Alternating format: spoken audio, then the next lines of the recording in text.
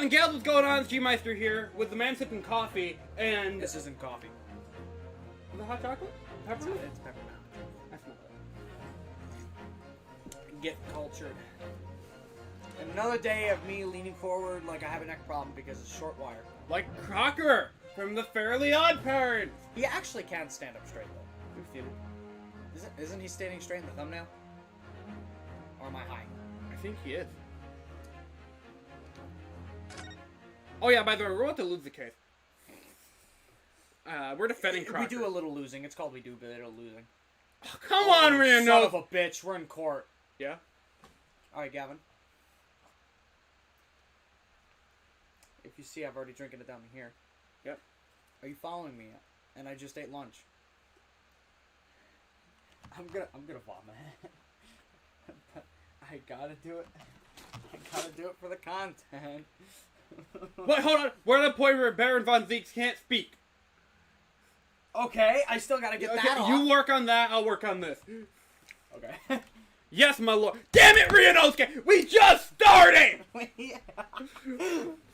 I can't compete! I just can't fucking compete! Fucking... For those of you who don't know, that's his fucking catchphrase right there. The word yes. Oh, my pumpkin. Anyway, oh, yeah! It's not a real pumpkin. Yeah, no. I thought I just let a child die. That pumpkin would be fucking rotten by now. Listen, I don't remember being there very long, so as far as I can tell, it's brand new. Yes, my lord. Another day of using a bathroom drain to open my wine. I just need to keep the trial going somehow. By the way, this might explode. Viewer discretion is advised. Come on, Ryunosuke. You can do it. You can win. You feel great. We did not shake any of our drinks or products shown on this stream violently with a Price Chopper shopping cart. Shout out to Gregson in the background. And look, he's just hanging out back there. Look at him! Let's pretend we already wrote it. What the frick? Uh-oh. Actually, this has a different lid. I think we did read this last stream, but I can...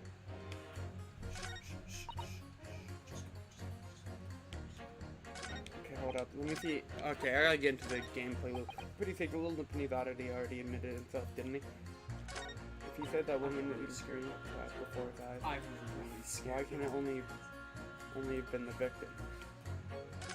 The man wouldn't have gone around the house on his way back from the bookshop, not in winter. So the poor woman was attacked from behind, was she? How dreadful. I really don't care. Can we just wrap this up now? Hold it! Hold it! A man's life is on the line here, sir. This will take as long as it takes. Don't get clever with me now, son. My life's on the line too, and so is my family. What? What? The likes of you wouldn't understand, but a laborer like me can't afford to take time off. Okay. I think. If I don't work, I don't eat, and neither do the wife and kids. Oh, just like that. Get this, I'm twisting the cap, but it is not coming loose. Get that. I go to the union every morning to find out what needs doing. If you're late and the work's taken, it's tough. Yeah, the Industrial Revolution do be like that. Oh. Well, I might actually need a bottle. Because look at this. It's not that it's hard to unscrew. It's just not coming off. Can we just have one more? Just one. On the G-Meister YouTube channel? No way.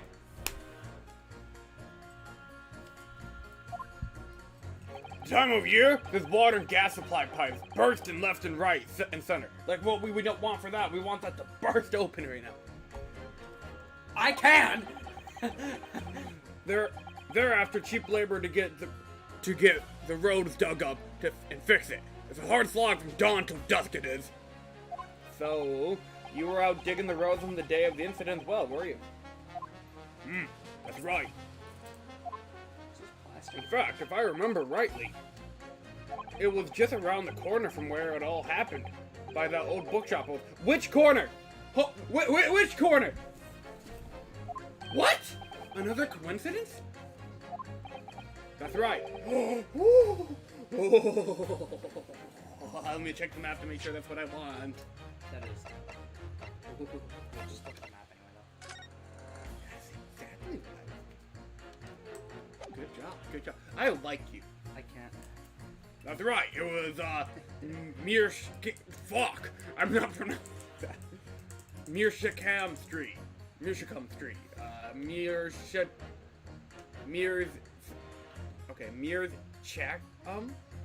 Chatham Street. No. Okay, what is it? Mearscom. Really? It's either Mearscom or Mearskom. Mearshakam Street, it was. Mearshakam Street? Yeah, that's what I'm thinking. Gavin, look at the spelling. It's on the map, Mr. Naruhodo. There are only 3 named streets. Jury number 5. If you need to add that information to your formal statement, please. I need you to. What's the point of that? Can't we just get down to get this business over with now? Please, sir. It's important. Fine, I'll do it then. But I'm not gonna like What the hell is it. this? This thing has like little sealed fun prizes inside.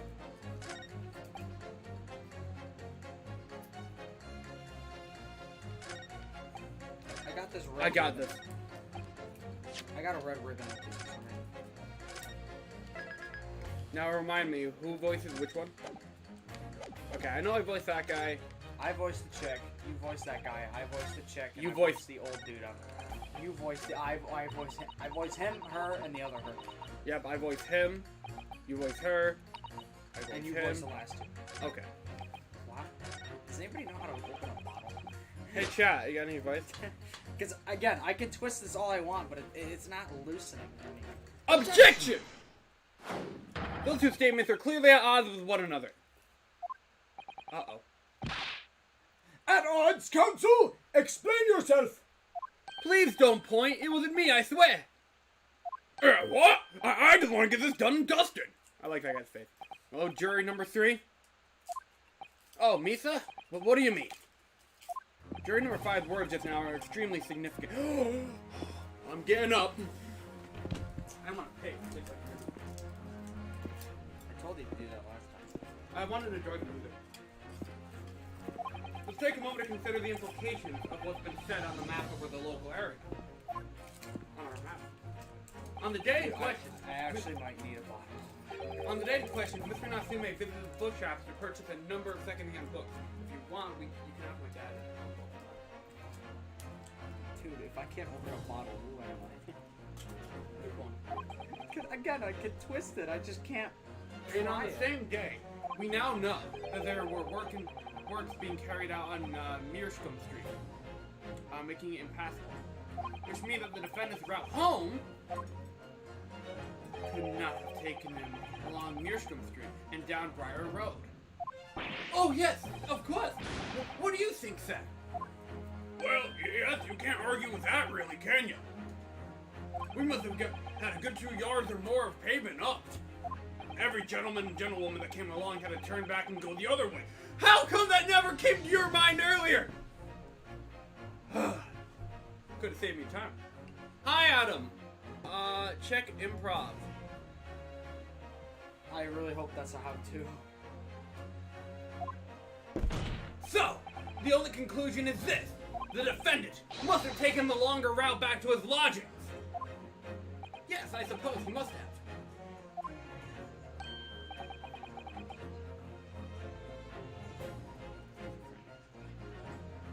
Play that to the mic! The voices, they keep telling me, they're telling me, they're not gonna subscribe. When recording that, I actually showed it on my phone. That was gross, but you all better like subscribe this video right now. Go ahead, show this off to the live stream. That's what we're doing. Okay, but how do I open this bottle? Gavin, would you like to mourn this pencil? I suppose I must be right, eh? Is he already dead? It looks like a vampire got into it. No, it's not dead. I can still use the rest of the pencil. Jury number 3, you said the following. You killed it. I just want to open this bottle, dude. The man wouldn't have gone around the horses on his way back from the bookshop, but we see now that he had no choice. Good job. Fly swatter. Yes! This is so scuffed. My lord, my judge, sir, if I may. Yes. Hey, judge, that's my line. What? That's my line, judge. Oh, I get it. I was about to say, I read Judge's line. How is that your line? I don't I'm think the judge. I don't think in all good conscience that I can say the man's guilty now. Yes, I'd like to see the trial continue so we can get to the bottom of what really happened. Hell yeah! I love you, Mr. Femman. Is it actually wine? No, of course it's fake. I couldn't have gotten away with it. Because I might be able to help. Please help! What about you, Seth? Look at this! I'm bending Gavin's fly swatter. Who, me? Gavin's just voice acting while Well, alright then. You're so lucky we're at this part in the fucking case, and I know! And it just so happens to be all my characters talking! I really would like somebody to animate this, where while you're doing all the voice acting in character, they're animating this world, you can see Baron Von Zeeks in the corner doing exactly what I'm fucking doing, trying to open one fucking bottle. You're like Gregson standing in the background. Ah! Oh, that's hurting my legs. Well, alright then. If there's a hole in the prosecution's argument, Tug as hard as humanly possible. Upwards! Upwards! Not at an angle! That's good. Bitch! Ah!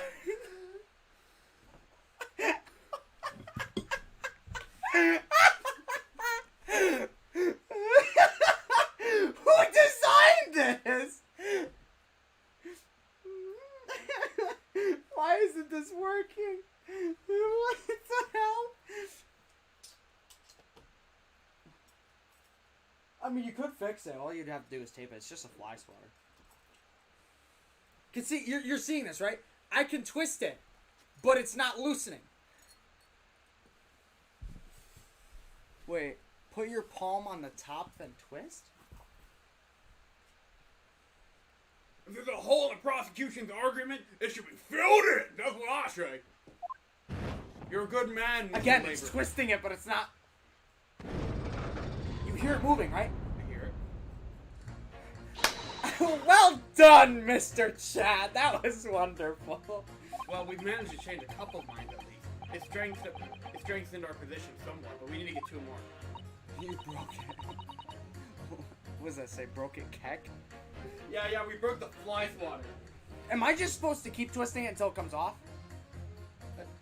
Oh, is there in person? I could easily get that open. Shut up! I'm literally twisting it. I can twist it with my bare hand. Susan Sausage, tell you your turn. Yes, and it will prompt the other members of the jury to reconsider their stance as well. Listen, Adam, I'm doing exactly what you told me to do, and Gavin can vouch. See how the label is facing that way?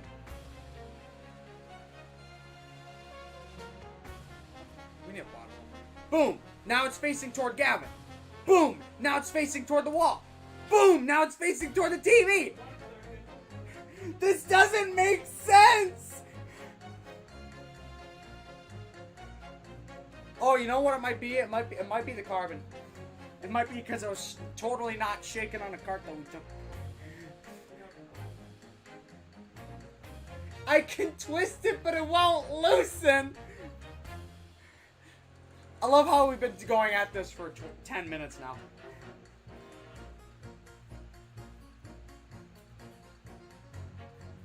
Thanks for the help,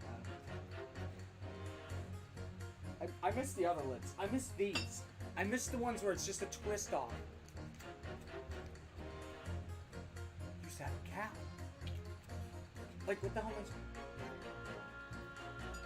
I supposed to do with this? Alright, I came with a tool. It's a can opener, but we can use this to open it. Oh, it's got. That's what this part of the can is for.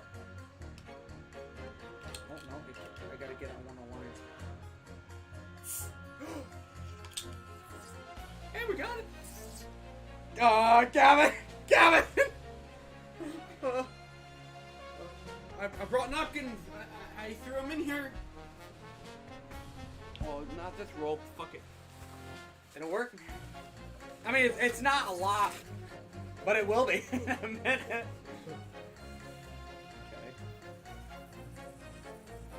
I'm out of safety. Wait, I'll guard the laptop. Gavin, it's not gonna explode. It's just letting out all the carbon. We just gotta let it sit for a minute. Don't say you didn't learn anything today, Chad. This is my version of smoking. Tastes like metal. They'll be asking themselves if their current leanings are really right or not. Fuck, when I'm sitting down. Thank you for the can opener, by the way. This is genius. I forgot that they make these like this. Now, if only. If I could get the taste of metal off my mouth, we could just identify one more clue or discrepancy that would make them stop doubting Mr. Crocker. We might be able to tip the balance completely. Yes, that's exactly what we've got to do.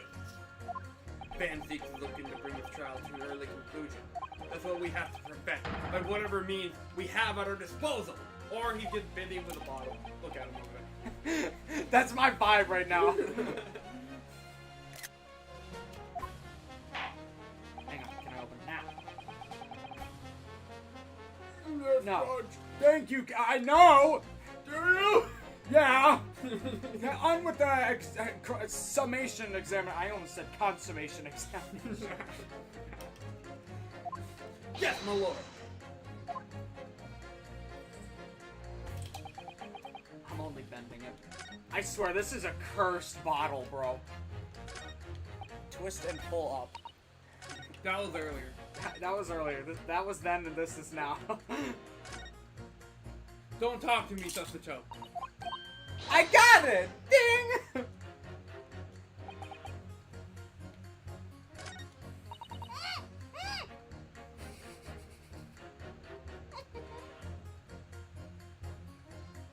Hold it! Like, hold it! You're right. That at the time of the incident. You good? It was doing that in my mouth. In your mouth.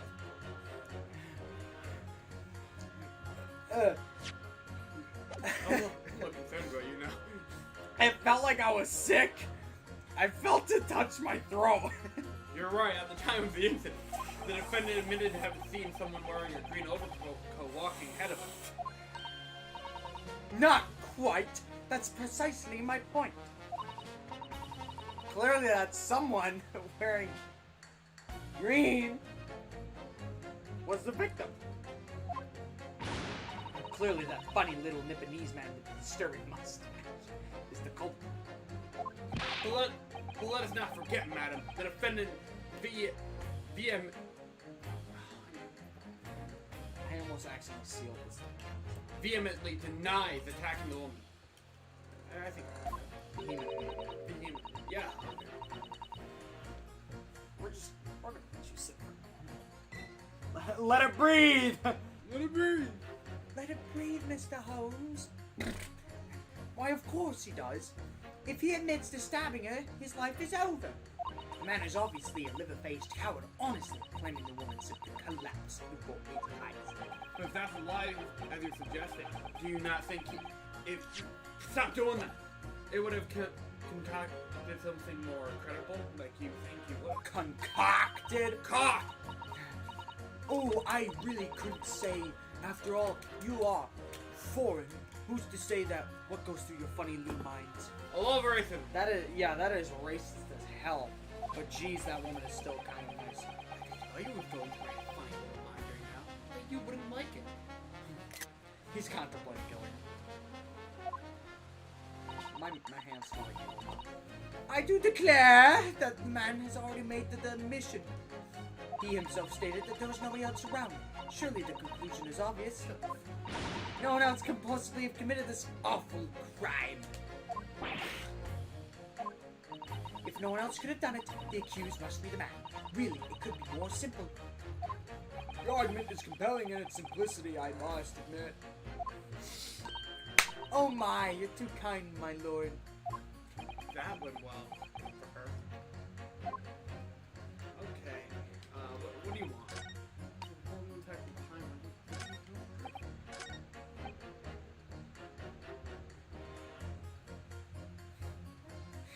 His opinion. I gotta remind myself of which bookshop is which. The bourbon book is over here. Your book is the one you want. yeah. You know what? I'll press you on that one. Hold it! Sorry. Fold it, Uche? Fold what? No, what I said was, hold it! What I wanted to ask was, do you visit your books often? I like your books, yes, I do enjoy reading them over a nice cup of old tea, because I'm British.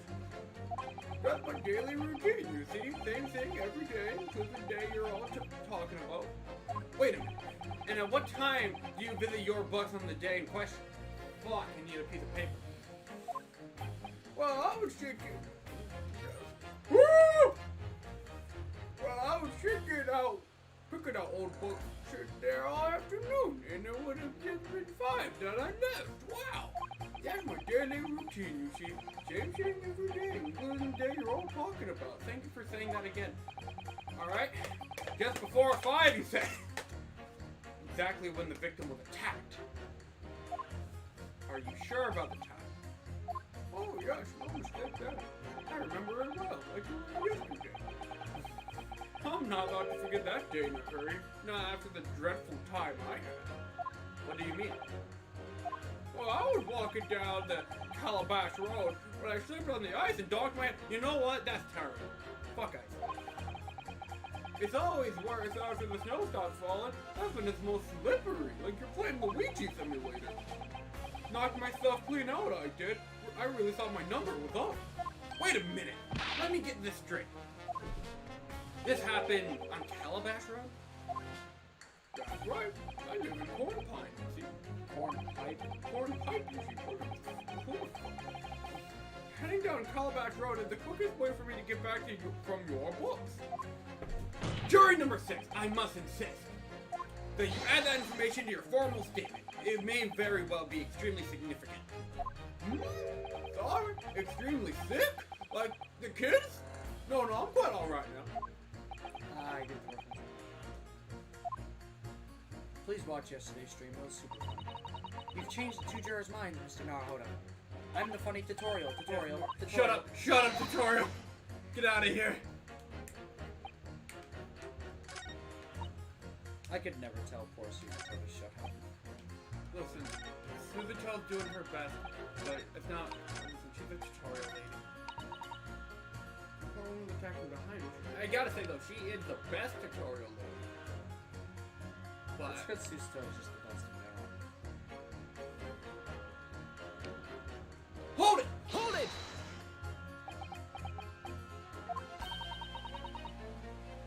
Whatever is the matter, young man? She sounds like Droopy Dog.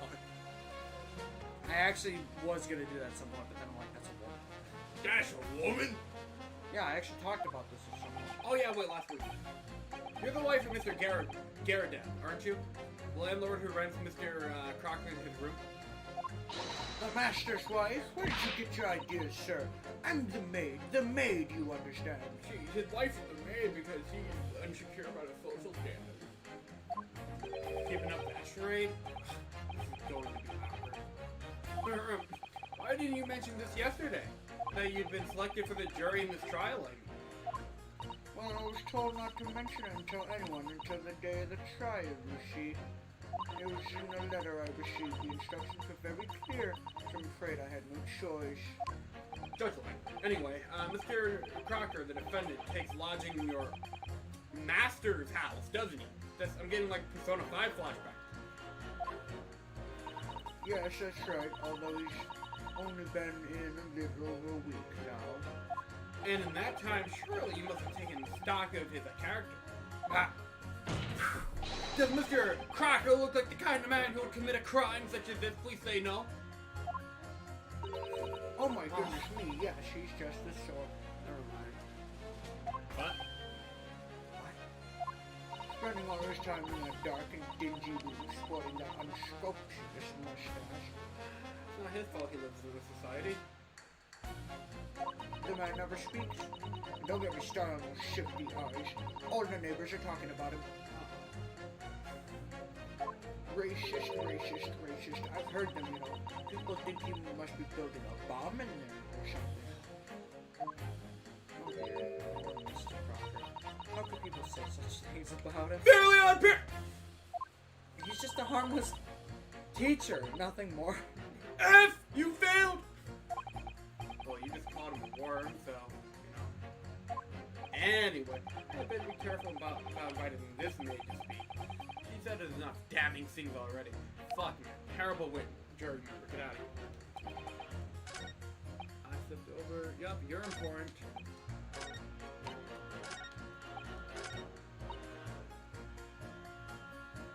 Okay, you know what? Hi. Hi, sir. That sounds like you get. Excuse me, but aren't you... That's right. I was in the witness stand myself just 2 days ago. You can check out like that 2 streams ago. Yes, I had a feeling I knew your face. Or the side of it. How you feel the Phoenix Club? Look up, he's holding the sword. If I remember correctly, you're a banker, aren't you? That's right. After the gold rush down under, I came back to London to work. Oh, history, history. It was all going swimmingly until you start fossicking around. Bruce Fairplay was a man of repute. Sorry? Don't think I've forgotten how you treated me the other day. You had me and that young adder pegged as criminals. You pegged me. Oh, well, you know, water under the bridge, you know? Now, there's all sorts of rumors buzzing around and the police have been badgering me non-stop. Water under the bridge. Fucking trial and tribulation flashbacks. Fucking bridge. That bridge was in like 3 cases. It was the exact same bridge, too. Yeah. It was actually 2 cases, but it just felt like 3. If I could turn back time to the good old days. Well, anyway, I don't know about the hat, but at least I'm in the clear now. Really? Free to make up my own mind about who's guilty. Ah, thank good. I'm so glad nothing bad happened to you. Alright, maybe I struggle to change this man's mind, given our awkward history. Oh dear. I wonder what's become of Mr. First now. You don't see him again. Fuck me, man. I've pressed everyone, haven't I? Yeah. Alright. How you're not getting this is beyond me. You know, ever since you told that other dude to revise his testimony, you haven't even looked at it. Okay, hold You on. straight up actually never even bothered to read it.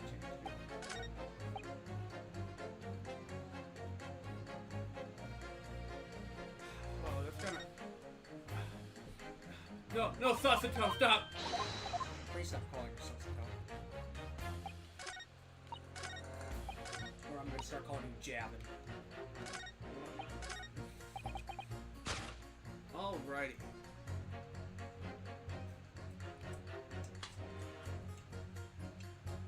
Oh! Objection! I got that at like twice the speed you did. Don't touch me. I fuck you. Those two statements clearly show a flaw in the juror's reasoning. Oh my goodness, every time I see that generic dialogue, I get scared. Get used to it. A flaw? What are you talking about, counsel? Well, juror number 2, juror number 6. My, whatever do you mean, sir? I look like Santa Claus. I think perhaps the old man didn't hear you. Unbelievable. It's not like I was loud or anything. There's at least one fact which can be sure here. Which we can be sure here. The bookshop receipt found in the defendant's room clearly indicates that on the day of the attack, he had been to your books and purchased a number of second-hand titles. He then returned home on foot. But the man says he has no recollection of his return journey. That's correct. But what he does remember is seeing someone appear in front of him on the way. Someone in a green overcoat who suddenly collapsed on the pavement before his eyes. Yes, we're all well aware of this. The poor young woman was stabbed, obviously. Objection! Can we really be sure of that, madam? My, whatever do you mean? I'm sure you just heard juror number 6 account of what happened to him that day. Gosh, you're... The same afternoon, there was somebody else apart from the victim, who was wearing a green overcoat and fell over on the icy sheets of the neighborhood. You don't have paper, do you? They're over there. Great job. Oh my. Oh. Exclamation point. My goodness, you mean... That's right. I'm referring, of course, to the hard of hearing jury number 6. Jury member. Are you really suggesting that the person in the green overcoat whom the defendant saw collapse in front of his eyes was the jolly old gentleman on the end of the beach here with a bench on me here today? What are the odds of that, by the way? We're getting really lucky with some of our jury members. And unlucky. That is entirely possible, yes. And after all, the old man has somewhat of a similar build to the victim. Well, look at that. My goodness me. Jack, you need a pee? Fish? Peasant shit. And crucially, We'll never get that Minecraft update, though we know it's there. The Minecraft peasant shit. we know precisely where the old man in the green overcoat fell. On Calabash Road. Therefore, if the person who Mr. Crocker saw collapsing in front of him was in fact juror number 6, it means the defendant must have taken the long route back to his lodgings. And if that's true, then clearly, the crime scene on Briar Road where the woman was stabbed was not on his way home. Oh my! You idiot old man, you've been so daft as to be roaming about there. We had a box this off hours ago. And really, what were you thinking wearing such a befuddling coat? What are you judging me? You wanna fucking fight me? Is it a crime for the elder to walk the streets these days? Is it a crime to slip over on the ice? Wanna fucking throw hands? Is it a crime to keep up with the latest style to wear a beautiful green overcoat? Yeah, is it illegal to sleep with cats? Is it a crime? Last night, be like, Hold it! No, you say hold it. Never mind. hold it! My lord, I do hope it won't cause any inconvenience, but you'd like to change your leaning, I presume. He looks so sad. He's like, not again with this shit. He's just as miserable as other judge. I do declare that I should also call for a verdict of not guilty. Based. Thank you. And I would too. Based! What? Is it a crime to change your mind, is it? Well? Ready. Hell. Fire. Oh no, I guess we don't get effects. The only two that are still leading toward guilty are the two that have a bias against us. Yeah. Well, that summonation examination concluded with a rather Yeah, you're getting ready large now. shift in a pit. Gavin, what is this? What? What is this? That's just water. But why is it red? Shouldn't it be red? It was red. Don't I mean, lie to I me. don't care. Don't lie to me. Dude, you can see it. It's fucking red. It's just the lighting. Look. Well, you dumped half of it, so now you really can't tell. It's not red. I just washed that. I swear it was. Actually, wait, hang on. No, okay, if you look carefully at the bubbles, straight down. Oh, that's just from the wine from the other day.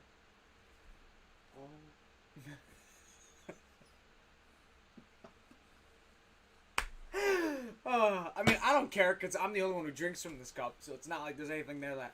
Well, that summonation examination concluded with a rather large shift in opinion. Why is it brown? The eyes 2, the nose 4, The no's have it, not guilty, they say. What the hell am I rambling about? Which means we no longer have a consensus among members of the jury. He said among us backwards.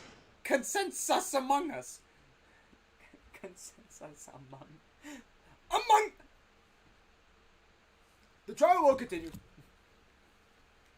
The trial will continue. Objection! Here we go.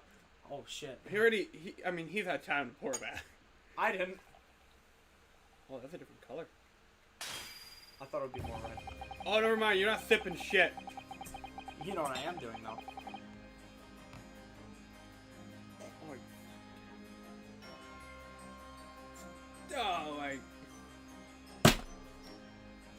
It could seem churlish of me to drink from my hallowed chalice moments after raising an objection.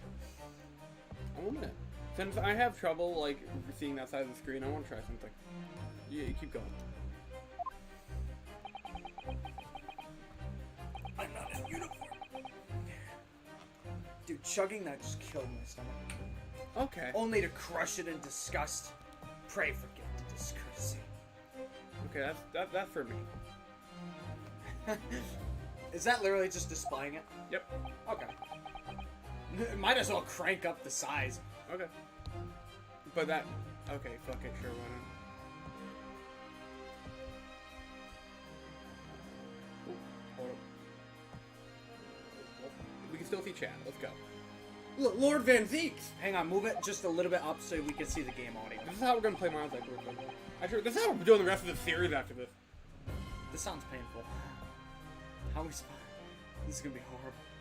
You can HDMI it to the TV, right? Yeah. Oh, don't scare me like that guy.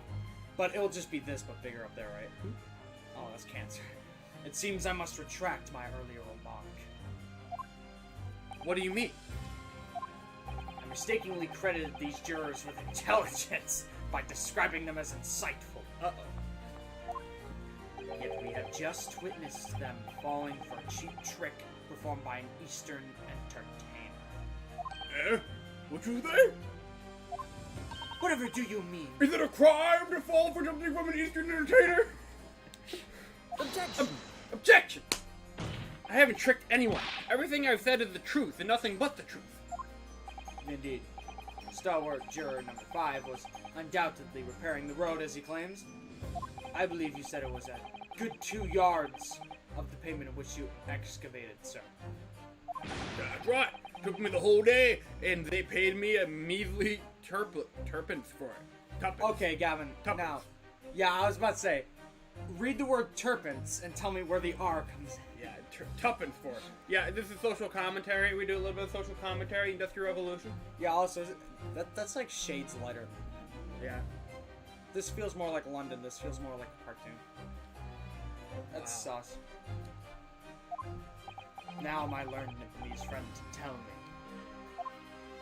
Do you have any notion of the distance that 2 yards represents? Well, I'm honest, I don't have a clue, no. 2 yards is, a little less than 2 meters. Gotta remind myself to buy the second volume for you. Dude, I still have no idea what's going on here. That's awesome. Less than 2 meters? That's not much at all. Uh-oh. In other words, a distance readily vaulted by anyone of moderate vigor. Would you not agree, my stalwart friend? Me? Oh, well, I can't say you're wrong, no. What? And did you perchance erect a sign to prevent pedestrians from passing the site of your works? Uh-oh. Yeah, I wouldn't dream of it. What a waste of time. No coaches would have hoped to pass it anyway, and we just turn any gentlefolks back when they come. Kids just jump right over us all the time. The accused is no gentleman, as far as I can see. Oh, what the fuck? I have little doubt, however, that he could spring over a 2-yard trench in his meanderings around town. Ah! Is that true? Is it true? Is it? I like how you like... That's because her mouth is shaped like that. You're like a pufferfish. That's what she's based on. She's based off a sun and a pufferfish. Anyway,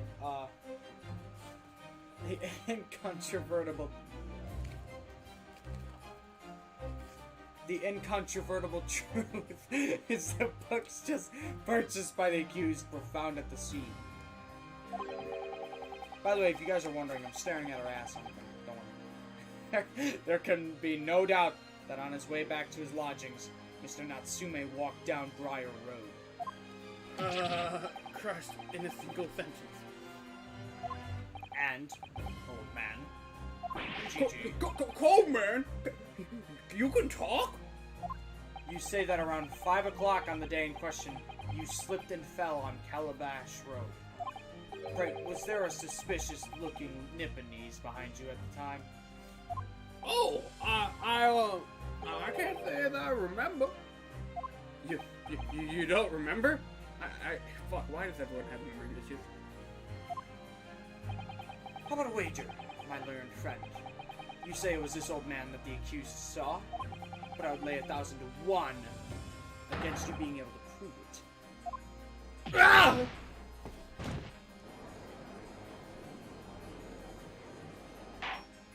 Order! Order! Lord Van Seeks, explain yourself!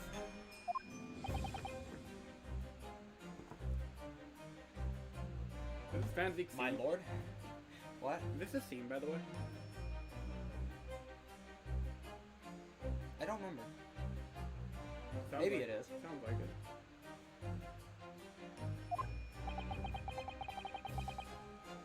I think so. If you had such a trenchant argument up your sleeve, Like, it feels like every prosecutor after Justice for All has their own theme. Francisca Von Karma doesn't have her own theme, though. Edgeworth has his own theme. Oh, that's actually kind of sad for her. Yeah, all the I other... think she shares one with Edgeworth. You think she also has Great Revival? Yeah, because while exploring the OST of the Investigations game once, I think I saw like Miss Von Karma Returns or something like that, and it was literally just Great Revival, but like with a little bit of a different twist on it. So, She basically shares the same one. so, because they're siblings, they have the same theme. I think. I could be wrong on this. My memory could be sus, but All I know that every prosecutor, main prosecutor, has a theme.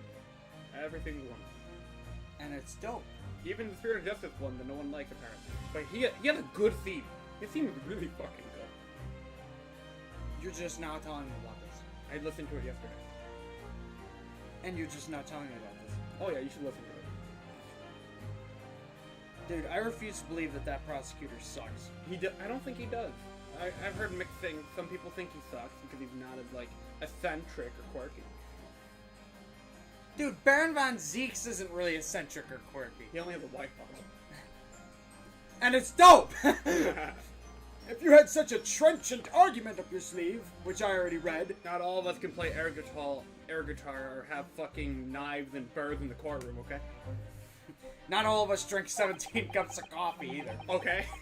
why in the world did you not proffer it during the summation examination? You can't talk shit during that time. I wanted to give this young foreign student the sightseeing experience he no doubt came for. I wanted him to see for himself how the opinion of the jury is so readily swayed. But my hospitality has its limits. Also, I have no idea where that came from. Are you bleeding? No, but it looks like I could. Maybe it was bleeding. I don't know. Maybe because you were fucking the bottom. And it might have been because I was fucking. And they have been reached, I feel. Uh-oh. Careful. It's fine. Yeah. What was the ball? Baseball. Oh, okay, it was a ball. So, my learned friend, today's sightseeing tour of London is now over. What? What are you talking about? My lord! The prosecution requests permission to call its next witnesses to the stand. Granted! Bailiff! Do the thing! It's next witnesses. Mr. Naruhodo, do you not remember? We've been told on several occasions that there were eyewitnesses to the incident. Uh-oh, we're gonna get Shakespeare. Yes, I remember. One of them being a Scotland Yard policeman, no less.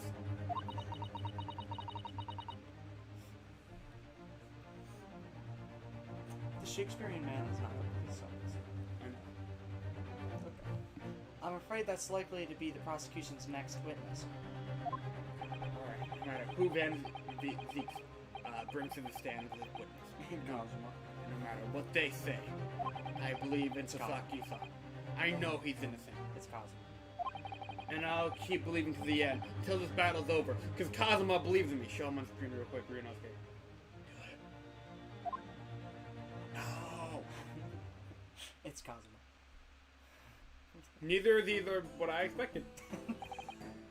I hate these two. Witnesses, please state your names and occupations for the court. Now, you know how I got the first cursed couple? They're wearing the same scarf, by the way. Literally. It's kind of adorable. It is. I'm not gonna lie. These two are kind of cute, but I just hate them. Nice. And when I say they're wearing the same scarf, that's one scarf. Are you fucking telling me I'm voicing both of these two? Yes, you're voicing both of these two. That guy has Meekins energy. No. That's Turnabout Insomnia right there. What? Constable Roy Beasley, sir! Doesn't report on the street, sir. Sir, like, oh. Okay. Remember the theme that plays when Lotto shows up? Oh no. You just heard this game's version of it. And I'm Miss Beach. Patricia's my name. Partition? Patricia's my name, and I'm proud to say this is Youngtown's hero's wife. Aw, I'm gonna tear you two apart.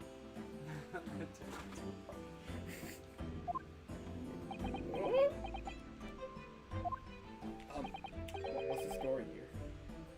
What's the story? Well, in truth, we've not been married long. In fact, we celebrate our first anniversary only the other day. Where am I? I'm not gonna lie, that dude scored. That chick is actually like really adorable. Kind of like Round the Light. Actually, no. Round the Light didn't score adorable. He scored like.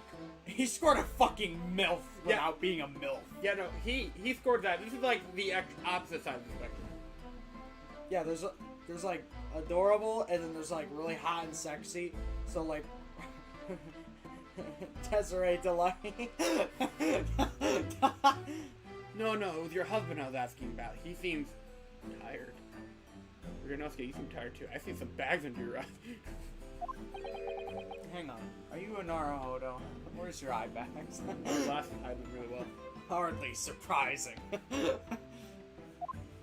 Whilst being an honorable occupation, patrolling the beat is the most demanding work in the world. Oh, really? I'm sure I've heard about that before, actually. Indeed. Apart from rare days off, our gallant officers trudge some 20 miles a day, you know. Oh, yeah, I think Gregson mentioned something about that. They patrol boarding houses and pubs, collect taxes, survey the streets, check that meters are reading true, and they're responsible for keeping the streets clean and lighting and extinguishing our street lights. There are a number of items on that list that don't sound much like policing duties at all. Yep. I wouldn't just be falling asleep at my feet. I'd have collapsed long ago. But it goes without saying that a policeman's primary duty is apprehension of the criminals. I'm not gonna lie, reading it off, this is actually helping me a little bit. Even when he's off duty. You know, remember how I was playing Terraria? And I said, damn it, I'm connected to my TV, but I'm still looking at the... You're doing that right now. But for a good reason. Because I can't see the side of the fucking screen. Yeah, look at that. Look at Baron von Zeke's arm. Isn't it cool? Mm-hmm. I never get to see that arm. Even when he's off duty, a constable is expected to investigate and resolve any crimes on his beat. Resolve? For the London Bobby is a man of honor. Was it you?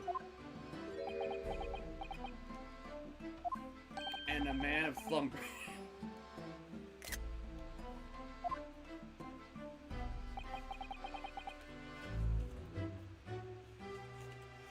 On the day in question, this man and his wife were walking down Briar Road in the they can see it, in the opposite direction as they witnessed the incident as it occurred. Is that not correct, Mr. and Mrs. B? That's right, sir. Isn't it Raleigh? Rolly. Roly Bolly? Where am I? What? Constable Raleigh Beat, sir? Not sure reporting treat, sir? Looks like I have something in my mouth, sir? That's the thing for their helmet. What a great witness he's gonna be. And the reaction to like half the wit me throughout all of Big Top. What a great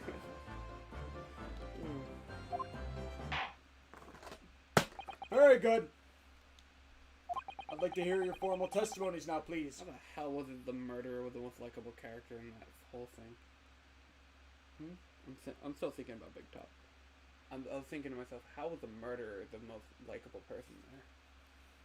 What are you talking about? Mo was awesome. Get the fuck out of here. Mo was funny. Mo, give me a game over. Get the hell out of here. Mo was awesome. Mo was like the only fucking witness that can deliberately get me killed.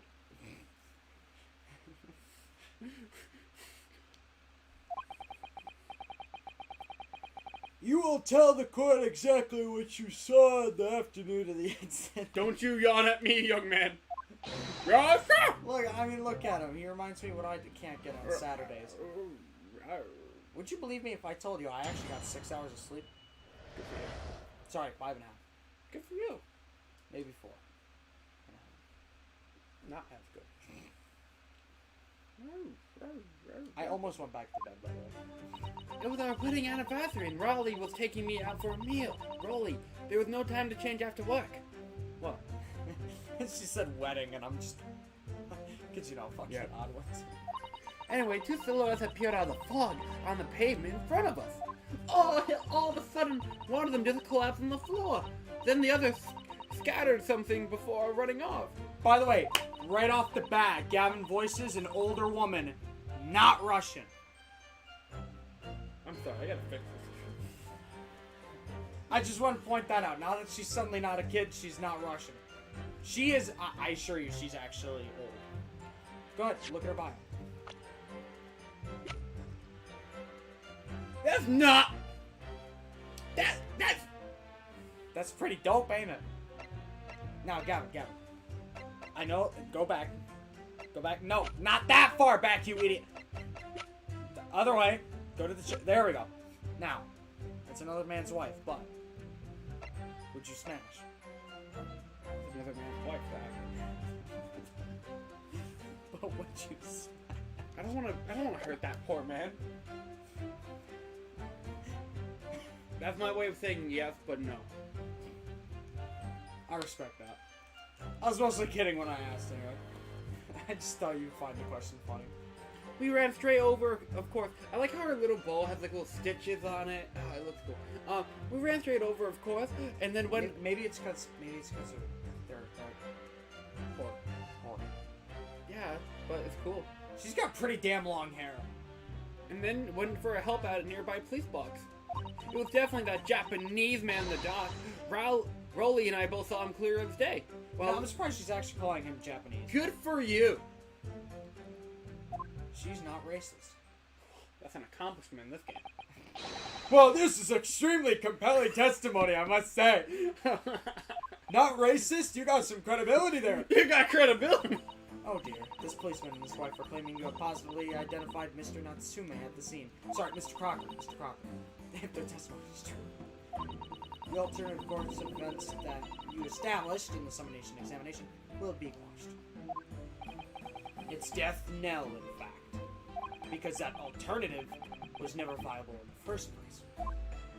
What an unfortunate bechancing. And on your wedding anniversary, too. That must be cringe. Oh, I know! But I still managed to go out for the evening with my man, and I thank the Lord for that. I'm actually really surprised they put that line in there. I mean, time period. Makes sense. Yeah. But just because they're loyal to the time period doesn't mean they're gonna do something like that. Gosh, the life of a London Bobby sounds very hard indeed. Indeed! However, this cross-examination will be over in minutes. You may well have time to rest this afternoon. What do you mean by that? My learned friend, the witnesses saw the face of the man fleeing the scene. They are testifying under oath that it was without doubt the accused, Mr. Crocker. Crocker? We've tried it. I think we tried Is to it just Soseki Crocker? Crocker Natsume? I think it was actually Crocker Natsume last year. Crocker! And one of these witnesses is a policeman, no less. So you appreciate the gravity of the situation, I'm sure. Flashbacks to Rise from the Ashes. The entirety of Rise from the Ashes was that. The entirety of Rise from the Ashes was, yo, the police and the prosecution office is pretty sus. It was just civil war of the prosecutors. Yep. One defense attorney and entire prosecution office. Except that the man's so tired his wife has to do all the talking. I went to reach for it, but then I realized it was already on me. Enough preamble, counsel for the defense. Commence the cross-examination, please. Yes, my lord. Yes, my lord, with a stutter. So cool. So cool. I like how they're glass stained too. Anyways. It's stained glass, not glass stained. Oh my gosh, here we go. Hold it! Hold it! He's just like, I really wish I weren't here right now. No time to change after work, you think? Are you also a member of Police Miss Beret? Beat. Yeah, I was about to... Sucks. Oh no, sadly not. It's a job for strapping young men only. Women and children, the elderly can't even apply. Utterly? Utterly delicious. Elderly. Elderly delicious. Well, I think you can probably see why the children and the elderly can't do the job, can't you? I think Rolly looks ever so handsome in his uniform. I like a man in uniform. It suits you down. It suits you down the ground, doesn't it, darling? Oh. Why do you hate these two? They never Shut up. shut up. They do look like Not because Not him. their dialogue goes on forever, but because they have like 5 testimonies. They just don't leave the screen. What? Oh, and I just finished my beat. Pat and I were heading back to the station. I was actually planning on getting changed there. Is he talking in his sleep? That's creepy. Oh no, I want to call him Rowley. Oh no. So we mama. Zooey, mama. Oh That's no, gross. Rowley. I would prefer you in uniform. I love a she does like a man in uniform. He kind of already is. No, that's the point. Sometimes I don't recognize you when I see you in plain clothes. Oh dear, that doesn't seem healthy. I should have screenshotted that. Kindly adhere to the. You can always press Y. No, it's not the same. Like, you see the text, but it's not. I have a few screenshots with the Y button because I regretted not screenshotting it. Kindly adhere to the point. You were going for a meal after you finished your beat for the day, correct? Any meat beating. That's right, Shaw, yes. Although I was fit to drop, to be honest, after spending Here, the you know whole what- day you know what, I'll help on you? my feet. Oh. I have to spend the whole day. Fuck! I have to spend the whole day on my feet. Here, you know, I actually have a longer thing you put in the mouth. Fuck you! But policing is my life, yeah. As long as I'm proud of the owner of this, I'll serve my city and queen to the dead, to the What very about end. That's fantastic. What's that now? My warrant card, shot! Proof that I'm a London copper. No one would believe me unless I had that. Supposedly. Allegedly. I have the noble founding principles of the force written on it as a reminder to all policemen of our sworn duty to patrol the streets of London town and uphold the peace of the common man. Shaw! And for our noble cause, I cover 20 miles every single day without fail and without grumble. Because I know that the puddling of my boots is all Londoners need to hear to feel safe and secure, except for the people that die. Oh well. so fighting crime doesn't appear to come into it then. Let's see, Batman? Batman. But sure, just on that particular day, I was just looking forward to celebrating my wedding anniversary.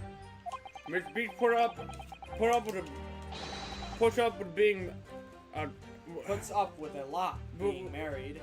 to a bobby like me. I want to show my dear wife how much I care. Oh, that's cute. I'm not gonna lie, these two are very cute. Oh, Pat. Oh, Rowley. I mean, I just wish they didn't have like 5 testimonies. Oh, what a charming couple! The young love is such a joy to behold. That is just FM. That is FM's entire fucking character. that's a little over the top, perhaps. And then, finally describe what happened next. Couples in Ace Attorney are their hit or miss. This one's a hit. What couple was a miss? Hold it! Anything in Big Top.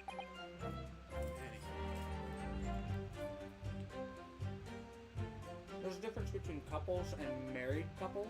That's a good point. And that's why when Rhonda Light was married, she was cool. She was dope. They were both good though. Like, I could vibe with her on a personal and intensely sexual level. like those two were my favorite part of that episode, probably. Like, Dude, I'm not gonna lie, I make a lot of jokes about her being a wooga, but she was actually stupidly nice and sweet, and it made me feel nice. very supportive of her husband, even after finding out he's a criminal. in fact, yeah, she embraces it. Judging by the after credits.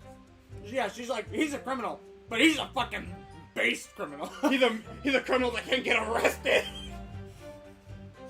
Could you imagine being a criminal who can't be arrested? He's Schrodinger's criminal.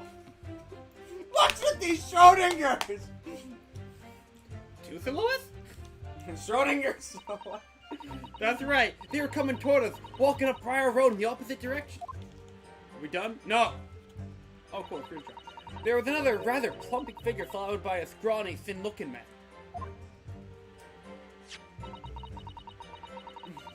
I almost went like this, like an idiot. That does sound exactly like the victim as pictured in this print. And like Mr. Crocker. Fear rabbit! Yes, unfortunately it does. And you are certain that at the time there was nobody else nearby. Oh, quite certain. It was dark, but there are streetlights on Briar Road, you see.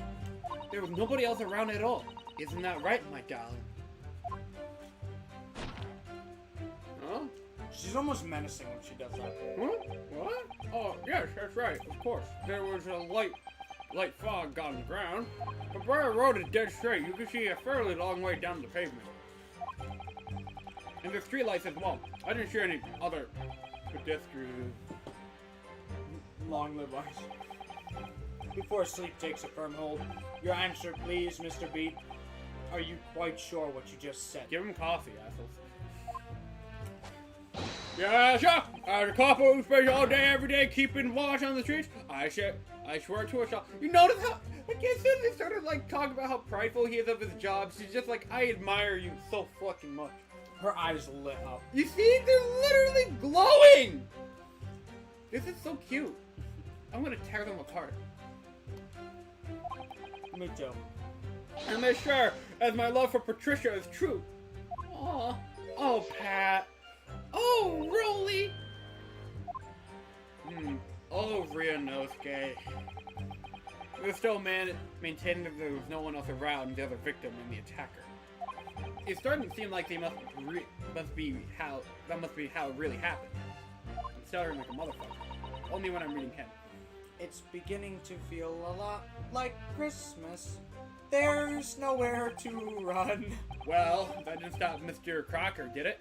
He fled the scene all too convincing. Thank you. I believe we have a reasonably clear idea of the situation just before the incident now. What happened in crucial moments that followed? This is like the only song in this fucking game that stayed with me because I hear it for so long. Like, I don't even remember the pursuit theme as well as this.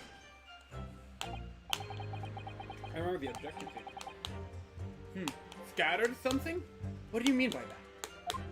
Oh, well, I couldn't quite make out what it was at the time. But when we got closer, we realized what it was. Didn't we, darling? Yeah, also, they have like 2 gimmicks and they spam the hell out of them. That's also Every fucking press. What? Oh, yes, that's right. It was some old books. Judge line. Old books, judge line. No? Yes, sir. The culprit had dropped a number of them all around where the victim lay on the pavement. Indeed. As clear a picture than the picture of the picture. Picture. Good. I like that. Do you like this picture? That rotten Japanese man did what he did. Did that when he did the deed. Oh, you had to call him a Japanese man. You couldn't just say that rotten man, huh? Hold it! Let's not forget that it remains to be established that the defendant was indeed the attacker. But we saw him. It was a man in the dark without question, sure? Ah, the mustache, the hunchback, the cat-like eye, the tape mouth, the snub nose, everything. Any more insults you want to throw in? Every time Ryunosuke like hunted back, he's got some good internal one-liners. That's right. He looked down at the door defenseless. Defenseless woman with those terrifying intense eyes. And then suddenly threw his books onto the pavement and ran away. Judge line. They seem as though they're telling the truth here. They better stop doing that. May I remind the court that this unambiguous, spelled with the us at the end, testimony comes from a policeman and his wife. Okay. And? Now, please, continue. Uh-huh. Yes, sir! I like that gimmick. I like this. Okay. This is gonna be the one I have to press, isn't it? Or do I have... Wait, did I have to press anything? You have to press everything. Hold it! Forever. Hold it. Was it your husband who went to fetch... That hold it was so dead and so you're like, hold it. That reminds me of, like, when Edward said, like, objection or hold objection one time in Phoenix. Just like, Edward, that was, like, the weakest objection I ever heard. That was, like, in Rise from the Ashes, I think. Yeah, and the whole reason why he did it weekly is because he basically said that Phoenix was weaker. Yeah. And yet it was stronger than your feeble mind, Mr. Wright. Do you remember the line? Dude, I swear, Edgeworth could, like, win a rap battle. That dude's got some freaking fire insults. Was it your husband who went to fetch help? Like, not gonna lie, we've been through so many prosecutors, but Edgeworth is still the one with the most fire insults. The best one. Edgeworth will throw hands with his mouth. That's what he does! That's why he's cool! Because he's based! Like, there's no other prosecutor, maybe aside from kind of Van Zeeks, that does this. Like, Von Karma... Van is just fucking racist. Racist, Edward. Let's see, Van Zeeks goes to Chris. Man, who are you on the prosecutor spectrum? We have based in the middle Edgeworth. Just violent Von Karma. More violent Von Karma. Which one I'm talking about is completely objective. And then there's just racist based. And then you got Coffee somewhere in the middle. Coffee is like between Edgeworth and Von Karma. You're right, he is kind of violent, but not really. He's more violent than Edgeworth. Edgeworth doesn't throw hands, but he does throw coffee. Yeah, he... So, are you telling me the spectrum is based, violence, and racism? Is this the spectrum? All of which are based. Hold on, where is the most violent Von Karma? Where does Winston Payne fall? You know what? Can we just replace racism with... Wouldn't he be in between Van Zeeks and Edgeworth? Yeah, no, hold on. Let's replace racism with just generally offensive. Because he's sexist. He's sexist. That's what he is.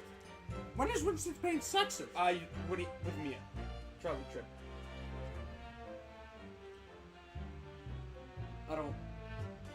He was sexist against her. I don't remember how. He basically said, like, oh, little girl, you stay out of the courtroom. Yep, he's the rookie destroyer. He called her little girl because she was new. No. You didn't see what I saw. That's because you look too hard. You don't look enough. Was it your husband who went to fetch help? By the way, actually, I thought you didn't know to read it. oh yeah, no, I was thinking about him. I actually, when I first started working at Prey Shopper, I had to take an exam they had, basically to show like, oh, you're a decent human being.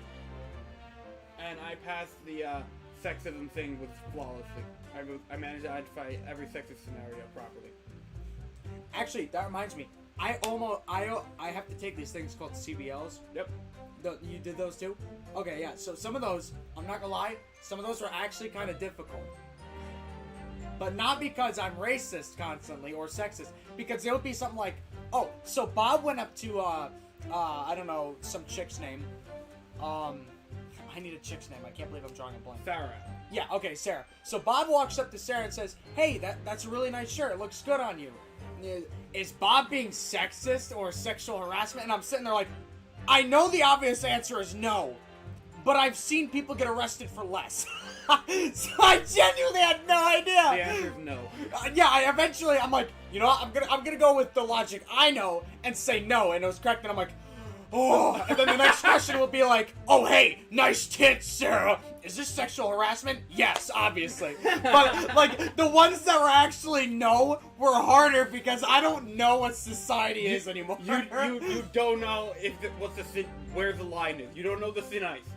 That's like, let's say you're a woman, right? You didn't know me, and I went like this to get your attention. Boom, sexual harassment and rape. Just by going like that. So I'm like, he's talking about her shirt, and her tits are in her shirt. That is probably sexual harassment, and can be made out to be sexual harassment if the woman so chose. But I'm still gonna click no. And it worked. So yeah, that's what I mean by those are actually difficult, because the obvious answers were not that obvious, because of today's climate. I don't want to throw shit, but when I was taking those exams, I was also being trained with someone else in the same room with me, and he got like one or two of them wrong, and I had to explain to him how it was sexist. So, yeah. There's a difference between innocently sexist and intentionally sexist. I mean, yeah, he was only a high schooler. He was like what, a sophomore or something? Oh, that poor bastard. Sophomore, junior. They're gonna die. That person's gonna die, whatever that is. Yeah, I have my condolences. I saw him at college the other day. You see, oh, you mean, wait, if he was at college, how was he at high school? I think he did early admission. Oh. Okay. Anyway, here's your pro tip on how to never be sexist with women. Don't ever interact with them, ever. Then there's nothing they can trace back to you. Listen, you haven't seen what I've seen. People have literally been arrested for going like this. Or even just this.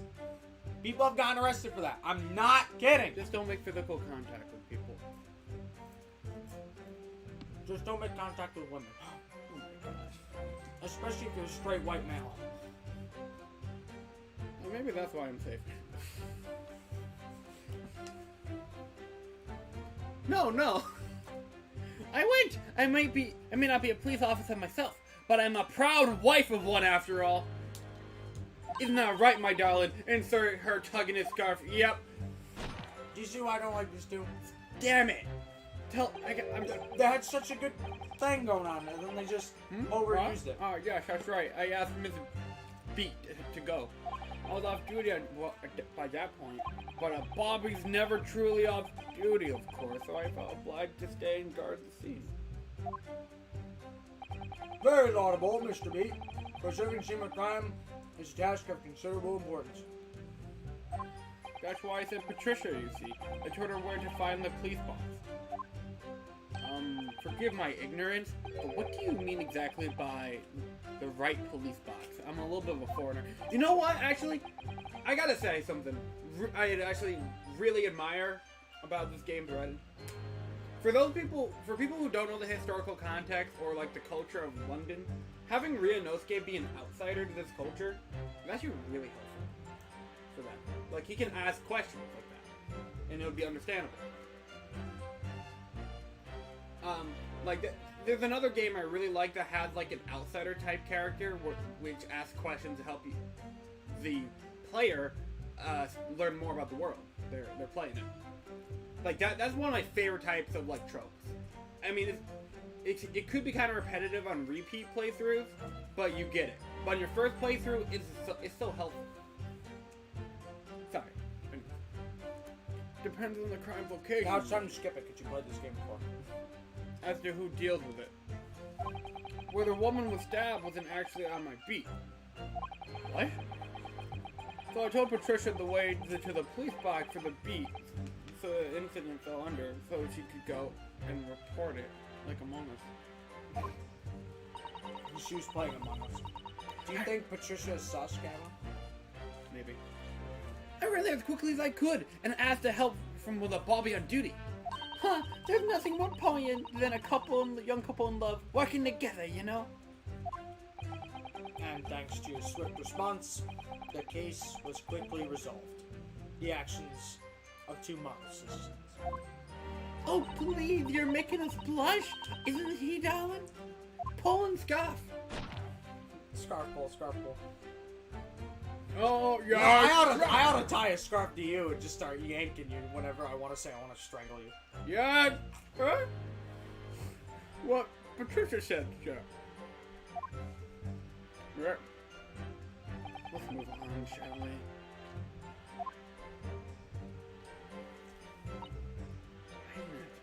Shit. Hold it! Yes, you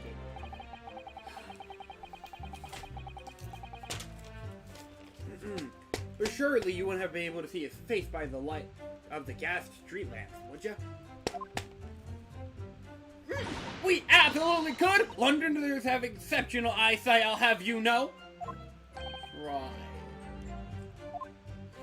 The light from the street lamps was more than enough. And my husband already told you the fog was only light, didn't he? Yes, and what of the fog? We're famous right across the globe, I believe. You sure are. It's an absolute menace to those of us who have to live with it, of course. Oh, it is. When it's thick, you can't even see the hand at the end of your own arm.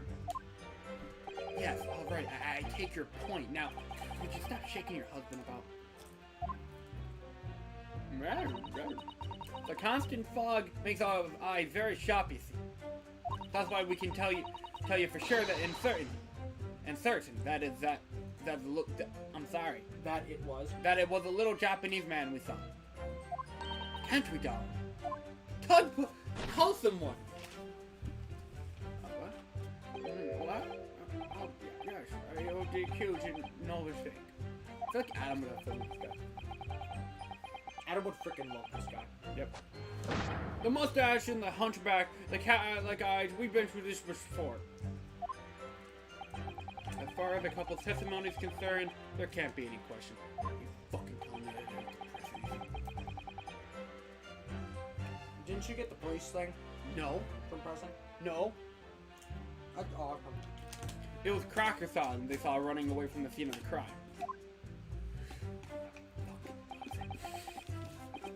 That's it, isn't it? That's the entire testimony.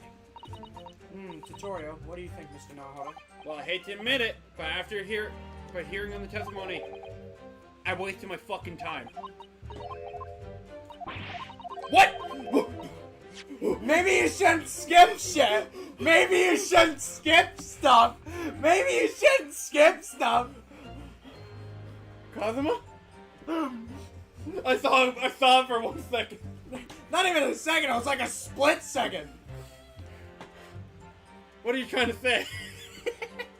I think you would try to find a contradiction with somewhere else within their testimony. What do you mean somewhere else? Are you just telling me to throw evidence and not press? Love this game! You know, it actually might be an evolution process. It might be every time you get a new witness, just contradiction, find something I'm pressing, and then pursue. I might be wrong on that. I probably am. Read. Basically, just read what Susto has to say at the end.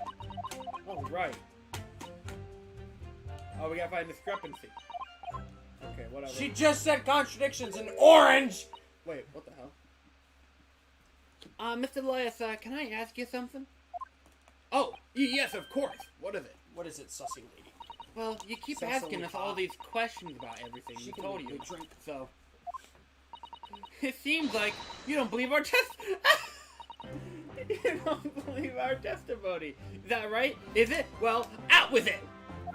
What? No, it's really not that at all. My husband's a policeman, remember? And I know what I saw. Give me your arm. I remember every last detail, everything. like, oh, I know. What about the books the man dropped? You know, actually, when I originally thought about these two characters, I actually thought I would voice her and you'd voice him. And then with the other couple, I would voice to him and then you'd voice to her. Oh, we should have done that. You know why I didn't do that? Why? Because I thought it'd be weird if we acted like a couple. Yeah. That's gonna. Wait, didn't we do that for Round of Light anyways, though? That's because I wanted the MILF and nobody was gonna stop me. I could tell you the names of every single one I could. Every single one. Well, it might be weird, but it's acting for a reason. It's not real. It's fun. I don't know. There's a difference between you and I just acting as best friends, prosecutor, and defendant, and us acting as a married couple. Good point. And dare to question how reliable my testimony is? That will do, Mrs. B! No, it won't do at all! That Japanese lawyer. Okay, never mind. You're falling on the Van Zeke spectrum. Have no idea what I'm capable of. But again, at least she's using the word Japanese. Even if I decide to forgive him for insulting us, don't think for a minute that Rowley will. I really didn't mean to cause offense, but please put your husband's fist down. That is such a great out of context line. Perhaps you would like to offer the opportunity to supplement your testimony, Mrs. B. Might that appease you? Yeah. Oh, thank you, my lord. That would settle things nicely. Are we getting a new testimony? Yep. Again, they have like 5 fucking testimonies. Get used to I this. didn't even throw an objection. Wouldn't it Oh, down? supplement their testimony. She's gonna replace one of the lines. And you didn't have to do that. Okay, tough guy, tell me the name of the book. Yes, we know that there were books dropped at the scene of the crime, as you say. Books purchased by the accused at the nearby secondhand bookshop on the day in question. Yeah, Van Zeke, which shop is it, huh, tough guy? After I've been to the police box for help, I decided to have a good look over the area for good measure. And I'm a good policeman's wife, after all. I did Proud it for policeman's wife. Proud! I did it for Rolly! And what was your husband doing at the time? Oh, he was lying face down in the snow, getting some well-deserved rest. I'm in pain. Pain. Hate it. Ah, he worked so hard, you know. Ever so hard. Don't you, my darling? Insert postcard here. No! Insert what? That's actually a postcard. Oh. Interesting way of guarding the I thought scene you of said the full crime. Scuff, and I'm like, what? Well, Miss Beat, seeing as you regaled the court with the tales of your... I didn't get to fucking finish reading that. Would you be so kind as to recount the titles of the books you observed at the scene? You need to slow down. And just like that, we've come full circle. That's what you told me in the very first dream.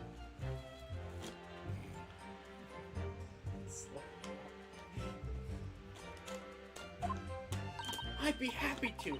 Now, are you all listening? Is it gonna be like Maximilian Galactica's fucking 3 symbols? There was a picture of Monsieur somebody or other, and was it yearnings?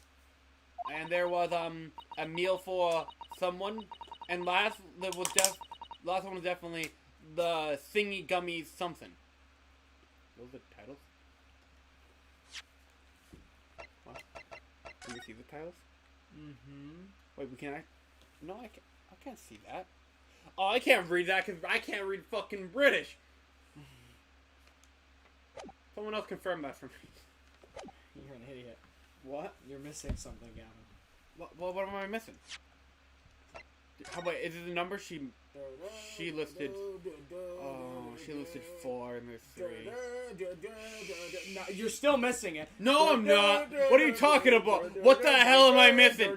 Where am I missing? Yeah! No, where am I missing? I don't know, maybe if you attempted to look at all, maybe you'd find it. What are you? What the fuck are you talking about?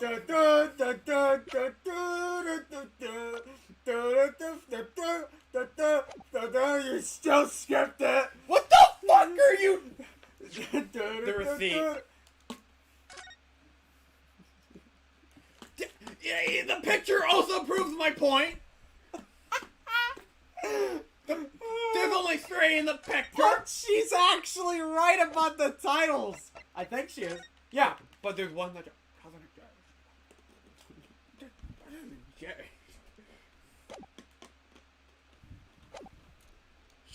Say no more. I gotta object to you. You see? She's so adorable. I'm not gonna lie, I appreciate them a little more now that you enjoy them. But as you start to hate them, I feel like my hatred will soon return. Ryunosuke line, judge line. There are one or the 2 holders. Can you cross-examination team in this game but bass boost? But kazooed. That'd be awesome. I have a kazoo, I just don't know how to fucking play it. You can play Kazuya? No, not. I know. But seriously though, I have a kazoo in my mom's house.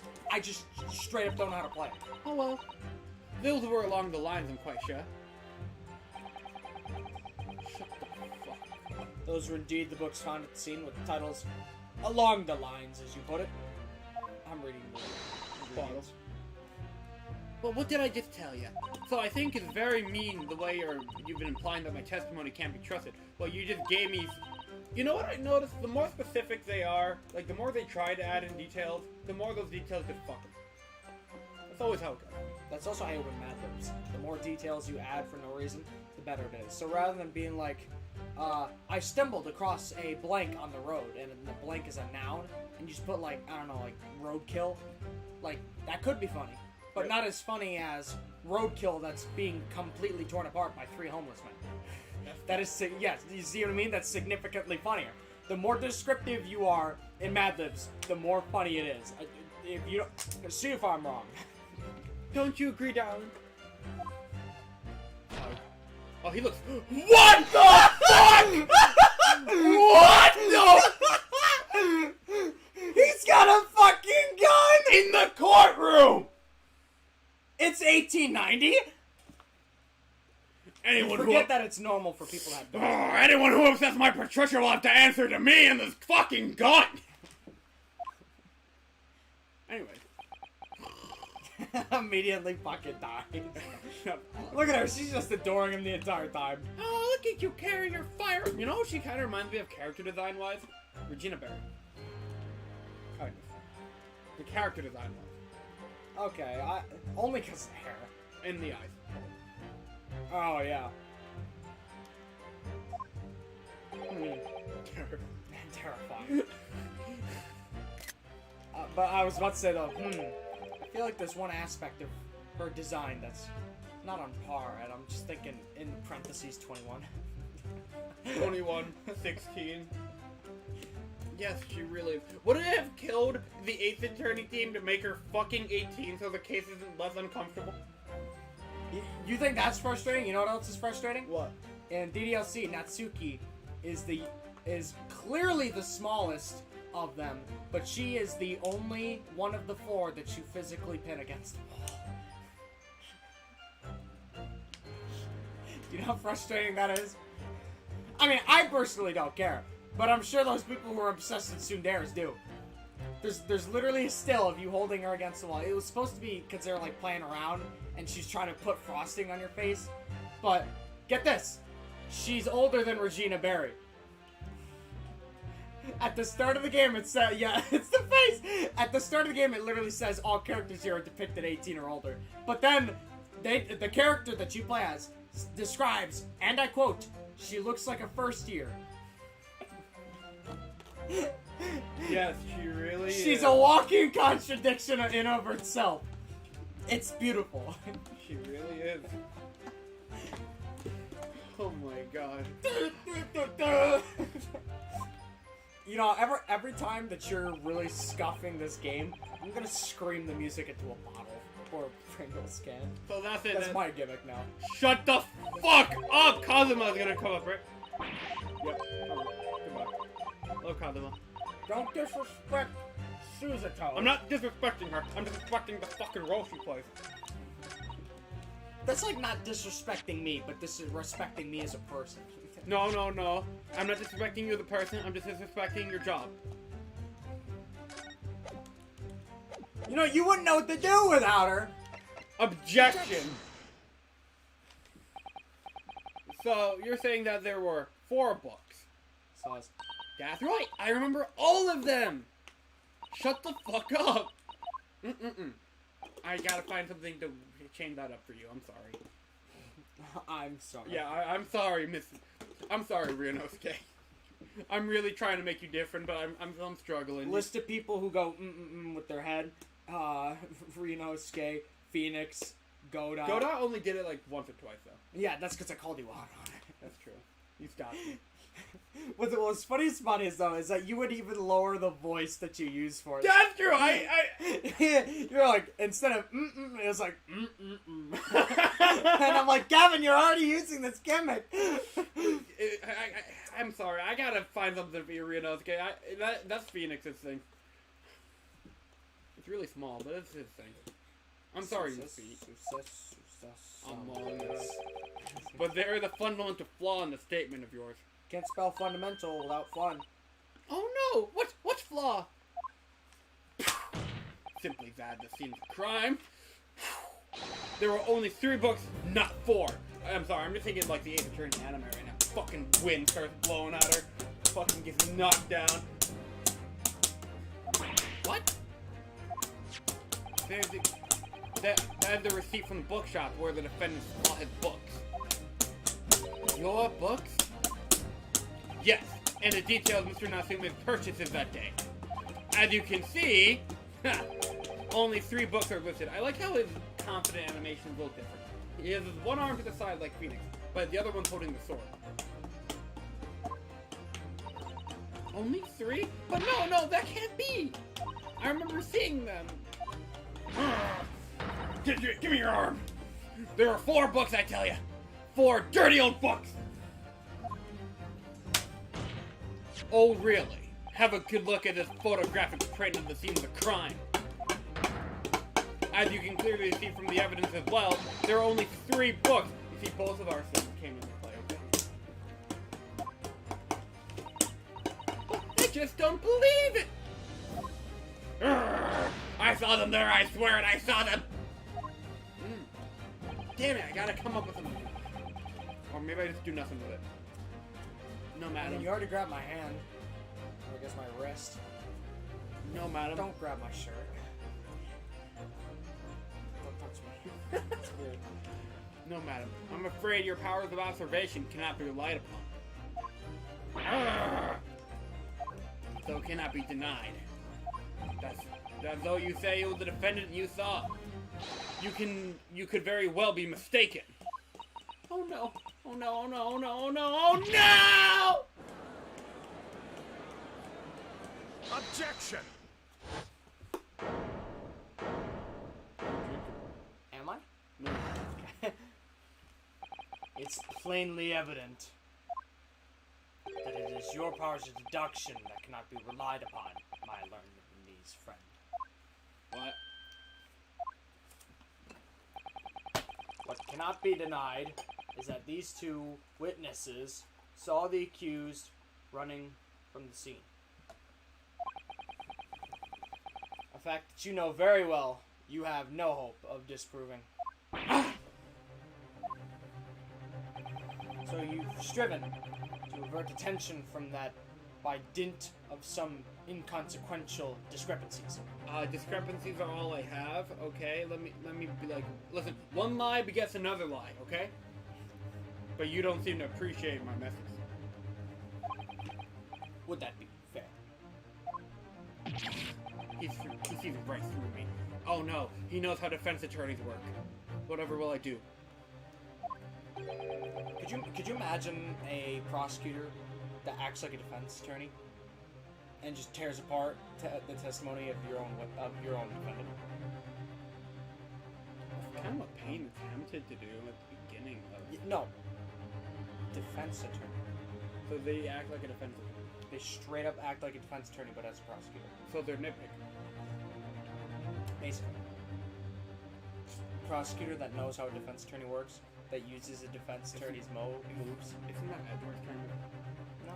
He kind of does. Because he's not a defense attorney. He was at one point. Yeah, after he was a prosecutor. And then he's just like, is this how a defense attorney is? I understand rights a little more.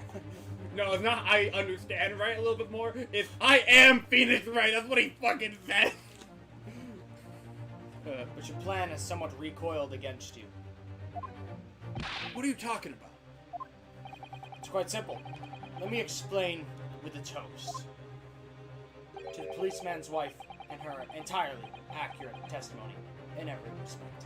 Oh yeah, in every respect, we're the fourth book, the tough guy. Damn it. Oh! Give me that heart. You see, the matter is not up for debate. At the scene of Briar Road, a total of 4 books were most definitely found. Objection! But what about the photographic print in the fucking receipt? It only shows 3 books! Quite right. Only 3 can be seen in that print. Let me guess, you have another print. That print? Yeah, you mean to say... Chug it. There it is. Allow me to present another! One that shows the victim's hand.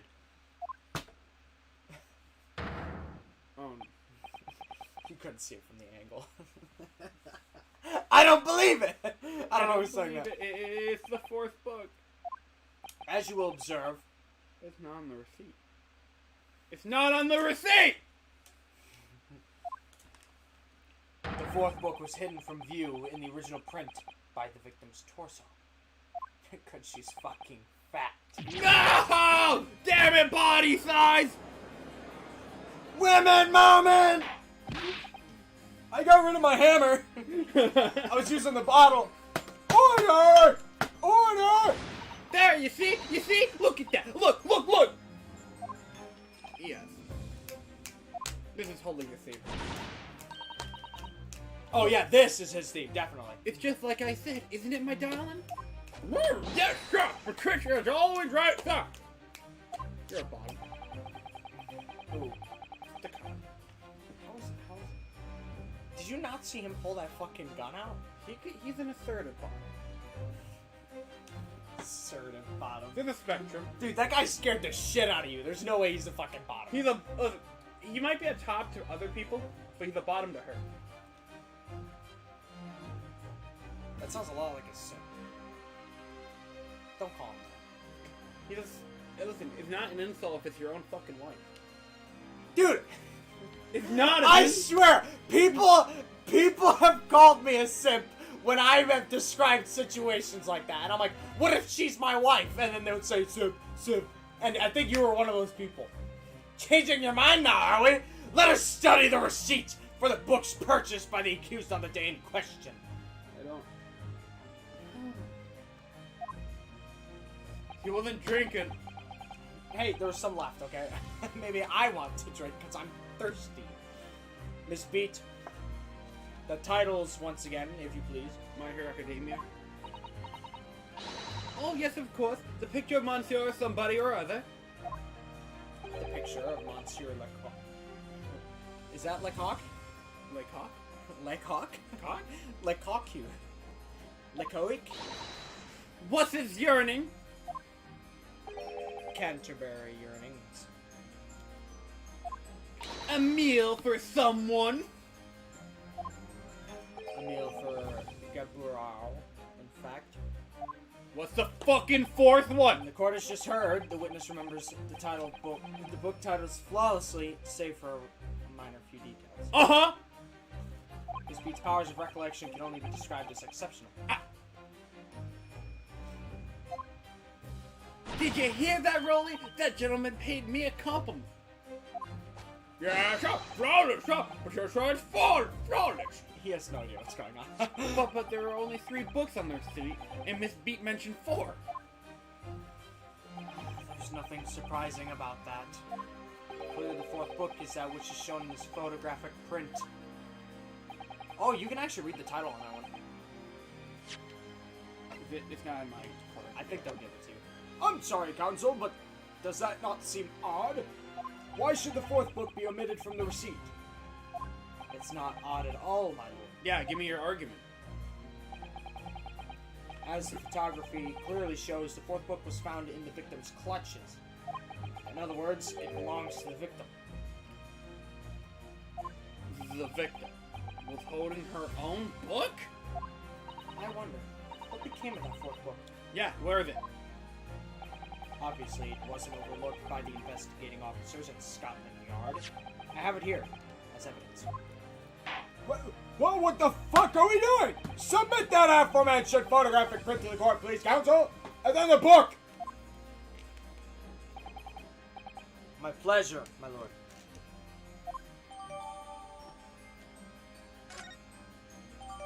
The line spread.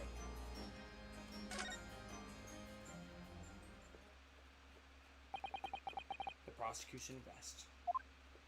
I have nothing further to add. What? You seem surprised, my learned friend. But your resistance until now has been vain. Entertaining, yes, but futile. The spurious longer route to the accused lodgings that you tried to establish in your summation examination, and the attempted discrediting of the witness's powers of recollection in your cross-examination. Futile? I walked right into this, didn't I? I don't know if the first one is futile, but maybe the second one. You see, everything we've said is true. Aw, isn't that right, my darling? Pat, marry me, Pat. So, perhaps, ladies and gentlemen, if you would not read my line, would you like to reconsider your positions? Don't talk to the audience. You don't do that. He's not talking to the audience. I know. He's talking to the jury. I know. Should the court waste any more time on this Nipponese travesty? We refer to them as the juries sometimes. Or is the decision you have to make all too apparent already? Stop it. You guys are cool. You have heard all the witnesses and seen all the evidence. No. I demand another cross-examination. The trial has run its course. You know, if it was Phoenix, I'd hear an objection by now. Mr. Naruhodo, I'm afraid we're in a terribly precarious position. I know, but if I fight back in the wrong way now, I could very well just make it worse. Think. What do you do now? I was about to say, what Phoenix does before raising objections like you keep saying he will, he does exactly this. And then this happens, so I didn't have to say anything at all. Objection! I'm not done yet! No, my learned friend. It's over. So soon. The last cross-examination was your final chance to establish a credible defense. And you failed. Gosh. The die has been cast, and there's no more room for debate. There's plenty of it. Well, it might be over as far as you're concerned, but I can't think of what to say. Damn it. Really? Even she's like, really? Yeah, that favorite there. Say something. If I may, Lord Van Zeeks, it seems somewhat boorish to close down the debate at this point. Your insignificant little Eastern Isle must be a lawless hole indeed. It's getting there. For a lowly judicial system to have the audacity to intervene in a moment like this. Oh! Hey, whoa! Hey! Don't do that! Motherfucker, you raise an objection right now. You stand up for that woman, you bastard! I am to my shame, still a very inexperienced lawyer. So you will have to forgive me, but I consider my assistant's advice essential and our opinions invaluable, okay? That is fucking based. Oh my gosh, thank you for saying something really good. Mr. Naruto. That's fucking awesome! One of this land's great guiding principles is tolerance, so the court will hear you, madam. Yeah, fuck you, Van Zee, shut up. The judge is fucking based, baby! Go ahead, Miss Uzuka, please. Very well. Pray, what insights can you give us? He really is on that offensive spectrum over there. He fucking hates you. What have we all overlooked in this matter that you see fit to pursue further? I'm not gonna lie, I actually did not like Van Zeeks this episode. I like, he went after Susan. I'm like, you son of a bitch, you take that back! Well, the court has been presented with new evidence, but only after the last cross-examination finished. I see. Raw Judge line. That's a raw one. Raw judge line. And you believe that this new evidence warrants further examination, do you? Yes! Mr. Naruto, what do you think? Is it possible this new evidence might be the decisive proof we've been waiting for? That feels like that should have been a question. Yeah. The judge is sure to ask the members of the jury to announce their leanings at this point. And of course, he's sure to ask you to explain what the crucial piece of evidence is and why. You must take this opportunity to examine the newly presented evidence as thoroughly as possible. Yes, I understand, and thank you, Mr. This is it. Suzuto-san has managed to win us one last chance here. You know what? Okay, I think I've come to some reason why I'm a little frustrated with sometimes him being a little reluctant to like speak up a little bit. He's a rookie, and I'm at a point where I just play through Phoenix's arc where he stopped being a rookie.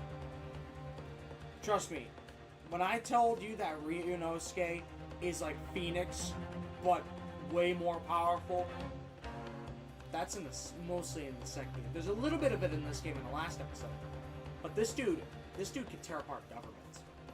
Phoenix never did shit like that. Which is 6 games. Yeah, it took him 6 games to do what this dude did in 5 episodes. Phoenix is kind of fucked when he comes up against this dude, if he ever did. Dude, he tore apart governments! So did he! 6 games! This dude does it in 3 hours! Hold it! He does it in Professor Layton vs. Phoenix Wright too. And when does that take place?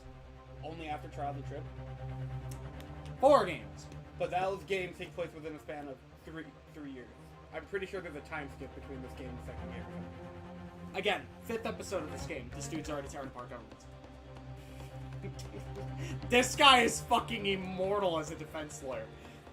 You will not change my mind on this guy. This dude literally tears apart governments on a constant basis. Okay, he's the Jonathan Joestar of the Naruto bloodline. I guess that would make Phoenix freaking Joseph. No, more like Joe. This is closer to modern day. Yeah, and I guess that makes Apollo Joseph. Actually, yeah, that actually works. That works really well. Who's Jirano? I don't want to know. Who's Jirano? I don't want to know. Is there even another Defense turn? There's Athena, but she's not really related. Yeah. Yeah, no thanks. Well, remember, Jirano is the kid of a villain, so wouldn't that just be Von Karma? Francisca? Her as Jirano? Okay, this is weird. Move on. Yeah, no, this only works a little bit, not all the way. Suzuto-san has managed to win us one last chance here. I can't let it go to waste. The defense wishes to present evidence, my lord.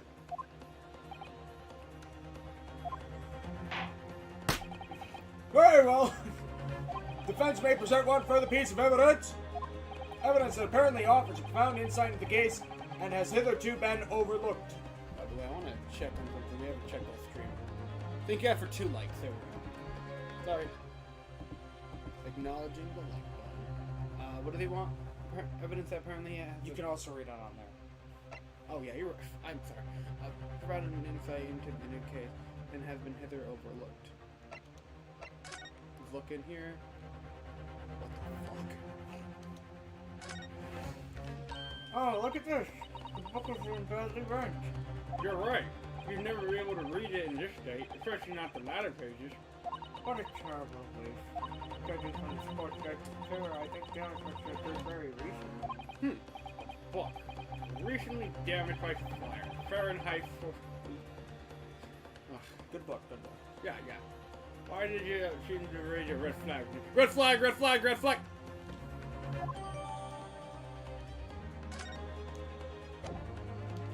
Take that! The evidence in question is what we can see from the newly presented photographic print of the crime scene. The 4th book found in the victim's hand. Objection! We have already discussed the 4th book at length. No, we haven't. Other than it being the victim's grasp, at the time of the incident, no significance has been attached to it. Pursuing the matter further would be a flagrant waste of the court's time, as you well know. Huh? Just say objection! Yeah, I'm afraid, counsel, I must concur with the prosecution on this matter. When I afforded you this Are opportunity, you fucking kidding me here? you led the court to believe that the evidence in question contained a hitherto undiscovered clue. What did I present? The book? Right? That's what I did, right? I don't remember. I'm just here for the ride. So I must insist that you elaborate. There you go, counsel. You will identify this clue at once. Do I make myself clear? Oh, yes, my lord. It's, Mr. Nahoda? I believe the prosecution is trying to avoid a thorough examination of the evidence, yeah. which means you may very well be on the right track. Yes, I think you might be right. Come on, man. So, counsel, precisely where is the vital clue in this case, which 4th book conceals? Holy fuck. Right here. Got it! I would ask the court to observe the back of the book in question. The back? What are you? Good gracious! That's a new judge line. right there. New judge line! It's been burnt to a crisp! So we have to ask ourselves, why the victim clutching what is clearly an unreadable... Why the victim clutching an unreadable book? It is undeniably an extremely unnatural thing for it to have been doing. Yeah. You tell. Objection! Unnatural, you say? And what of it, my Nipponese friend? Oh? Where I concede to the point, if it bears no relation to the case, there is nothing to discuss. So, should you wish to assert that this fire damage is some failed clue as to what happened that day, pray, do enlighten us all. What truth does this charred book hide? Charred book. There is just one possibility here, which I can't quite bring myself to rule out. It's an outside chance, certain, but it's worth a try. Alright, I'll explain my theory. Don't keep us waiting any longer, counsel. Explain this theory. What are you suggesting? That you can ascertain from the fire damage the Saritone has suffered.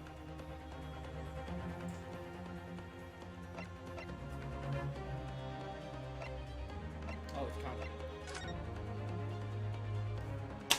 My lord, the burn on the back of this book reveals a startling truth about the book's content. What on earth do you mean? To have enraged this reader to the point of burning it, we can be quite sure that this book is oh, the dreadful read. Indeed. Yeah, that's right, a dreadful read. A valid conclusion. That's Greg. That's not gonna work out though. Oh, good. Everyone seems to agree. Maybe I'm onto something here. What? If I may, Mr. Nahoda. I most certainly cannot agree. No, you're right.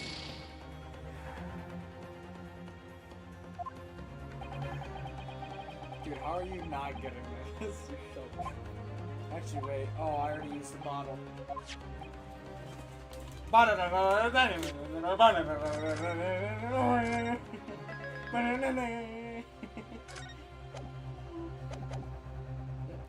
Smells like barbecue metal in here.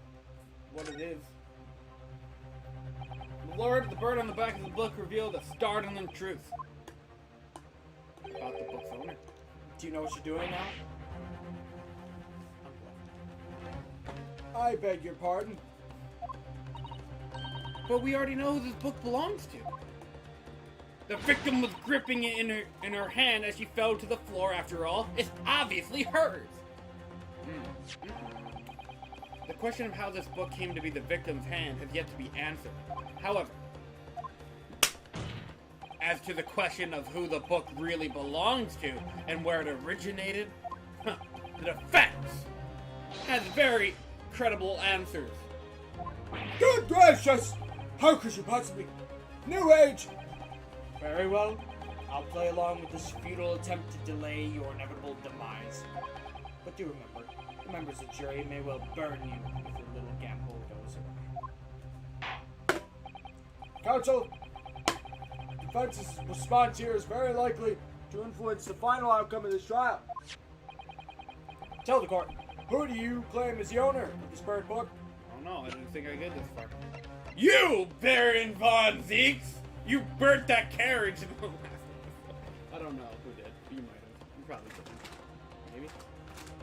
You killed Scrooge. Scrooge McDuck.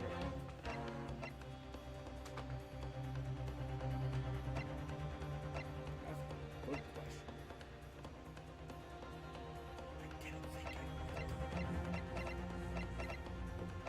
What?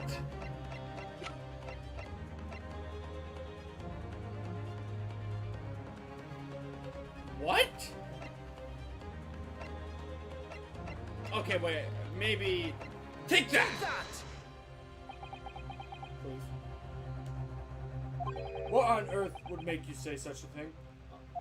It's something of a gut feeling, my lord, but yes! I can't think of anyone else more likely to set a book on fire. Oh, no, that's not where I wanted to go with that. What kind of morbid reasoning is that? Oh! Indeed, it would appear the smoke from the flames has clouded your judgment, counsel! Ah! Never fight fire with fire. Motherfucker. Would you like my assistance, or are you gonna skip through my dialogue and stuff?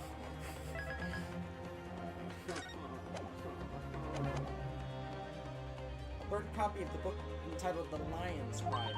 I'm quite sure that this isn't the first time we've heard about it, Mr. Naruhodo. No, it isn't, is it? Of course. No, what the hell does that mean? Counsel, defense's response here is very likely to influence the final outcome of the trial. Blah, blah, blah, blah, blah. Through the toned it! Gregson! Do you remember nothing about this case, do you? That was a week ago. That's not an excuse. That guy is pivotal to figuring out what happened last week. What did that funny man do? Oh! Oh! This guy's book! Do you see? Do you understand now a fraction of where my anger comes from? Take that! I can't believe I had to say that. The answer is the book belongs to the couple who owns the house where the defendant and it has his lodge. Oh yeah, that's why it got burned! Listen, Link, if you can hear me, you can make a G-short out of this and put in black and white a flashback of Gavin. Why is this relevant? We just spent an hour and a half for nothing!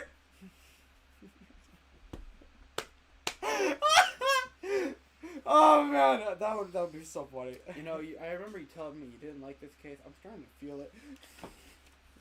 It's not that interesting. It has everything that makes a case good, except a story.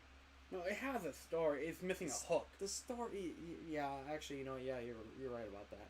It's just the hook is very meh, and we haven't even gotten to it yet. Like, if Big Top had just a really messy story, like that. Here, it's like on the opposite spectrum of this case. This case has a story. Big Top had a messy story, but a great hook. This has no hook. This has no hook. I mean, we haven't gotten to the hook yet, though. The hook should get me in immediately. Instead, I'm just dealing with this. That you do realize 80% of these cases that you play in this game, and the next one, is kind of stagnant story. You're starting to be like, okay, this is interesting, and then all of a sudden, like 5 minutes before you end, it goes like that. I guess the trilogy works on a different spectrum from that. I have no idea. Like, I feel like the trilogy starts off with a really interesting hook for almost every case it does. And then the middle of the trial gets a little okay, and then the ending becomes positive again. That's what I feel. Like, Master Mask opening case thing. Oh my gosh, that's such an interesting opening cutscene. That's such a cool idea. And then, okay, this is okay, Waluigi. Oh, okay. And then toward the end, oh, by the way, Master Mask can't fucking be arrested anymore. Oh, wow. Holy shit. Stuff like that. That wasn't the best example, but it came to mind. I feel it. A certain Mr. and Mrs. Garadeb. The landlords? And whether this is some extraordinary coincidence or some kind of fate at work, I don't know. But, of all the people in London, one of the 6 chosen for jury duty in this courtroom today is none other than Miss Garadeb herself. Oh my goodness, me? I think you must be mistaken, sir. Don't make me... I'm the Mr. Garadeb's wife. I'm his mammy. Things would be so much easier if you would just drop the pretense. Alright then. How about a simple question for you? Have you ever seen this book in Mr. Garadeb's house? I would never presume to know all the books he keeps, sir. Objection! This is outlandish behavior. This woman is the accused's landlady, you say? Yes! You implicate this hardworking member of the public. You besmirch her without a shred of evidence. Did we get evidence? Actually, the book itself is the evidence. About the wife, right? Did we get evidence from that from yesterday? Did we? Are you... Your actions are unforgivable. Objection!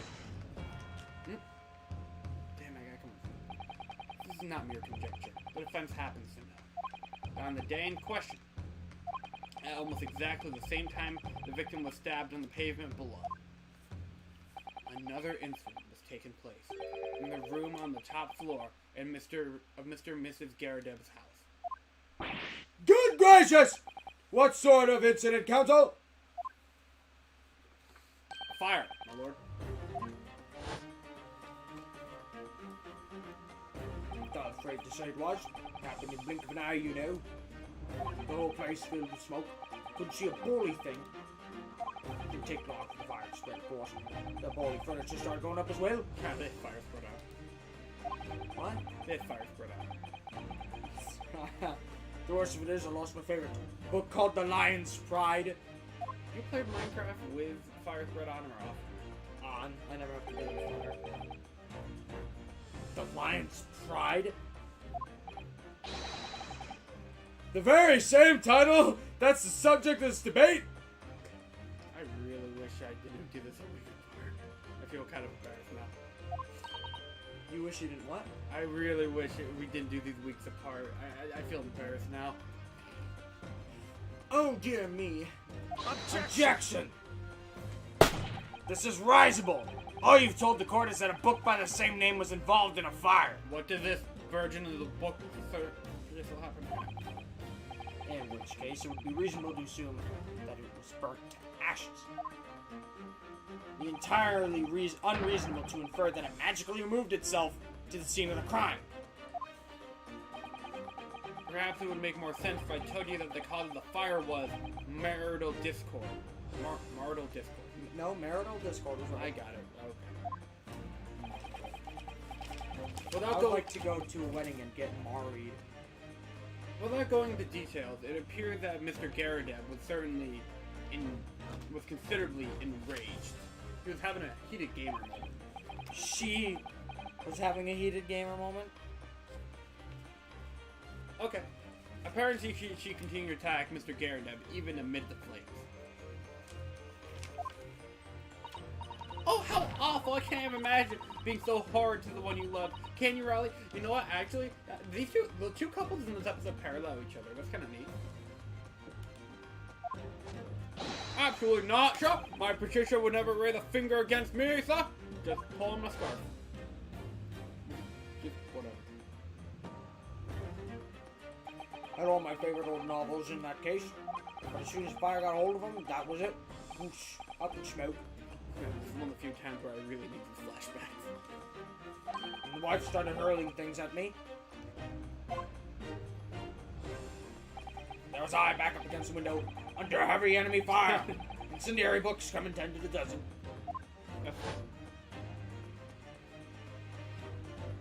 The man had his back up against the window, and he had burning books thrown at him. Holy shit.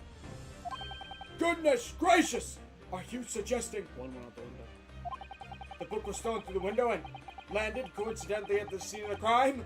Objection!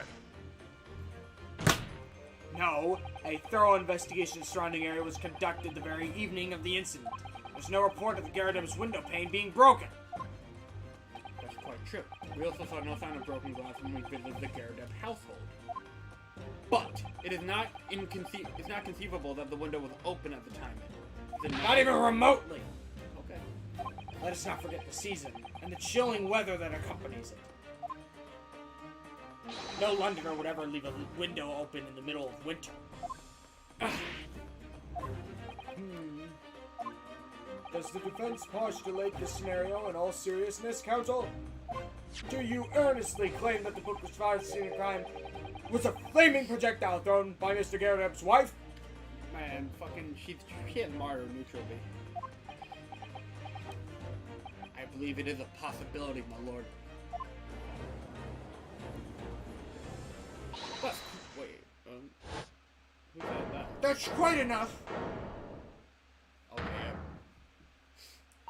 Well, I hope that everyone could shoot for what you are now, you little foreign trickster. Oh boy, You call yourself a lawyer, but you're just a coward. A mean coward. really? Claiming that our little trick set the whole neighborhood alight. Honestly, implying that I'm merely posing as a maid for appearance's sake. How could you? There's nothing to do with this piece of case. Not any of it. All you've done is sully your family name. No, I assure you, that was never my intention. Dragging an upstanding citizen's name through the mud simply to divert attention from your failing defense.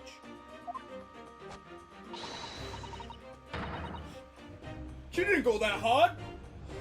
Did you see the man physically move? You can shake me. No. That wasn't even where I... Ugh. I should box your ears, and that's what I should do. It's utterly unforgivable. Correct. I was just thinking about you. Fuck, everyone hates us. We don't have many friends here. Here we go. How long we sat here now listening to this? He's spouting out his fancy foreign theories. Oh my gosh. A game theory. Everyone in this fucking... Let's watch. We're gonna make it... But think about it. We're gonna make an enemy out of every NPC in this game. Almost all of them. At the end of the day, the only person who could possibly have stabbed the victim is the little hunchback with the mustache. And he ran away from the scene, too. Yeah. I do declare that you're right. It's true. Yes, what did I tell you? Makes sense to me. Sorry? What was that? I don't remember asking. Well, it would appear that the ladies and gentlemen of the jury are once again in full agreement. Oh no. Yeah, you gotta do 2 of these. In some cases, you gotta do 3. Actually, you know what? I don't mind that because that's actually one of the fun innovations in this game. What's your position, Lord Van Zeeks? They're not that hard to do, anyways. They're not. feel like one of these days I'm gonna pour too fast and it's just gonna launch out the fucking window. These have more than the other bottles do. I'm noticing that. The truth, my lord, I feel these have been unnecessarily protracted proceedings. But then one must always exercise patience in order to savor the best vintage. No! Wait! The mystery of the fourth book still hasn't been... If your books are your predilection, my learned friend, flawless. Study them on your own time. Well...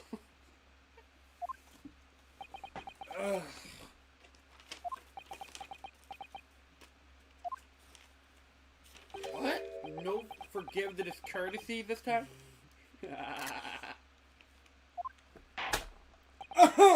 In that case, ladies and gentlemen of the jury, you now state your individual reasonings regarding the defendant's culpability for this court to hear. We're just skipping right fucking to it. Guilty. Guilty. Guilty.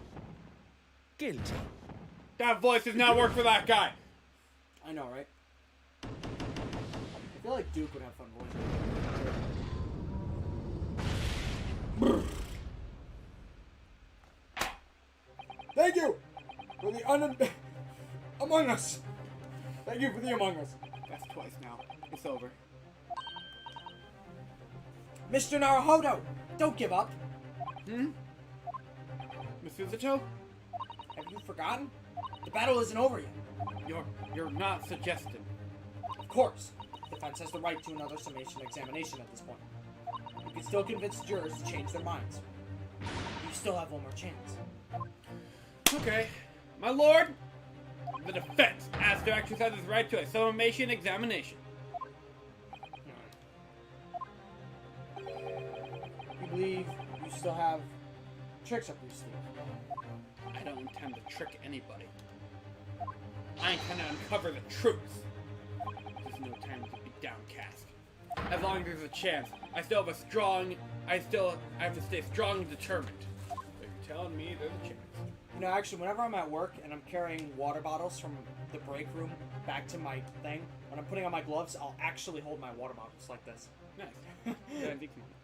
Yeah, I know, right? This is the closest thing we have to it could be continued. That was the to be continued, you idiot. Oh, I didn't see it. That's because I was talking. You can't call me an idiot, Zach!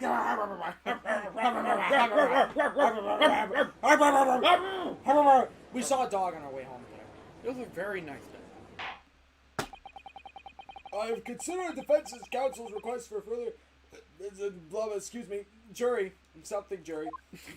I've determined that the court must uphold defense's judicial right to this procedure. Hell yeah. So, counsel, will you now proceed with the second summation examination? Yeah, fuck sitting. I presume the jury is ready, Mr. Foreman? We are, my lord. Fantastic! In that case, I must ask each of you now to state clearly and consciously for the court the grounds in which you find the defendant guilty of this crime.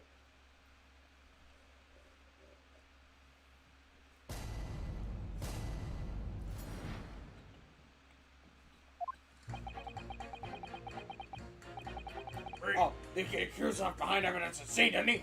There's 3 bucks of this. There was some novel or alternative explanation about how the victim was stabbed. I might reconsider.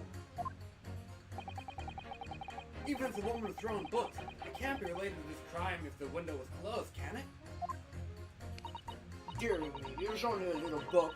Hardly life-threatening, even with a direct hit. It was on fire! I was waiting for that. It was a flaming projectile! Look, I just want to get this over with. If I don't bring my home some pay tonight, I'll be in a tidy bit of trouble. We had to fire home a while ago. He gave me the speed. That's such an innocent old man. I like him. Yes, considerably more tangible arguments from all the members of the jury this time around, it seems. They're stupid, with one notable exception, of course. My learned student friend was unable to find fault in the previous witness testimony. You wouldn't let me. Because you got trolled. So the court must accept the fact that it was indeed the accused seen fleeing from the scene. And moreover... Chug it.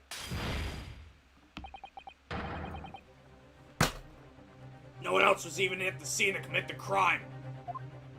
Well, if the eyewitnesses are correct, it would seem as though a conclusion is somewhat set in stone. I fail to see how this can be argued any other way. That means, I'm afraid, that during the summation examination, it's essential that you establish some other tangible explanation for the facts. But how? What? How? What would even constitute a tangible explanation here? Isn't it obvious? Who stabbed the woman, and how? Those two details are all you need to provide. Thank you, Baron Fox. Simply give us a name and a method by which the attack was conducted. They're all thinking that this might be hard. But Mr. Naruhodo, you have to do it. Otherwise, this really will be where the trial ends. No pressure, man. That's quite enough preamble. Proceed with the summation examination, please. I presume you are prepared, counsel. Oh, yes, my lord. All right, Ryunosuke. Focus your mind now. Like pufferfish. Clearly, the key to the summation examination is going to be juror number 4, the maid. Or should I say, Miss Garrett? We have a book that disappeared from the Garrett's house on the evening of the incident, and the fourth book found in the victim's hand. There must be a way to link the two. Yes, that's what we have to find. Using every technique I've learned in my short career so far. Whatever it takes. Don't forget to keep an eye on Miss Garrett and how she reacts, even to the things other people say. Oh, so we can do that here too? Mm-hmm. Cool.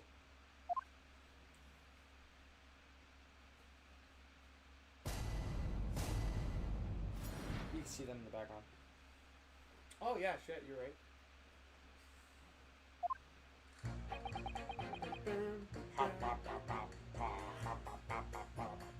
You might want to say.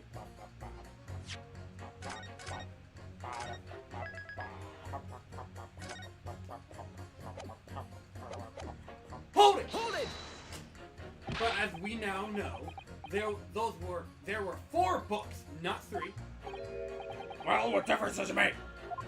There's every possibility that the 4th book, in fact, belongs to the defendant's landlord. Yes, that's the part I have a problem with. Sorry? Well, at the point the woman was stabbed, this landlord fellow was at home, wasn't he? And trying to fire scrap with his wife or something, you said? Why is everyone just okay with that? That's not exactly how I put it, no. Well, anyway, point is, fellow and his wife were somewhere else when it happened. They were on the same street. I think that's what you call a strong alibi. So it could have been the landlord did it, which only leaves Nipponese Valley. Honestly, I can't see what all this palaver is about. It's a done deal, isn't it? Nothing witty about this. I'm gonna take screenshots of your character. I think I got his eyes closed. Oh wait, I already read this. Okay, you're gonna be the one I have to connect to. We'll come back to you.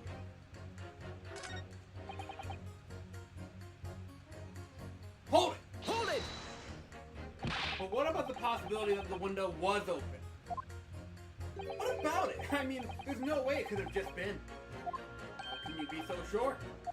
The prosecutor fellow over there said it earlier, didn't he? Winters in London are no joke. You don't want to invite that sort of code indoors. Say no to... So no, that window wasn't open. Us Londoners like sitting by the fire and studying war, see? But you couldn't categorically state that the window wasn't open, could you? It just wasn't. They would have opened it. Then what's the point even having windows, huh? Counsel! You will kindly refrain from childish bickering. Kind of. Oh, sorry.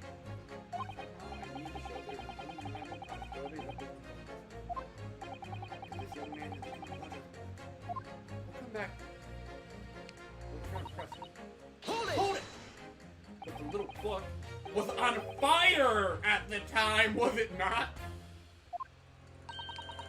With flames of love, I'll have you know. What? There really was a thing of loving you.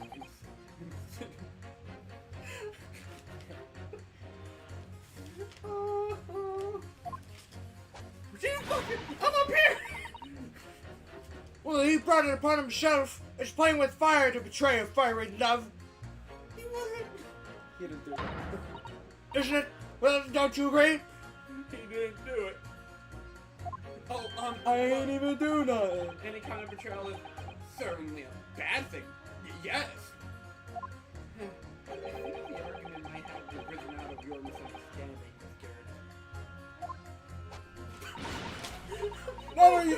Never you mind that. The point is we were just having a jovial little dispute, nothing more.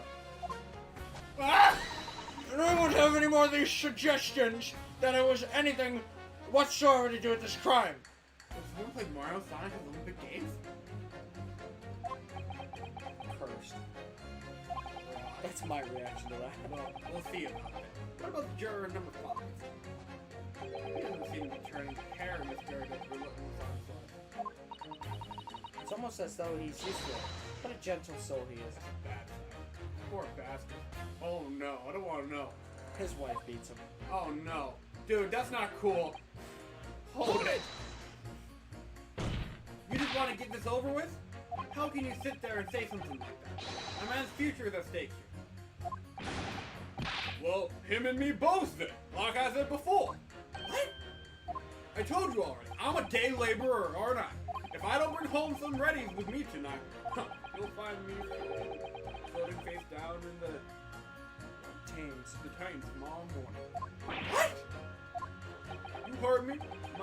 My missus isn't one to mess about, you know.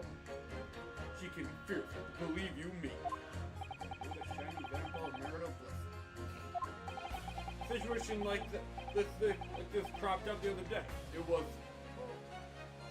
Oh, dude! Dude! Don't you know? It's funny, but I can't quite remember. Sorry. It was too frightening, that's the thing. I must have blocked it out. Repressed it. I wonder if Mr. Beat will ever be dragged into the Thames by his scarf. Don't even go there, Miss Susan. There must be some way to jog your memory about this. Okay. Did he have a reaction while I was pressing? Her? Hold it! Because she talked about domestic abuse. Let me go over these. You good, fam? Trust me, it's obvious as hell when somebody wants to say something. Remember, sometimes you have to press somebody twice to get that reaction. You good? Are you good now? Dude. Remember, Susie told you to watch out for her reactions from her. Oh. So I have to press him again. What? Does that have anything to do with your decision about the defendant's culpability in this case? Alright? What's that? You'll have to speak up, lad. Could you tell us more about the fire? It was last winter. My grandchildren baked me a lovely cake on my birthday. They had 27 candles on top of it. What a sight to behold it was. 75. 27. Yep, that man's 27. Young and frail. What a time to be alive. Oh no. You are crashing and burning today, dude. You can put candles on a cake? Is this some kind of devil worship? Holy shit. Of course not, it was an angel cake to celebrate my birthday, obviously. Oh, he looks so offended by that. Look at his eyes. It seems a common custom here in Great Britain, Mr. Naruhodo. It Seems like that's a common custom here, Mr. North. Is that the common custom? Anyway, I mustered all my puffs to blow them out. Somebody must have blown bombs. Flames didn't go out, but the candle was flying all over the room. The furniture caught and everything went up. The whole place filled with smoke. Wait a minute. Add that to your testimony! Add that to... And by sneezes, I presume you mean a cold. But how did you catch a cold from the fire? What a fiasco with the grandchildren blessed them, threw water over me as they tried to put out the flames. And then, because the whole room had filled up with smoke, of course, we had to open a window! Yeah! I don't know if you remember this, but I think I once angrily told you that I spent an hour trying to convince somebody that after a fire you would open up a window. Do you remember this? I don't recall. I ranted to somebody about it. I might have ranted to Adam because I didn't want to spoil this game for you. But now it's coming to fruition. Do you understand my torment? The window. You open a window after fire. Yeah. Yeah, do you think that would be common logic? But no, they argued. Yep. Everyone here is an idiot. Well, no, you can blame Van Zeke for that argument. I mean, they are idiots, but, you know. I got what I wanted of him. Did he add that to his thingy, by the way? Why don't we find out? I'm sorry. 1 second. I got you. Boom. Let me check. What are you saying over here, buddy?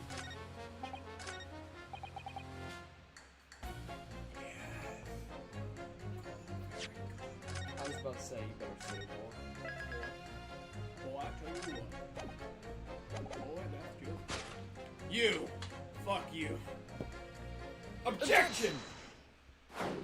Those two juror statements clearly contradict one another. They do?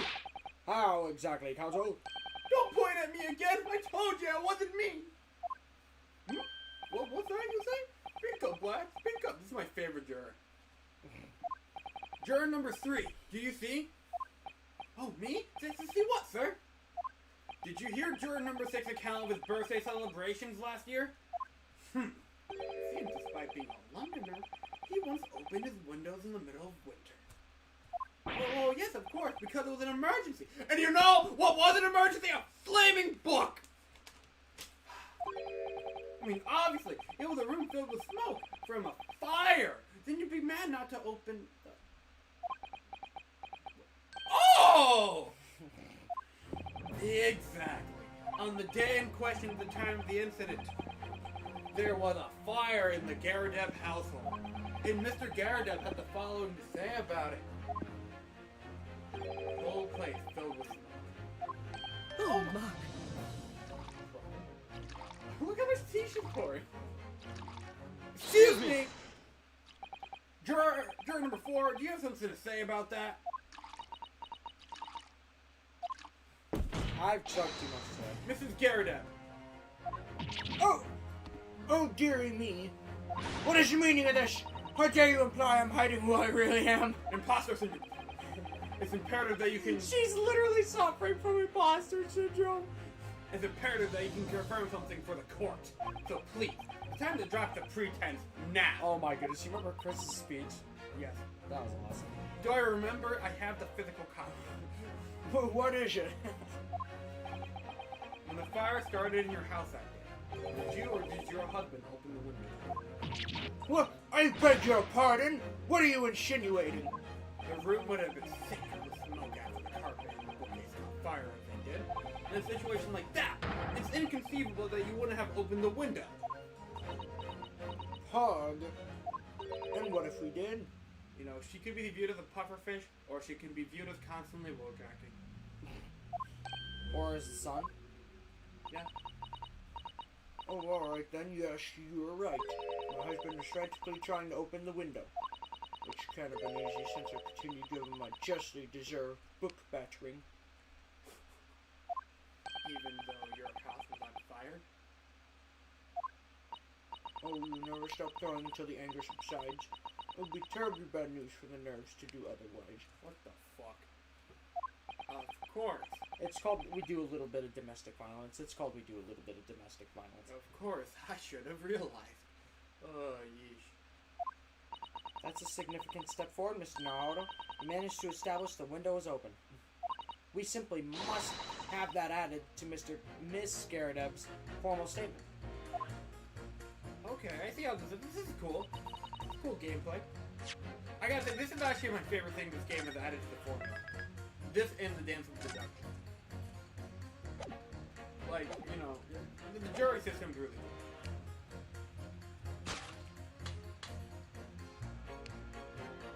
The window could have been... Okay, objection! Those two statements clearly contradict each other. Hold it! Who is holding me? Hold it! I'm sorry, but as foreman jury, I have to object. That's complete Are nonsense. you fucking kidding me? What? I'm a banker, don't forget. An educated man. There's no contradiction as far as I can see. Problem? Quite so, Mr. Foreman. You have to go back now. I have to retrace my steps? You have to repress the fun. This one right here? I think. This one? I don't know. I don't remember. I think you have to repress. Oh yeah, you have to. I don't even remember. Never mind. Forget it. Now that you mentioned, yes, the window was open at the time. I clearly forgot this. You know, guys, I just want to point out I complimented the game, and then it bit me. Again. Never compliment video games. Could have opened when the woman throwing bugs. I mean, Get angry at your video games, guys. I'm sure you'll have more fun that way. kind of.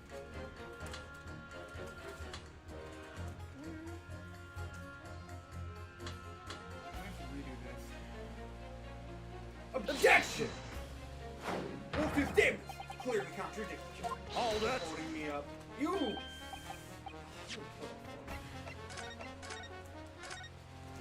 Hold it! Oh, where? Is that actually what he said? Yeah. Oh, you can't hear him say it. Every time he shouted "hold it," he would go. Hold it! That's cool.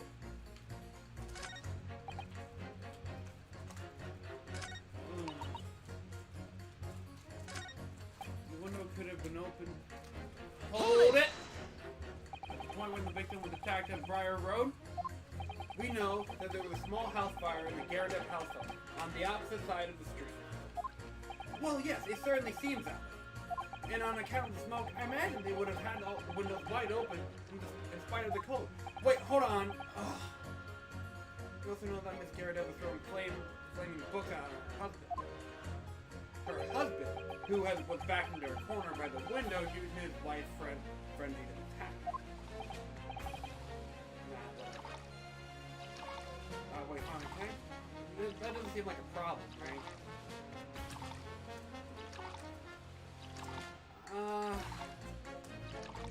Excuse me! Juror number 4? Oh dear me, what is it? I thought you'd skip the honest. Did that last statement? Is this the same shit? The only thing troubling me is that little Japanese lodger with the funny mustache. After all, when lodger moves in, it's rather like having a new member of the family arrive. Any idea to use a new member of the family's name instead of that little Japanese lodger? The point is, it's very difficult to know what would make a good welcome gift for the man. The book? Something nice to eat? I'm on your side concerned about presents for the moment. Could you maybe focus on the present concerns at hand? Okay, whatever. I gotta go back to pressing you. Hold it!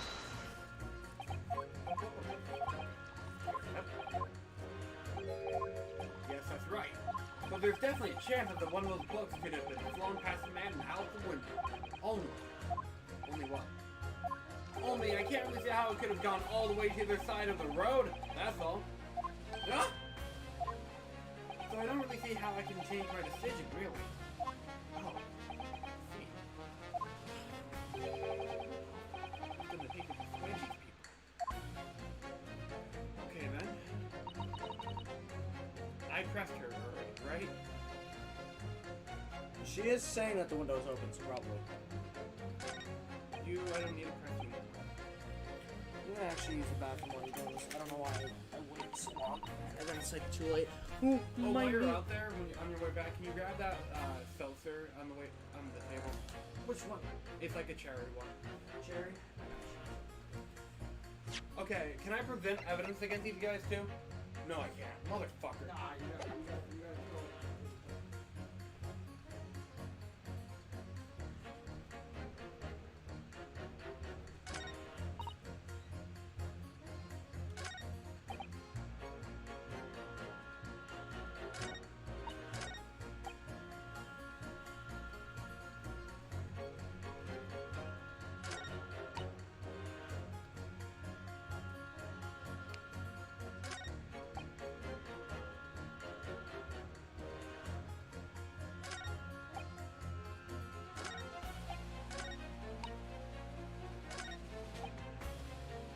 Hold it!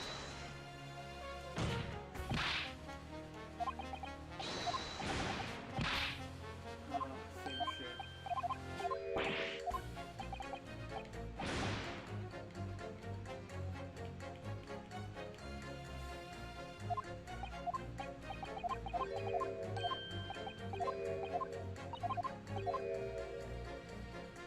Same shit, different case.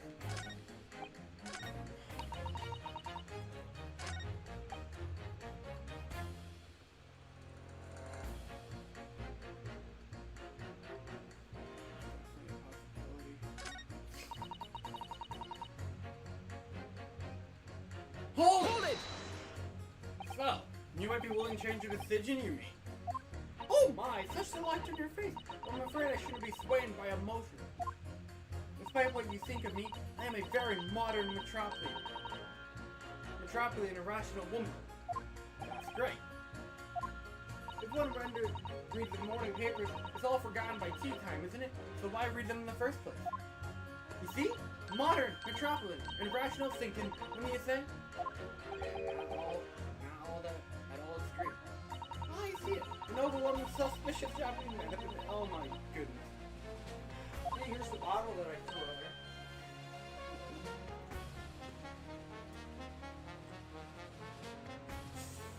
Oh. Don't tip it, you moron!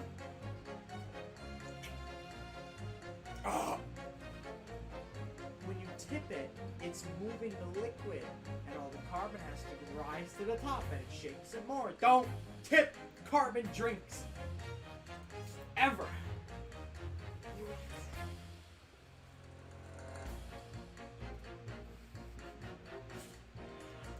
Okay. Slower, slower.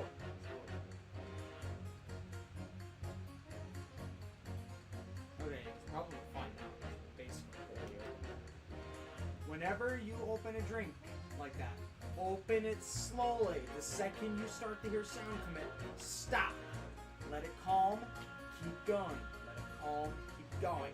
Until you don't hear loud sounds anymore.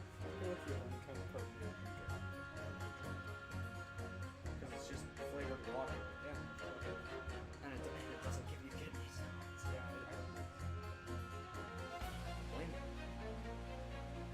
Oh, yeah, no, I'm sorry. I had to read yours. I had to keep going. So despite one or two minor puzzlements, I do declare that the man is overwhelmingly guilty. Modern, metropolitan, and rational logic, wouldn't you say? Overwhelmingly. But us modern gals Hey, got anything else? are always delighted to embrace new fads, you know. So I'd only be too happy to consider an exciting new game theory if you could come up with one. I'd be happy. She's literally an 1890s thief.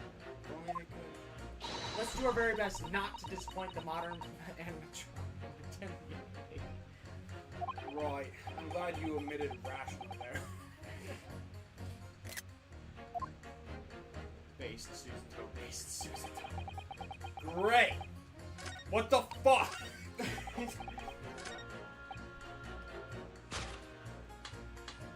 You two. It's it! Objection. No, nothing has changed. There's nothing for me to say. There's nothing. Ah! Save! Save! Save!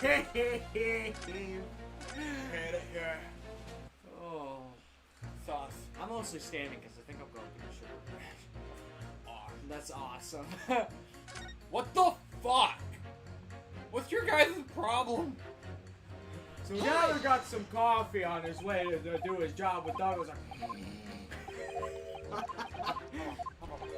Did I ever rant about how my roommate snores? I could do that. Oh, I see. Oh my god, shut up! Unless you're gonna change your fucking mind, shut your mouth.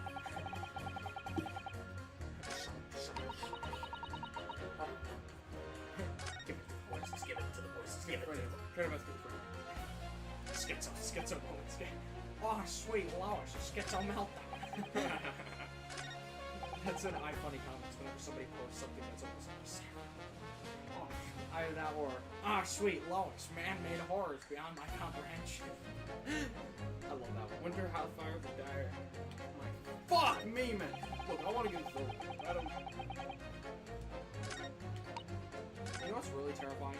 Speaking of man-made horrors beyond comprehension, honestly, one of the most terrifying things is watching in third person something rapidly approaching. And the best example I've seen thus far was, I forgot what the game was called, but I know Markiplier played it because that's where I found it.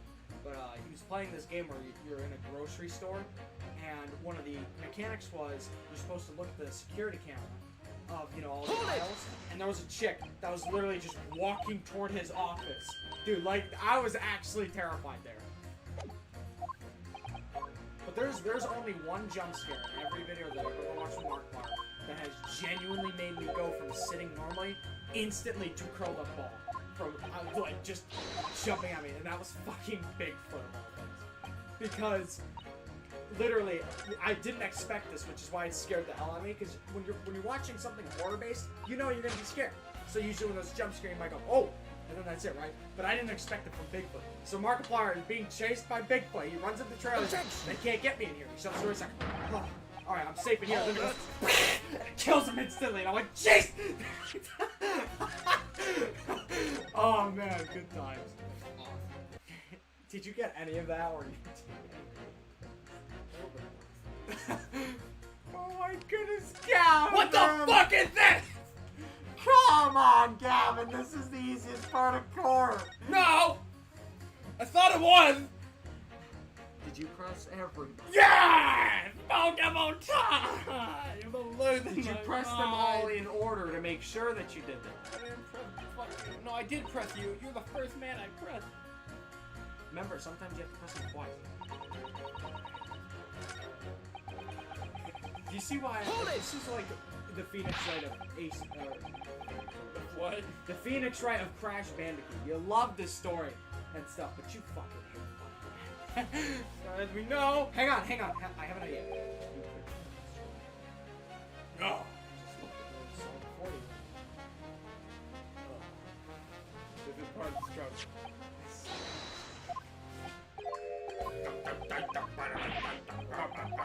I just realized it's nice that I'm standing up here anyway.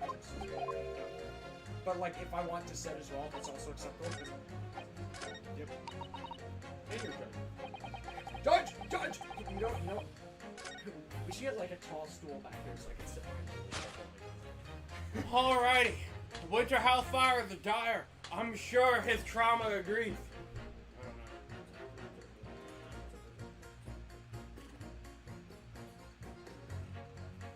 Wait, hold up. Actually, hold up. Did she bring up something about domestic disputes? Do you? Okay, I guess you're the only one that is very close to bringing up a domestic dispute. Objection! I'm gonna fucking kill this guy.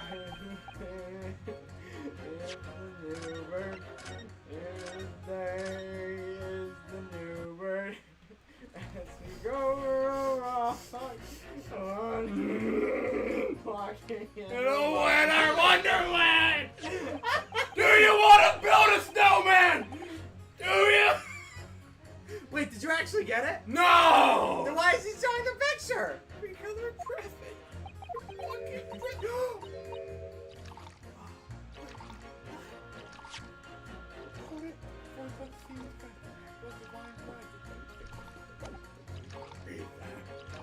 Well, I really couldn't say. On the day in question, did you or did you not throw it at your husband? A copy of the Lion Pride he has been reading. Answer the damn question, woman. I did. Thank you. It was the first thing I could lay my hands on, so I hurled it straight at him. And now you come mention it. Yes. He was rather enjoying reading it, you're right. Why did you not reveal this information to the court from the outset? Fuck, this is why you're up here. Because I couldn't, you insolent little man. I didn't remember. Don't give me bullshit. At times like that, you pick up and throw whatever you can lay your hands on, as you well know. No, I don't know. I throw hands on set. I really don't. I barely noticed I was throwing a book. Oh boy. You're telling me you never pressed her after she revamped her testimony? Always do that! Always press again! It's a new testimony! You know, this guy's facing me right now. Excuse me. What is it, jury member number 5? You know something? I remember what it was. Remember, I blocked out. Repression. Ah. It was listening to what this little granny was saying. Brought it all flooding back. You motherfucker. Who you calling a granny, you cheeky devil? I'm Miss Gardev or the maid. Or the maid, that's great. Multi-purpose. Get you a woman who can fraud her identity and be your wife. The man doesn't even flinch. Please tell me that's not because he's being hit all the time. No. No, what the hell with all the domestic violence? It's called We Do a Little Bit of Domestic Violence. Except for real this time. It's called We Do a Little Bit of Domestic Violence. Like, that's a plot point. I mean, it actually was technically a plot point when, you know, when we did it with Maya, because she's like, don't you fucking dare talk about ex-wife with Maya, I fucking swear. And she's like, okay, Nick. Fucking say his name again. She was so scared, she's like, okay, Nick. That's like the only time Phoenix has ever gotten like, don't you fucking dare. And except with Edwards himself in Justice Row. He's like, fuck you, He's Edward. like, you fucking piece of shit. You listen here. You son of a bitch. He's like, sounds like a lot of salt from an angry god. It's funny because like Phoenix and Von Karma were on each other's throat the entire game, and then when Edwards came around, they just both directed their attention towards him. Well, remember, she was angry because he wasn't there. So when he suddenly showed up, she's like, well, now I just hate your face. Oh yeah, fuck that Phoenix guy. You're the real reason. And then Phoenix is just like, oh, you son of a bitch. Could you imagine at one point in the trilogy, Von Karma gets mad at Edgeworth during a pog moment, and instead of like her whipping him and he just like flinches there or whatever, he puts his hand up and whoosh, whoosh, and takes the whip from her? That would be fucking base. Now, Or maybe just let it catch it and then he got around. if Francisca ever came back in like a modern Ace Attorney game, I could totally see Black Cloak doing that. Because he's the violent prosecutor. He doesn't take shit. He doesn't. In fact, like, at one point, I can't say that, never mind. Apparently he, like, grabs you. He fucking, like, in a first-person POV, he, like, grabs you. Like that. That's okay. That's terrifying. In the middle of court, and In the middle of court! Let me guess, there's no consequence to him doing it. None. That's awesome. Love is with our good old judge. Wait a minute. When I was Von Karma, Yep. hit you with the keyboard. What are you gonna do with Black Cloak? He only does that once. And I've been telling you for the past like 3 months, we're gonna strangle. Actually, now that I think about it, hey, do you wanna voice Athena? Does she get fucking like shot in the leg or something and you want revenge? Are you plotting shit? You wanna see it? I don't want to see it anymore. It was about 2 weeks ago now. I just get back home after work like. I put my hand in my pocket for the wages I just earned this day, and I nearly died. There was a hole. Every last penny I dropped. No. Money. Oh dear. That's money. You haven't heard the half of it, boy. Oh? The wife was cutting up some chicken at the time. Oh, what the fuck, man? I could hardly get the word out, but I told her straight. I've lost today's wages, love. Oh, dude! Next thing I knew, the blade was whistling past my ear, and stuck into the wall next to me. It did. About an inch deep. Dude, that's a Black Quilt moment. Black Quilt beats his wife. What a basic prosecutor. He actually had one. Uh-oh! No, she's just as fucked up as him, don't worry. Actually more fucked up. Uh-oh. You can voice that. I'm not touching that. I'm not touching that. No words. She just straight up admits that she hates black people or something, which is why you I can smell it then, you know. The god-awful stench of them things. Thames. Thames! It's a river! In a desert! Actually, Good for you. I'm correcting you on your own stupid. I was sure I was going to end up face down in the money bank that night, I can tell you. Now, it's a real disaster, isn't it? I'll never use that word lightly again. Anyway, the point I'm trying to make is this. When women lose their rag, they'll throw anything at you. Knives, hatchets, hammers, you name it. Oh. We're gonna complete this. Mr. Naruhodo, you mustn't think that all women are short-tempered and unrefined! Yeah, Miss Suzuto takedown. No, I wasn't thinking that. Throwing household objects at people is, well, it's so uncivilized. Yeah, we prefer to throw them over our shoulder. At least attack with honor! Use a bow or the like. What? Attack? Who are you going to attack? Don't cross it. Never mind. Anyway, the man's words could be rather significant, I think. Alright, come back to the bow and arrow thing later.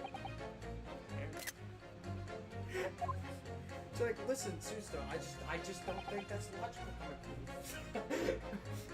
Point of view, your Susto tolerance.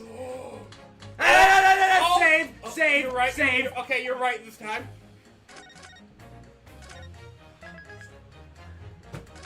Man, you maybe really do want to voice Black Quill.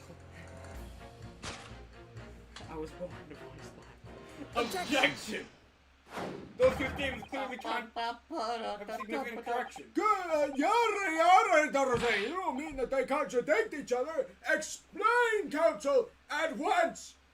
Jordan number 2. At once. Do you think, perhaps, At once. that this would have been such a novel alternative?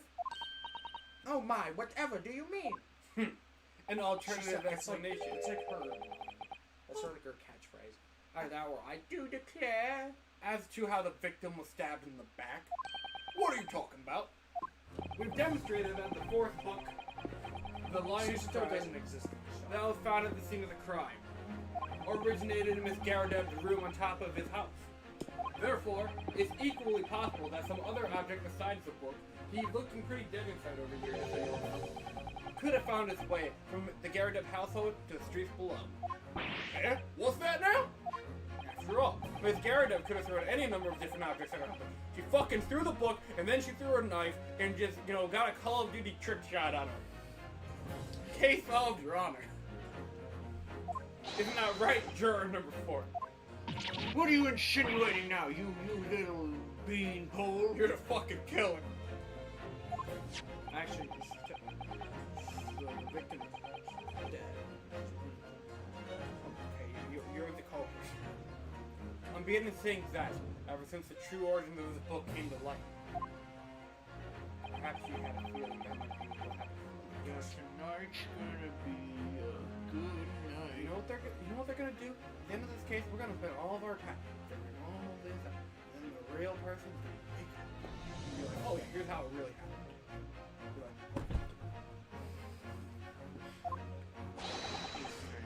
I'll see you, little Easter dollar.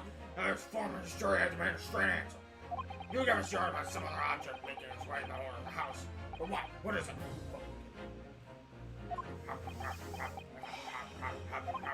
really taking a big gamble here. That was a bold accusation to make. I have to make a music.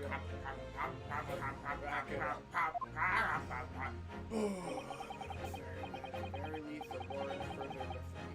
I actually audibly sighed. Did you know that's a sign of workplace violence? Just sign. Oh, just a loud sigh. Just. You know why you're sighing at the workplace? Because the workplace sucks. Or the people suck. Don't know which. Actually, I like working. It's actually not bad. Then why do you sigh? Because I suck at fucking stack. It's a sign. That's it. Actually, did you know that this is a sign of workplace violence? So you're telling me you being frustrated with your fucking job is a sign of violence? Wonder why. Ah! 2 signs of workplace violence. Alright, Mr. Corbin. I'll try to explain the defense's theory. The other object found its way from Miss Garredon's house at the scene of the crime was... Take that! Take that! I got it. Juror number 4, Miss Garredon. What? What now? Why is so fast? I'm just being nervous. I must apologize in Soon advance. my hand will clip through your skull like you're Well, I need to confirm something else for the court. Yes, my theory! This knife. Have you ever seen this knife before? Yeah, I'll take it. Good gracious, counsel! What on earth are you doing? That's the weapon that was lodged in the victim's back, man! My lord! Remember that when the victim was attacked, Mr. and Mr. Garredon were in the sorrows of an argument. Miss Garredon was hurling anything that she could at her husband, who'd been backed up against the window. Don't you? What are you doing? What are you doing? I just want to sit down. What? Damn you. Hold up, we'll fix the chair first. Maybe not all of us like to stand. That's an Adam movement. Maybe not all of us like to stand. Hey, I work for a living, so I get if I want to sit, I can sit. Mr. Garredon was hurling anything she could at her husband, and backed up against the window. A window that had opened to clear of smoke, through which a book snailed to the land. You can't seriously believe that the book was found in the victim's grasp! Are you saying that it flew out of the window across the street to land neatly in her hand? Even my missus hasn't got aim like that. His missus has a name like a stranger. Yes, I admit. There are many details we don't yet understand. But that's the point. That's precisely why. We must not allow this trial to end. Not right now. Oh my! Oh! That's not like a Pokemon. Miss Garredon, your answer, please. Have you seen this knife before or not? She says no. Oh,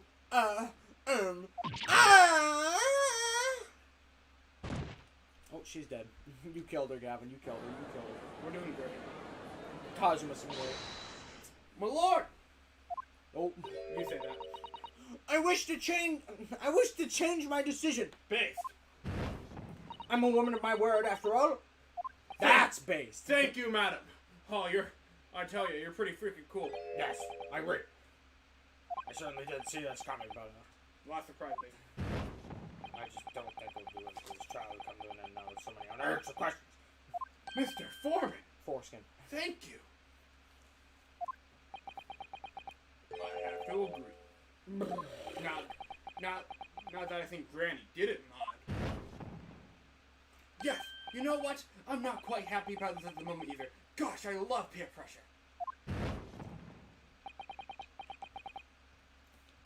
I forgot I had to read him for a second. All together now, ladies and gents. We're all in this together. The old dude's not convinced. Why? Why? Wait, why is he not convinced? We did it. I can sit down. Oh, congratulations, Mr. Naruto. Now you can join me. So as a result of the judge's You tell him, Judge. 2 jurors called guilty against 4 not calling innocent. I don't know why 4 of them. There should only be 1 not calling guilty right now. Accordingly, the opinion of this court is divided. No. And this trial will continue among us. Among... Back to your stammering now, Mr. Naruto.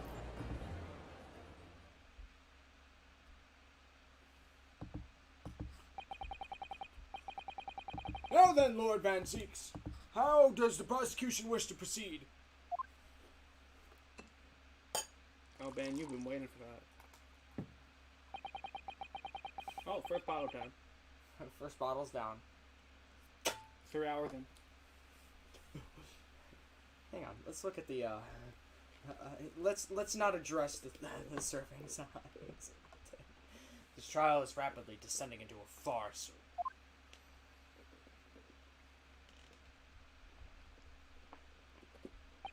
Like a corked wine, the first few sips are bitter enough. Now you're chugging that one. But what follows is so repugnant, it's good for nothing save the gutter. If I may, Lord Van Zeeks, Oh, cool. I scored. defense has just put forward an incredible alternative explanation for what happened. Credible? Is that your considered opinion, Mr. Foreman? Defendant's argument is a joke, to which I barely know how to respond, but let me start by insisting that you must all familiarize yourself better with the relative positions of those places being discussed. What do you mean by that? What's his angle this time? It should already be more than apparent that between the crime scene and the Garrett household runs a rather wide street, Briar Road.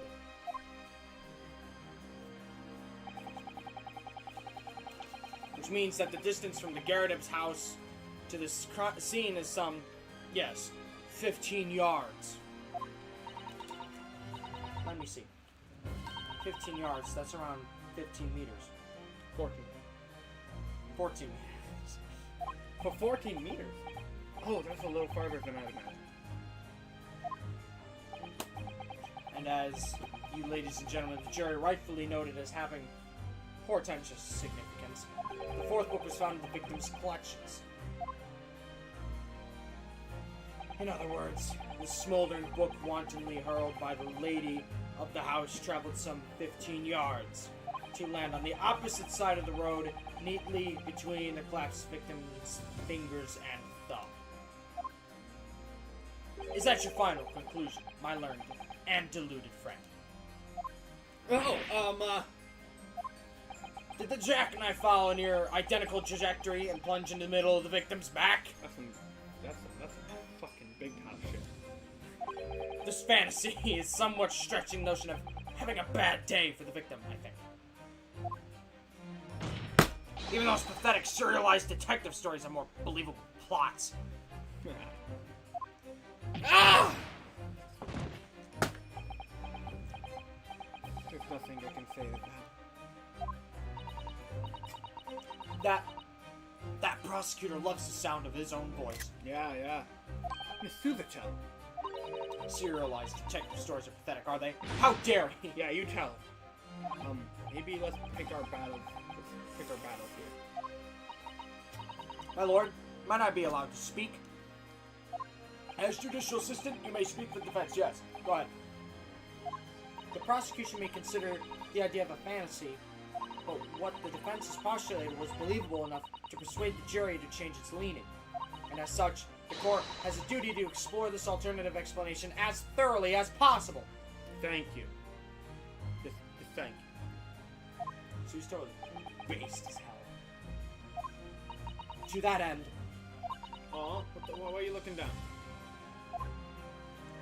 Jury number 4, Miss Joan Garrett, must be called to testify and submit to cross-examination. Okay, who do we get to replace her? Salvage the Son of Saints alive! A cross-examination of a juror? Beast! Order! Order! Well, this is highly irregular.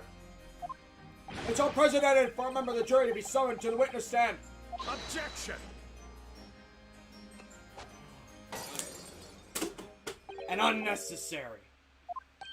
Lord Van Seeks! There are already witnesses in the stand whose testimony defense may further cross-examine. My learned friend's farcical theory has any truth in it. Then both a burning book and a jackknife must have flown through the sky before this couple's eyes. I must assume I'll be able to testify accordingly. She's ready to throw her husband's hand. What say you now, witnesses? You're Yeah, sure. Constable Rolly Beat, reported for duty, shot. Oh boy. Well, good morning, officer. Sorry for nothing until now. Shot. I haven't shot for a month on account for a villain who's appeared in my beat. Shot. Oh, what the fuck? Oh, they're so heroic, these London bobbies. Patricia, my darling, I've been neglecting you, but no more. Oh, Rolly, my hero, you make me swoon. I had enough of this stuff that I'll never be able to experience. I hereby reject the defense's request. Fuck you. Wow. Oh. And order witnesses stand to testify again. Stand forthwith before the court and any details pertaining to defense's alternative explanation of the event. Yeah, sure. Here we go again. Uh-oh, here I go cross-examining again. This case has nothing to do with Mr. and Mrs. Garrett. Believe me, a London Bobby is good for his word. See? Shut! The windows on the top floor of the Garrett house are top hinged casements. Obviously, if anything had been thrown out of the window, we would have seen it. Ha! I did leave the scene to go and fetch help, but my trusty Rowley was there to make sure nothing was disturbed in the fucking snow. I didn't take my eye off the crime scene for one moment, sir. Nothing strange to report on that front, sir. Except the gatekeeper. Fire emblem. Well, it's just quite startling. Top-hinged casement windows. Yeah, what does that mean? That detail was not in the police report, Constable. Oh. He's doing the fucking thing! Yeah, he sure He's doing the fucking thing! TJ would hate that so much. Gosh, I'm sorry about that. I must have been a little drowsy. Oh my gosh, he's a sleepy dwarf. There's no light. Also, if you want to piss off TJ, just look at him and go like this. Just. I'm gonna do this one. If you do both, I guarantee you'll be like, no, I'm not dealing with that. You cannot excuse your sins with drowsiness every time, Constable. No, sir! I'm sorry, but... What exactly is a top hinge casement window? Thank you for asking, Ryanosuke. Gavin Simulator. And you cannot excuse your ignorance with such trite remarks, my learned friend. Wait, go back! Trot! Armando moment! Or close enough. That's a certified Armando moment. Is there even coffee in there? Mm-hmm. What about the coffee I made you? I have 3 different coffees. Coffee from last night, coffee from yesterday, and coffee you made me today. I finished one of those. Bro, now I just finished this one. That's actually kind of nasty. But it's an Armando moment. Of course. I Sorry. thought you were about to yell at me because there's no sugar on that. I figured. Listen, I'm just here for the cast again.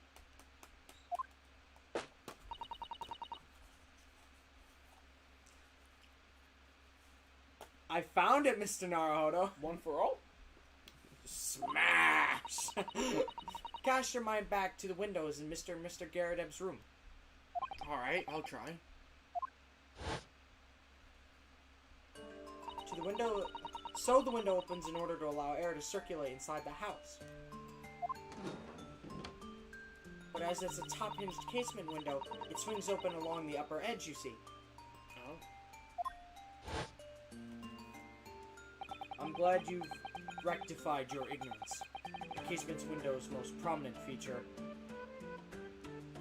is its stay, a metal bar which prevents the window from being opened beyond a certain amount. It prevents it opening? Oh, this is all news to me. Absolutely correct shot. In other words, if a buck or knife were to have been thrown out through the open window, it would have been clattered against the pane and fallen straight down to the pavement below. Oh, an anti-Ryunosuke lie. You see the problem then? Good. Your education in windows is complete. Hell yeah. One step closer. There's never any possibility of either the book or the knife traveling 15 yards across the room. That is, unless the window pane had already been shattered. Something we've discounted already. That can't be! Did you see that, Rolly? That young Japanese man just collapsed in agony. What a sight! Oh yes, my darling, I saw it. I saw how he crumbled before me. I'd like to form a testimony. Oh, Rolly, you're so strong. Help me. How is this happening? I haven't even started the cross-examination yet, and already my argument's been destroyed. I hate it here. Counsel, if you could drag yourself upright again, the court awaits your cross-examination. My lord. Oh, good. Another desperate situation. With the Naruhodo bloodline, always. There you go. Oh, it's the Allegro version.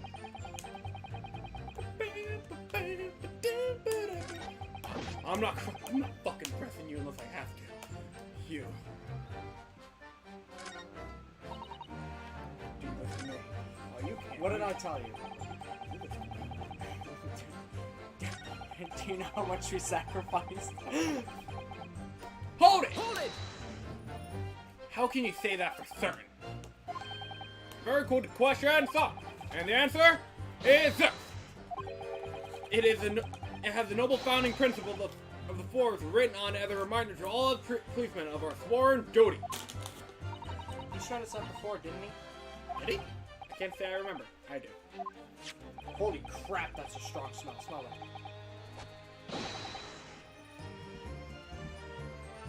Sour cream onion?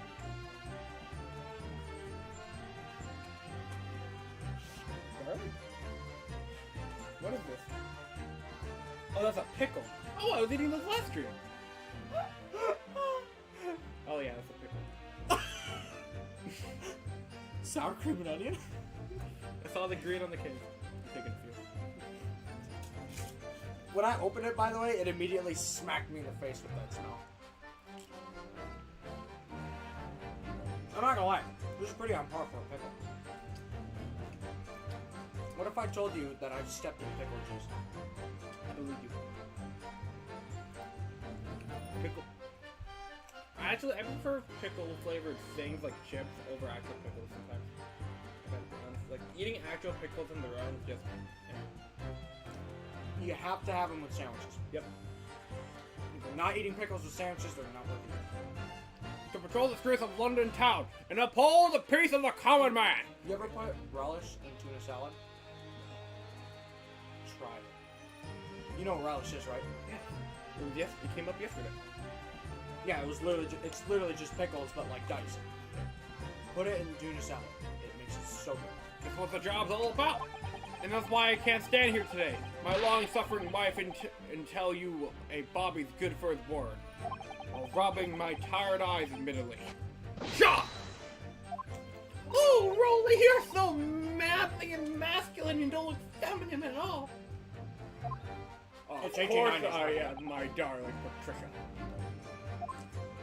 Oh, Pat. Oh, Rolly! Don't fuck in the corner. No, this is what I meant. Oh my god. I meant, how can you say for certain that this case has nothing to do with Mr. or Mrs. Garadeb? Ah, she! Aha! Sha! You should have said so earlier, son! Yes, well, so you could answer the question? Oh, then waste of time. That's what I'm saying! Oh, Ryunosuke. Absolutely, sir. I will answer to the fullest of my ability, sir. There's a surprising reason why Mr. and Mrs. Garadeb's domestic dispute can't be related to this case. But before I get into that, sir, just one thing. Yes? I'd very much like you and all your countrymen to understand the great British institution of Scotland Yard. Oh. So I hope you'll take some tales of us London bobbies and how we uphold our guiding principles. Oh, so we can take it back to our homeland. I wasn't planning on going back just yet. I've only just arrived here. So to that end, sir, I'd just be happy to lend you my warrant card for your perusal. Yeah. Perusal, yeah, we've seen this one before. But I must warn you, you won't be able to get through it without shedding a few tears. What? He talks about his previous wife dying. Thank you. I'll try. I just opened the court record. Oh, yeah, his wife is dead. Okay, you know what? Wasn't wasting my time. Alright, what's going on in here? His wife dying isn't in control. How dare you? Policemen will strive to preserve the peace within the line of beat. Patrolling officers expected to walk 20 miles, whatever. Any crime fall on the beat in which they are discovered. When a crime is discovered on his beat, policemen must assist with initial investigation and help detectives. I don't see how it's going to help me quite yet. But, Hold it! Hold it! By which you mean they don't fully open. Is that open fully, is that correct? Yeah, sure! Man, you get a good breaker now. So just here to allow a bit of air through my house. Through the house, you see. So they're restricted as to how much they open. My goodness gracious. And therefore, anything thrown out of the window from inside the room would simply strike the pane and fall to the street directly below. For clarity, allow me to mark the map. Nice. Here is the location where the objects were fallen. Do we know where the crime took place? Across the street. From the spot. Yes, directly opposite the scene of the crime. On the outside of the rather wide road. Thanks for answering the questions, kid. Would it have been so hard for somebody to mention this top hinge casement thing before? Well, I have another question for you, Constable. And what would that be, Sean? How do you even know? Why would you have any idea of what sort of window Mr. and Mrs. Garadeb's house is furnished with? Ah, well, Sean, that's very simple. I helped with the investigation yesterday. Bullshit. According to her, you were fucking or something. Excuse me. You couldn't have been investigating when you were fucking your own wife! You could have helped out with the investigation when you were plowing your wife. Do you have something to add, Miss Beatable? Beastable? What? I'm sorry. Beatable. Oh, like... No, Miss Beat. Just beat? It's a pun! Oh, what's the pun? Constables Beat. have their own beat. Oh! Okay. Okay. Okay, I see. Lincoln Loud moment. I don't know. I don't watch Lincoln Loud. You don't need to listen. You don't need to watch the Loud House to be a Lincoln Louder. I'll have you know, I'm a firm SpongeBob main, and I refuse to do anything else. You gotta play Lincoln Loud. Change your life. No. Sorry?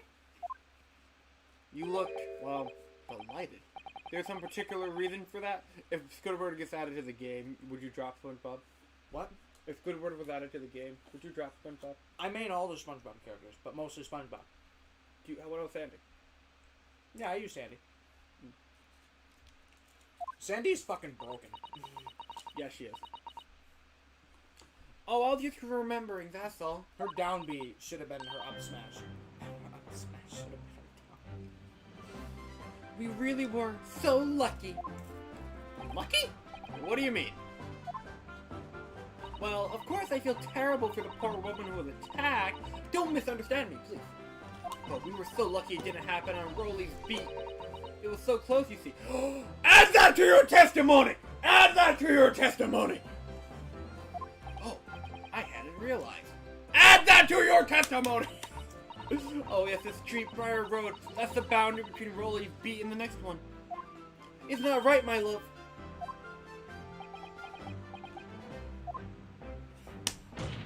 Constable beat. Oh, yes, that's right. That's the reason I was helping out interviewing the occupants of Garrodeb's household yesterday. Their house is on my beat, you see, so. It really was cutting it close then. Constable, what if you could clarify something? That's a win.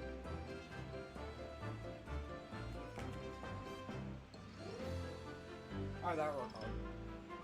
Really? Okay. I don't know, I only heard the end of it.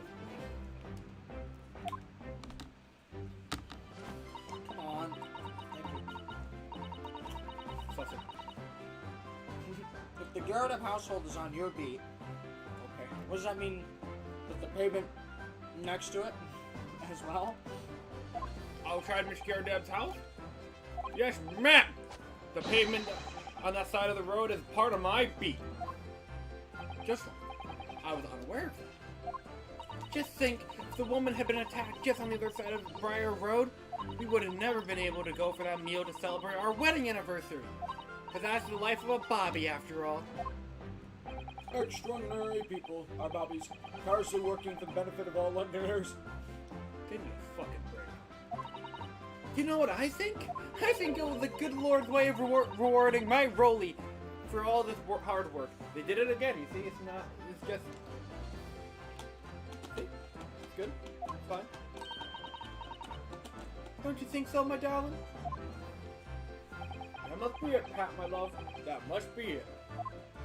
I think perhaps we should make sure we have the information officially on record. Leave it to me, Mr. Naruto. I'll take care of it immediately.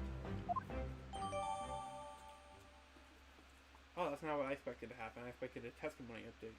Close enough. The pavement where the victim was lies outside the constable's beats. And now's my turn, I think. I just realized. What? This dude. Yep. What about? This dude is a superhero version of Shinji. You know, a brown-haired guy from Evangelion? No. Of course you would. Yes. Wait, hold on. How? Personality from that episode. Oh, he's a little whiny, but he means well and wants to do good. Sure. I'm gonna say it. Hold on. Oh! That went straight to my nose. That's awesome. What the hell?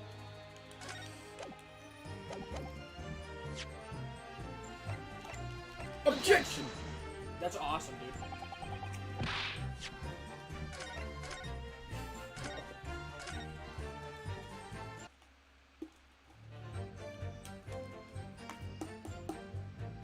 Ah, yes. You pressed the information you just got about his... Yeah, His testimony wasn't updated. Hold it! Hold it!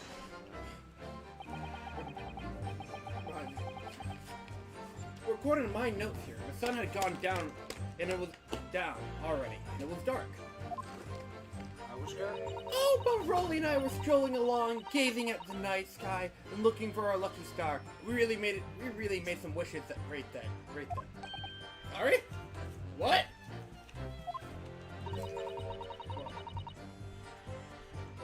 I'm not dignifying you with a buying boom sound. A star that will guide us to our eternal happiness. Oh my gosh, this is Regina Barry shit. Can it? Oh, because the stars, I get it. Yeah. Can Didn't you insert the fucking star reference in there? I sure did. Can it guide you to answer the question? Ah! That's funny. If a flaming book had cut across the sky in front of us, it would have lit it up like a shooting star. We really need a wish right now. Wish right now. Really wish I could sleep right now. That's his entire character arc. And if I had been a shooting star, I wish I would have made a wish upon him. You know what? Even though they make him like really tired and sleep deprived and all that jazz, they don't make him an asshole to his wife. That's good. Because He freaking loves his wife. exactly, that's the reason why he does what he does. Let Rolly be an inspector, I would have said 3 times at least. Of course. What's with that those over the smog and everything? You couldn't actually see any stars. Like airplanes. In short, you're trying to say that neither a book nor a knife crossed the sky before you. Yeah, sure. That is correct, sure. As sure as the night sky in London is starless, sure.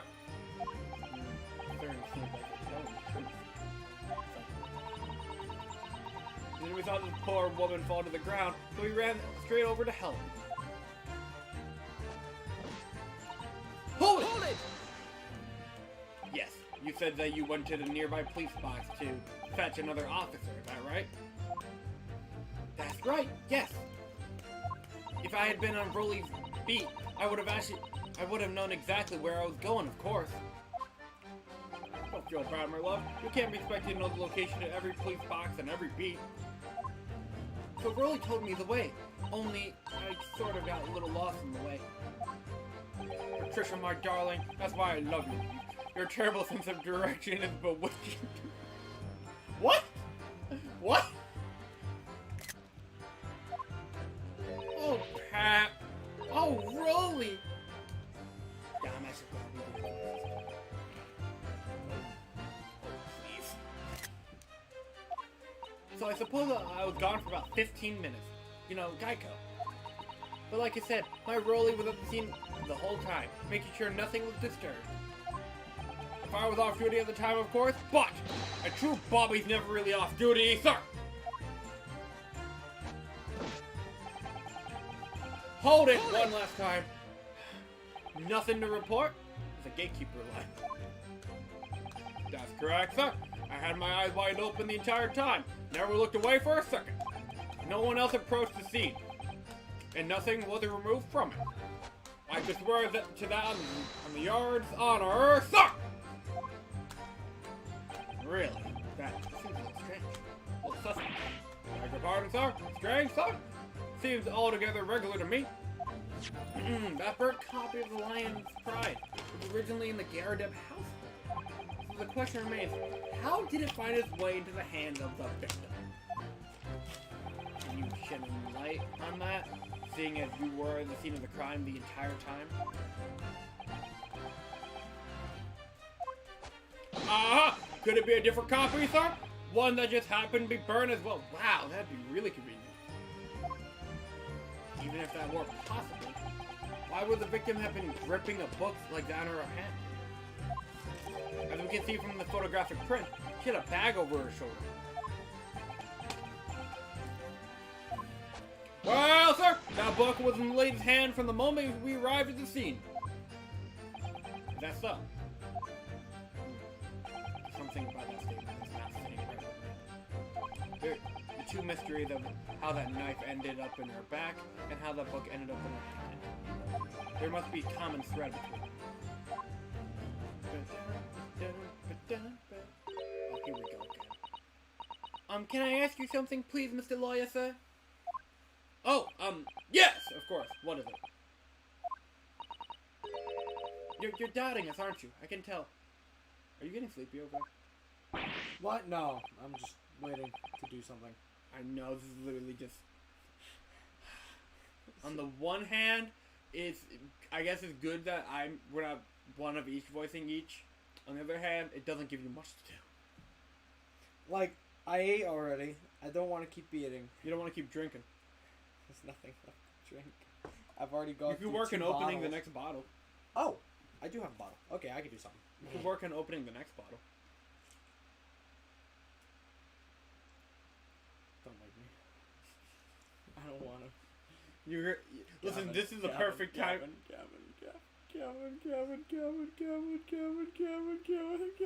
Actually, hang on.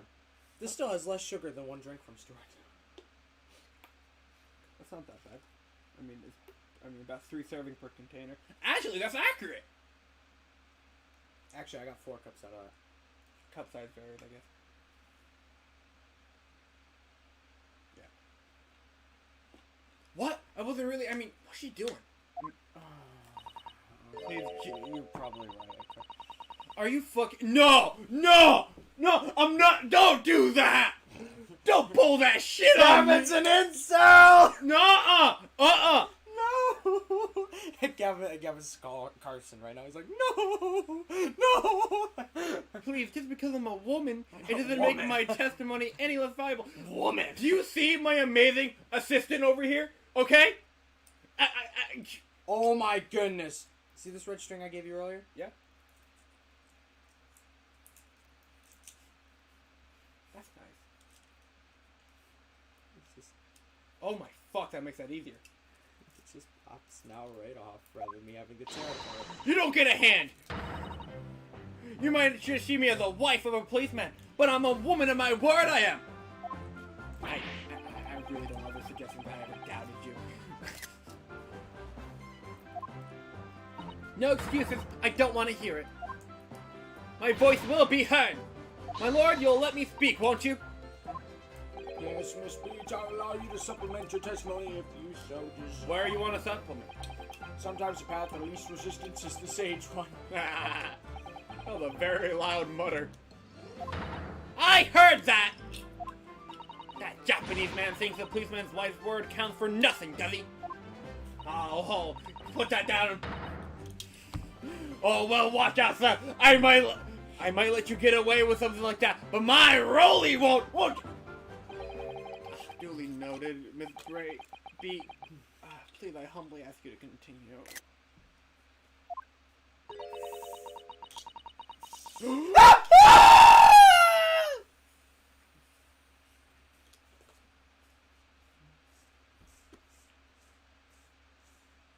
Guess it makes sense. What could she possibly... Go. No, stop.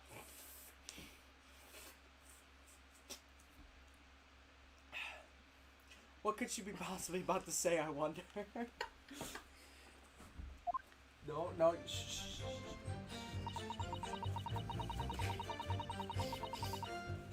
I know what I saw. My eyes never let me doubt. My sense of direction... I know what I saw.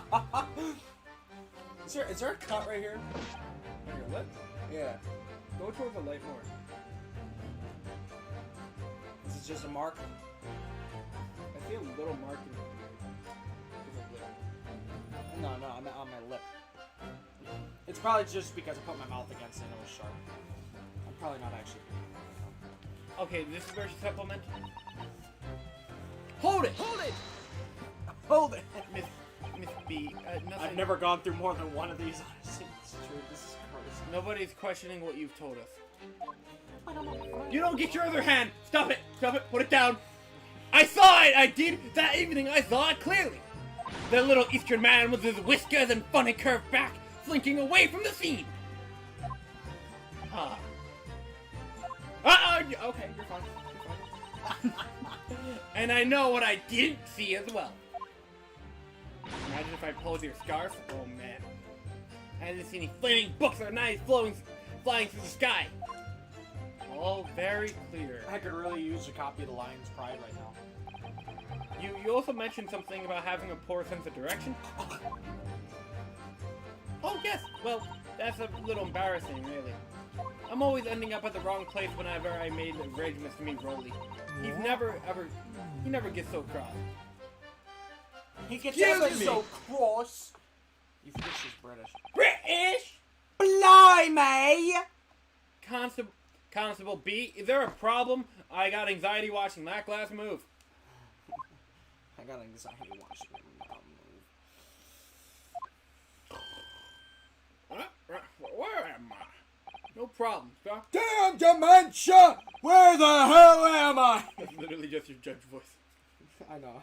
Did your wife's remark just now bring something to mind, perhaps? Oh, well, in a way, sure. Yes, sure. I was just remembering that the same thing happened that evening is all. Hmm? You mean Miss Beat lost her way on the night of the incident? Well, you see, I sent her off to find a police box in the next beat over from mine. But she was gone for a fair bit longer than what I was expecting. I thought she'd be back in inside 10 minutes. My darling was gone for a good 15. Oh, Rolly, you're such a tease. But the reason I was gone for so long is because of the bouquet, silly. What? The bouquet? Sorry? What bouquet are you talking about? Oh, the present for our wedding anniversary. Rolly's so romantic. He saved up with further things? Farthings. With farthings and halfpenny. half pennies, And but half she pennies. has an accent. And halfpennies.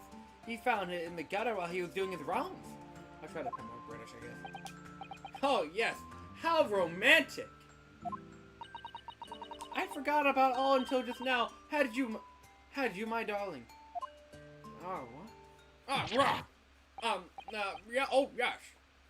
But that was just between us. Yeah. No talking about it to anyone else, darling. You have to promise. Really? Oh. Oh. Oh. What was that all about? Constable Beat looked very obviously troubled during that exchange. I'm afraid I can't offer any useful insight, Mr. Naruhodo. But I'm quite sure one thing. We have to ask Miss Bede about the bouquet. Miss B! This bouquet you just mentioned. I'd like you to add detail about it to your testimony, please. Oh, really? Oh, yes, I'd love to! You've been awful quiet.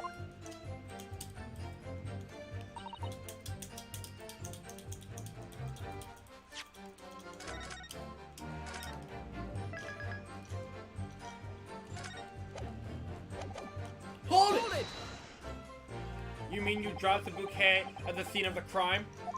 Yes, that's right. Oh, I was so upset. When we ran over and saw it was a woman with a knife in her back, I was so shocked, I dropped the bouquet Rolly gave me. I was in a dark spot where the streetlights weren't casting any light, so I didn't notice at first. And then, you went to the police box to report to the policeman whose beat it was on? Yes! And I came back to the scene together with the other constable, you see? That's when I spotted my bouquet again. But the funny thing was, when I went to pick it up, it was nowhere near the victim's body at all. What? In case you need reminding, Miss Bede, the victim is not deceased. I feel like we all need a reminder of that. I was all flustered for a moment before I heard a voice calling you from the other side of the road. Your husband, presumably. That's right. Silly me, I had gone over to the wrong side of the street. Although, I'm going to blame the bouquet. I'm going to blame the bouquet this time. Can't think of how it got there. I really can't. The bouquet somehow moved from one side of the Briar Road to the other. Judge line, curious indeed. Yeah, so Judge line means I'm curious indeed. isn't it? But the worst of it, I forgot to pick the bouquet up again when we left the scene. Yeah. Yeah. Nice one. Thanks. I'm trying. Literally. That beautiful rose Rolly bought me? Was that change from the gutter he spent so long collecting? by bouquet, do you perhaps mean this sorry, solitary rose? Aw. Oh! Oh! Yes, that's it! That's the bouquet Rolly bought me for our anniversary with old bits of change he found in the gutter! Maybe just call it a rose. Tell us, Lord Van Zeeks, where'd you come by this flower? According to a report from the police officer in charge of the crime scene investigating. That's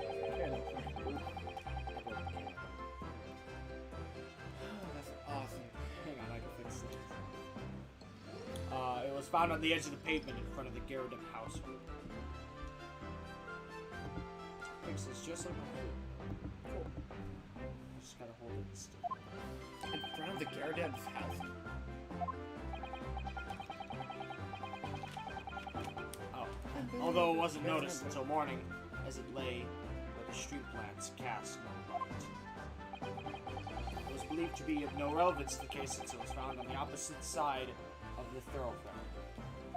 Oh, thank you, sir. Thank you. Could I have it back now, please? No. Oh. I think for good measure, the rose should be added to the court record as evidence. Oh. Anniversary bouquet. Present for yep. But it's a symbol of our love. I want it back after the trial. Do you hear me? I want it back. Good! Great, rest assured I'll try my very best not to forget this. We're at the beginning of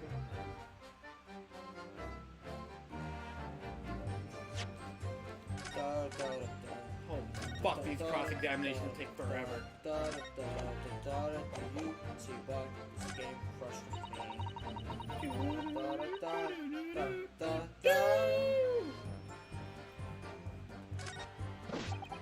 Could you imagine, like... Objection! Oh, where'd you put the book I gave you? Oh, yeah, I have it over here. Yeah, alright. Imagine if this page alone was an entire arc. That's what this game is like. Each small detail that slowly gets added to the story is all one arc. That's how this game works. Just to tell one story. Isn't that fun? Like, it feels like this game is more focused on the storytelling than the mystery solving. That's what it feels like. And that's not a bad thing. But fuck, it feels a little grindy. Somehow. You claim Constable B that there was nothing to report in the 15 or so minutes you were guarding the scene. That cannot be.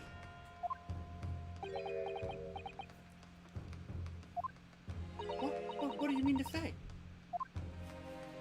In your testimony just now, Miss B, you explained to the court that when you arrived back at the scene of the crime, your policeman assigned to the beat, the bouquet you had dropped at the victim's side was no longer anywhere nearby. Objection! Yes, on the opposite side of Briar Road to where the victim was attacked. But considering the size of the meager bouquet, if a single sorry bloom can be so described,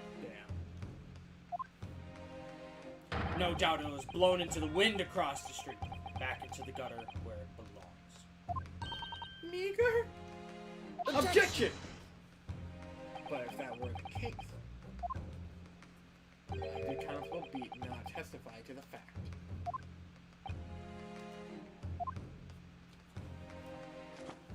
No one else apprehended the scene, and nothing was removed from it. Constable Beat swore to that on the Scotland Yard's honor. But the bouquet belonged to me. It has nothing to do with the case. That's why Rolly didn't mention it, I'm sure. No, because sadly, it's not only your bouquet we're talking about. More than one thing in this case is mysteriously the wrong way around. What are you talking about? Think about it.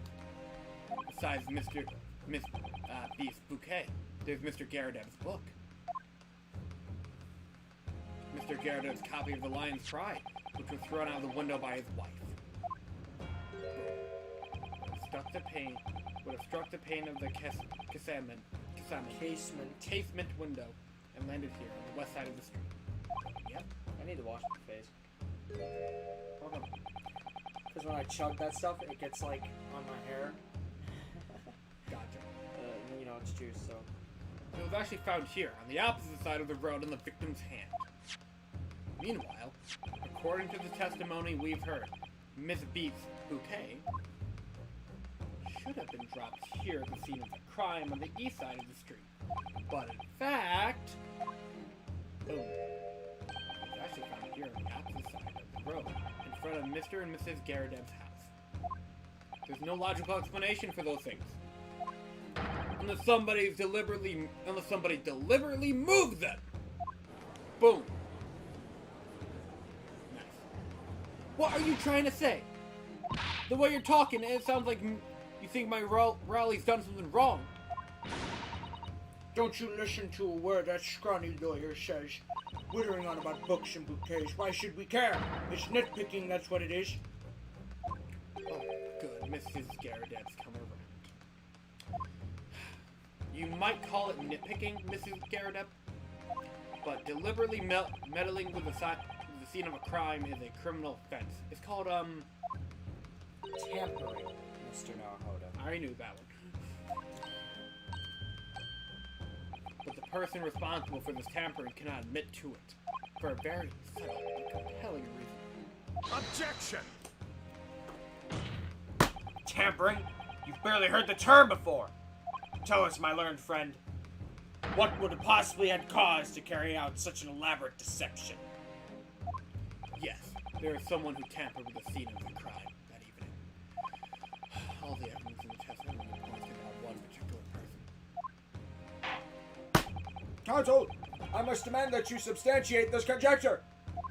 Who are you saying is responsible for tampering with the scene of the crime? Murloc Sholmes himself. That actually is the answer. What? Shut the fuck up! Shut the fuck up! I'm gonna try it. No, don't. It's actually screw it. You! You're not dead! Oh shit. Ow. Sorry. John Garrett. Oh no, he's inside. I really wish we had those Shakespeare guys. That dude's irrelevant to this case. Then why was he there? Foreshadowing. You're fucking kidding me. Wait, foreshadowing for the next game or the next case? Shut the fuck up. Oh man. Child. Sauce. Child, woman. Among Us. Child, Among Us. woman. Spotted. Out of all the things I said, you looked at me when I said the word spotted. Yep. Okay, so let's think about this logistically. We haven't played this game in a while. No. You fucking seriously. No. No, you're throwing projectiles. You're trying to dodge the projectiles and open the window. I got confirmation on you. Maybe? I'm kidding. But maybe. No. Actually, fuck it, it is you. Take that! How did it take you that long to figure that one out? Obviously, there's one person it could have been. Constable Roy Beat. It was you. Roy Lee Beat. What? A policeman? A member of Scotland Yard? What nonsense! Why would my Rolly do something like that? There's no one straighter than my husband. Damn right. No, Bobby works more tirelessly than the people. Miss B, you said in your testimony that your husband asked you to go to a nearby police box to fetch the officer in duty. In the 15 minutes that you were absent from the scene is the opportunity anyone would only... Oh no, yeah, he does say only, my bad. Is the only opportunity anyone would have to tamper with it. You're making it up. It's all nonsense. It's all lies. You're bluffing. Oh, give me that arm. What about the Japanese man with the whispers? Huh? I bet it was him. Oh, he did it. Objection. If that were true, Constable B would have seen him do it. Oh, shit. And forgive me for pointing it out, but you checked your bouquet, Miss B. It was after the defendant had fled the scene. Ah, well. Objection! First, you make accusations about the landlord and his wife, and now you incriminate a policeman as well. Saw that coming. But your accusations lack one very important thing. You claim the crime scene was tampered with, but there's only one reason anyone would commit such reckless crime: to hide something. That's right. He's right. But my husband and I just happened to be there. That's all. So why would he have anything to hide? It doesn't make sense. I was wondering why you went a little bit limp. I realize now, why am I not limp? You've offered no motive for this alleged tamper. Let's offer one. Until you do, your accusations are nothing but empty threats. Constable B had a very good reason for wanting to tamper with the scene of the crime. That's the key to this entire. Mr. Naruto, Old Pog, have you managed to solve this mystery? I Scooby-Doo this shit. Counsel, you have made a very serious accusation against a London police officer. If you are mistaken, I'm sure I need not point out that your reputation as a lawyer will be irrevocably damaged. With that stark warning in mind, will now explain to the court what motive for this alleged tampering. Yes, my lord. What I never understood is, when they warn you like that, and they're like, listen, your reputation is also on the line here. If you're only guessing, what are you supposed to do? Like, back out? Yeah, they don't give you enough in there. Yeah, that's weird. They basically tell you, go big or go home. That's literally it.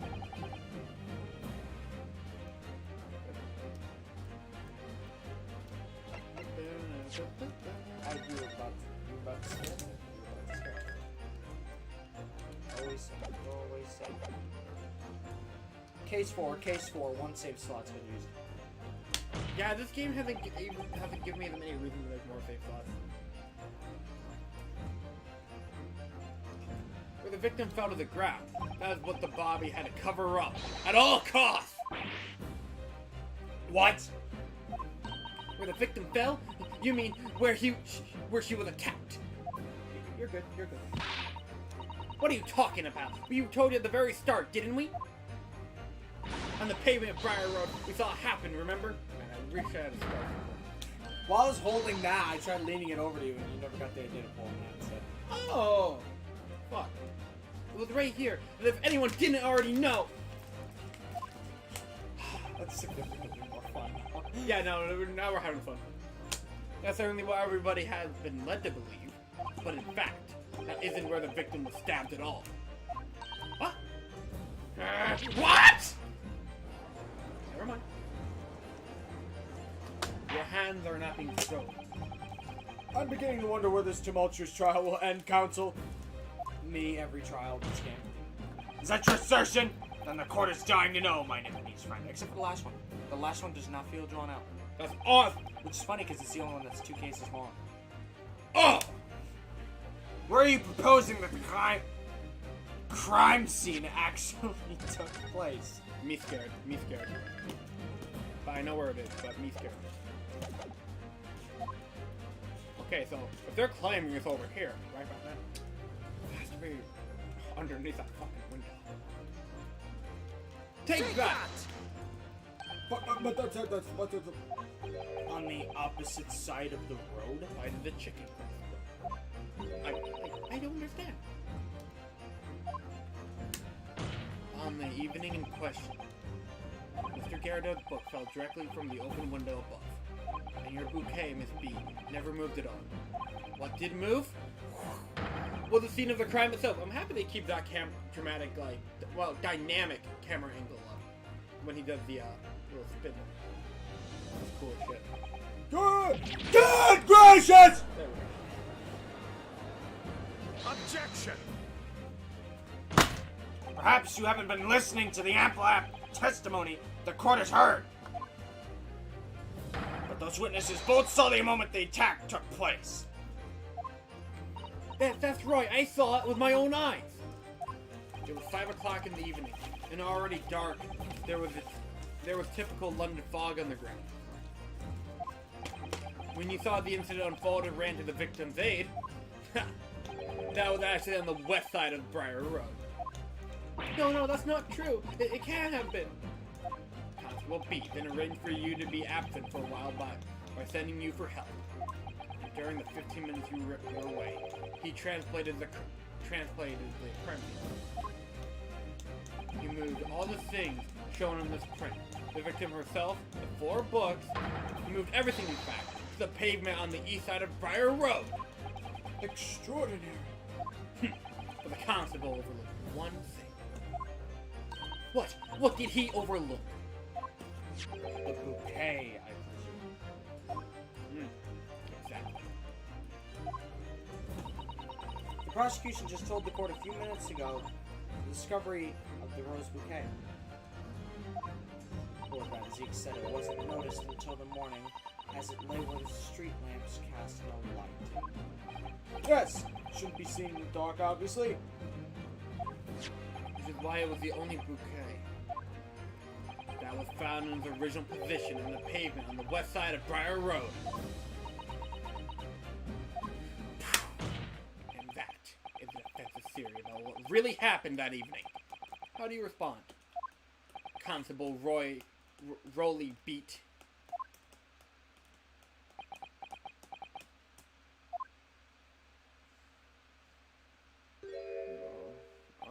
Well, I'm very sorry. I didn't mean to nod off again, but I haven't slept properly in a month. Are you fucking kidding me? Did I miss anything?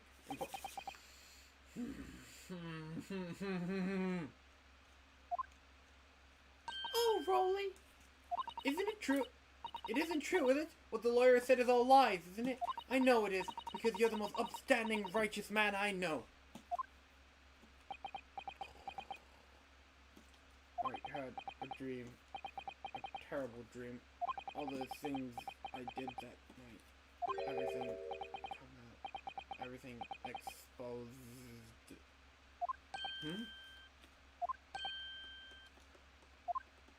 Only it seems it wasn't a dream at all. Good golly! Ooh, that's different. Yeah, I know, right? Order! Order! Order! What on earth is the meaning of all this? Oh, Rowley, why? Why would you do something like this? Oh, she has a sad blade. Oh, now she's sad. Moving a corpse is a criminal offense, isn't it? Wishing the victim dead should be one too. Oh, I'm sorry. I know that one's really personal. Constable, explain yourself! Why would you do this? As a respected member of Scotland Yard, your duty is to protect the good people of London Town! Get you, London Town. That's a bad. I can't say What?! I really am ever so sorry about all this. I just wanted to fucking sleep, bro. For damaging the yard's reputation, for everything. I have a possible explanation for why on that particular evening, Constable B felt compelled to move the scene of the crime. I can't think of one reason. What? How could you possibly know? You, a foreigner presuming to understand the mind of a Scotland Yard policeman. And yet, Lord Van Zeeks, it is this foreigner who has uncovered the startling truth of the matter thus far. You are based. Of course I am. I'm the fucking judge. I believe it would be beneficial to the court to hear this extraordinarily young lawyer's theory. Counsel for defense, if you please. How old is Ryunosuke? I want to say he's 20. Only 20? Okay. He actually might even be 19. Yes, my lord. Now then, I think you'd better show us some evidence. At once, my lord. England, Japan, it makes no difference where you come from. Human emotions are the same. And I think I have a fairly good idea of the feelings behind this man's actions. What gives away the motive for Constable Beat's unthinkable actions? Now, can I present a person or the only evidence? I don't think there's an option to even switch to people. Yeah, you're right. Okay, then it has to be this. Take that! That narrowed it down really easily. That for me. really did. I was either going to present her or, That, okay. Yep. I realize I'm a foreigner in this land, and I have only just arrived from Japan, which is why all of this information about London's so-called bobbies is completely new to me. I've learned that though honorably patrolling the beat is the most demanding work in the world, for example. Keeping the peace, looking after citizens on his beat in all kinds of ways. There's no doubt that the young Bobby is charged with a great deal to do each day, certainly. But for Constable B, the day in question was special. Special? How? On account of the bouquet, my lord. Maybe I could have presented the bouquet as well. Oh, yes! It was our very first wedding anniversary. Constable B had worked so hard to be able to afford a simple gift for his wife. One fucking rose. Can you imagine? Like, he had to work so hard just for that, man? Jeez. It's nice, though. And was so looking forward to taking her out for a celebratory meal. When he and Miss Beat stumbled upon a crime along Briar Road. You saw that shadowy figure through the fog collapse on the pavement ahead of them. What must have gone through the man's mind? Flashback. Oh, fuck! That started to sound like a fanfiction. This is the warrant card that Constable B offered to lend me earlier. Inside it, among the rules for patrolling policemen, it says, "A crime is discovered on his beat. A policeman must assist with initial investigations and help detectives." Aha! Constable B. Is that, or is that not the reason why you moved the whole scene of the crime that day? Did you notice what this is made on? On Oregon. Doria. Oh, that's a Gap moment. That's a Gap moment. That's a fucking side smash Gammon moment. Yes. Everything you said is all right. So that's it. It was all due to the boundaries of your beat. Oh! Exactly.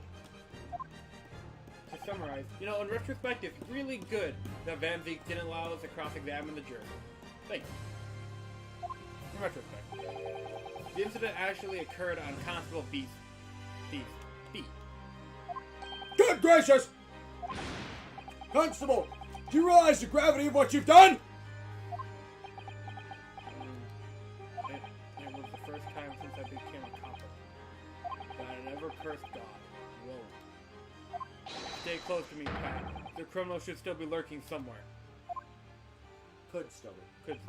As we ran over to the scene, I had every intention of doing my duty as a police officer. We've got to report this to the station as quickly as possible. But then, it dawned on me. I realized where we were, where the victim was lying, and what that meant for me. When a crime is discovered on his beat, a policeman must assist with his initial investigations and help detectives.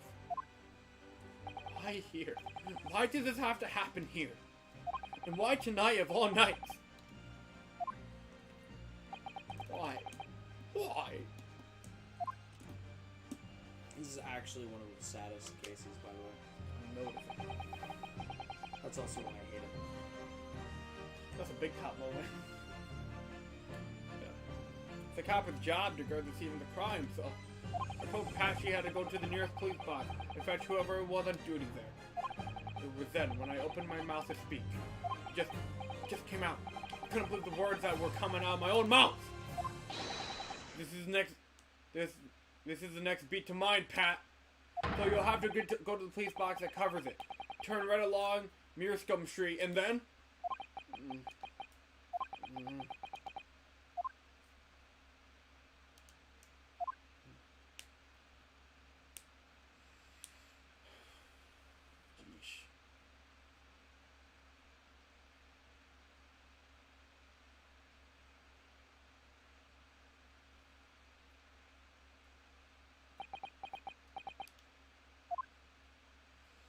Oh, I'm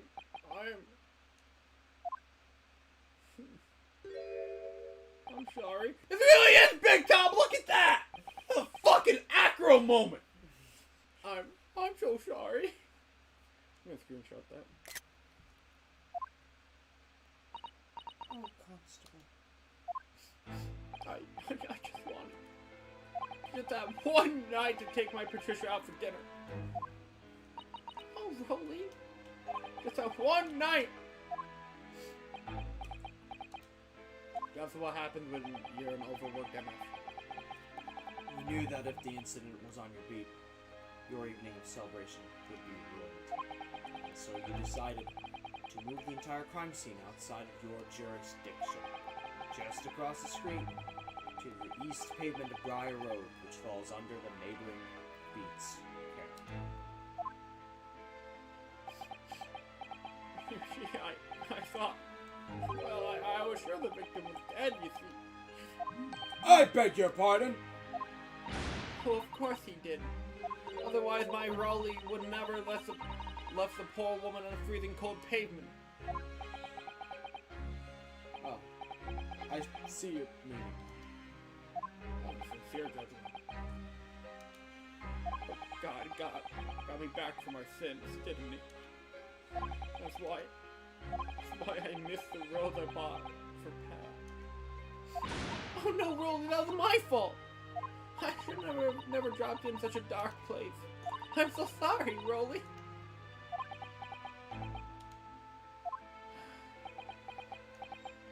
And can you tell us, Constable, how many books did you move from one side of the road to the other in total? Oh, 4. It was 4. Yes, definitely 4.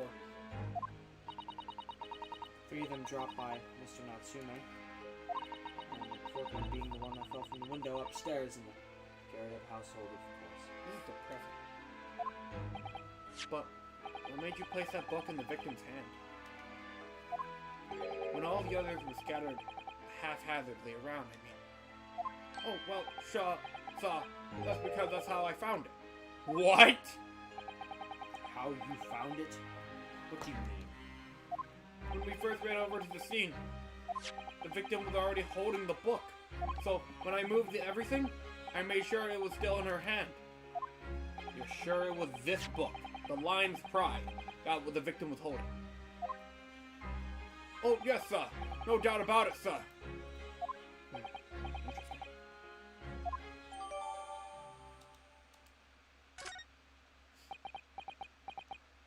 I thought I was in an open and shut case at the time, you see.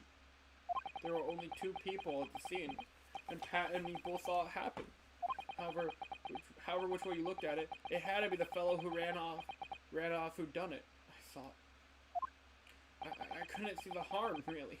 I didn't think moving it all over the road would make a jot of difference. I suppose this is it for me now. I've had it. Jeez.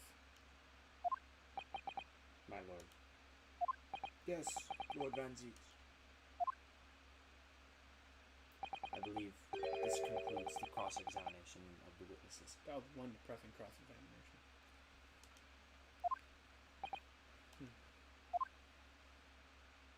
Constable, you may withdraw.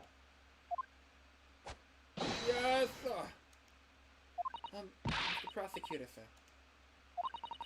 What will become of my Rolly? What will happen to him? For now, you're free to go home. The police will contact you in due course. Please don't punish my husband. This was all my fault. It's because I'm always moaning at him for coming home late. Leave it now, Pat. Let's go home. I'm tired. Alright then, my love. One last thing, Constable. Sure! Let this be a lesson to you. In a criminal investigation, every detail matters, however insignificant it may seem to you. Yes, sure. Carve that lesson into your mind. And never again make the mistake of tampering with the scene of a crime. Never again, sir. You mean to say... Leave, now. This trial is not yet over. Sir! I almost cried. I almost fucking cried there. I tried hard not to. Well, quite a startling revelation, I must say. Yeah. And holy shit am I depressed. Right? That... Like... Two moments in this game that almost got me crying. Kazuma's death and this. Holy fuck. What the fuck? Don't just sip out of the bottle. I was depressed. It just fucking blew up on me. And then you fucking... Oh my god. I had to. I know. Oh yeah, I need a startling revelation, I must say. This is why you shouldn't be an alcoholic. This isn't real alcohol, by the way. It's purely for gimmicks.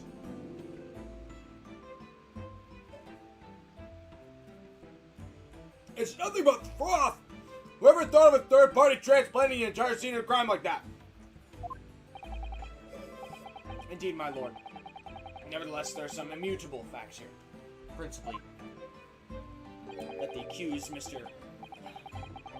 Crocker or something, is the only person who could have possibly committed this crime. Objection! No, I disagree. Now that we know the true scene of the incident, there is someone else. Another person who could be responsible for the knife in the victim's back. Oh yeah, it's all coming together. Forgive me for being presumptuous, but I believe the prosecution is probably well aware of this possibility. Good man, Zeeks, this is true. There we go, baby. Very well.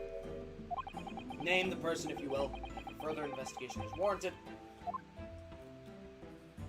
Prosecution has no objection to the trial continuing. Okay, that's fair. You will name this other person who could have perpetrated the crime. Take that! The defense would once again like to request a cross-examination of a new witness, my lord. Once again? My assistant made the same request earlier. In order to finally reveal the truth about this case, it's imperative that we cross-examine jury member number 4. Juror member. Juror number 4. Miss Joan Garrett. Miss Joan Garrett. There we go. Me, oh dearie me. You should have been like, me. Oh dearie me. I did it earlier. Objection! What are you objecting for? That request has already been denied. I'll bring it up again. Objection! We have new context. The situation's very different now. What he said. Miss Garrett, answer me this. What do you want now, you little toad? At the time of the incident, you were engaged in a violent argument with your husband, Mr. John Garrett. In the course of the argument, a minor house fire was ignited. And to be clear, the smoke from the room, your husband opened a window that looks over Briar Road. Well, what of it? You threw this book at your husband when he was cornered. Shut up. With his back against the window. Upon striking the pane of the open top hinge casement. You make a corner reference. Yeah, window. Yeah, what about it? You forget about it. What's in part 7 that I teased you about? Oh, an Ace Attorney remix. One that I bet you haven't heard before. And it's freaking dope. The book plummeted directly down, Kind of like that. finding his way to what we know to be the true scene of the incident. I like how he has two different timing animations. One with his fist. Don't drink out of that. I know. I was waiting for you to say something.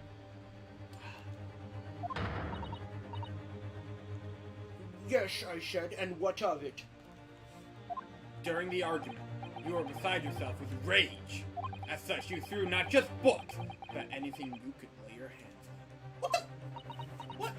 My phone turned off right as this part loaded. Because I didn't unlock it fast enough. So, let me ask you one more time, Miss Garadeb. This knife, the one removed from the victim's back. Have you really never laid your eyes on it before? Duh!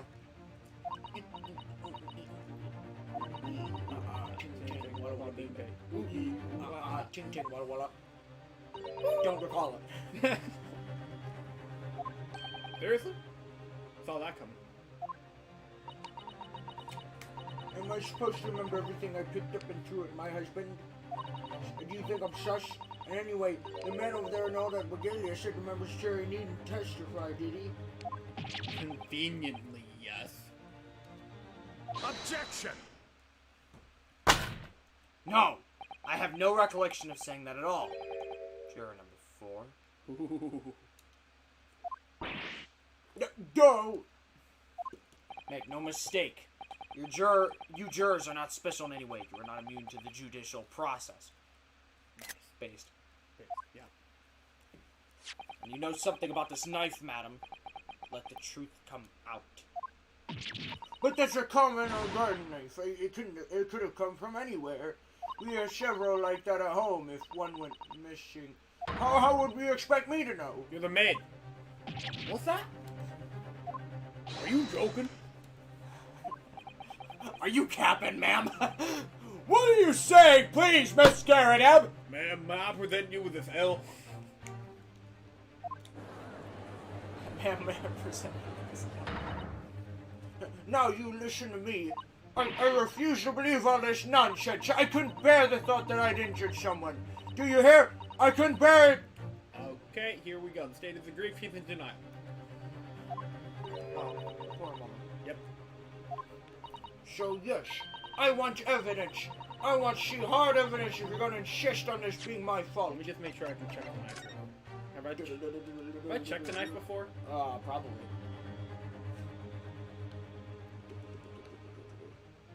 There's nothing on it.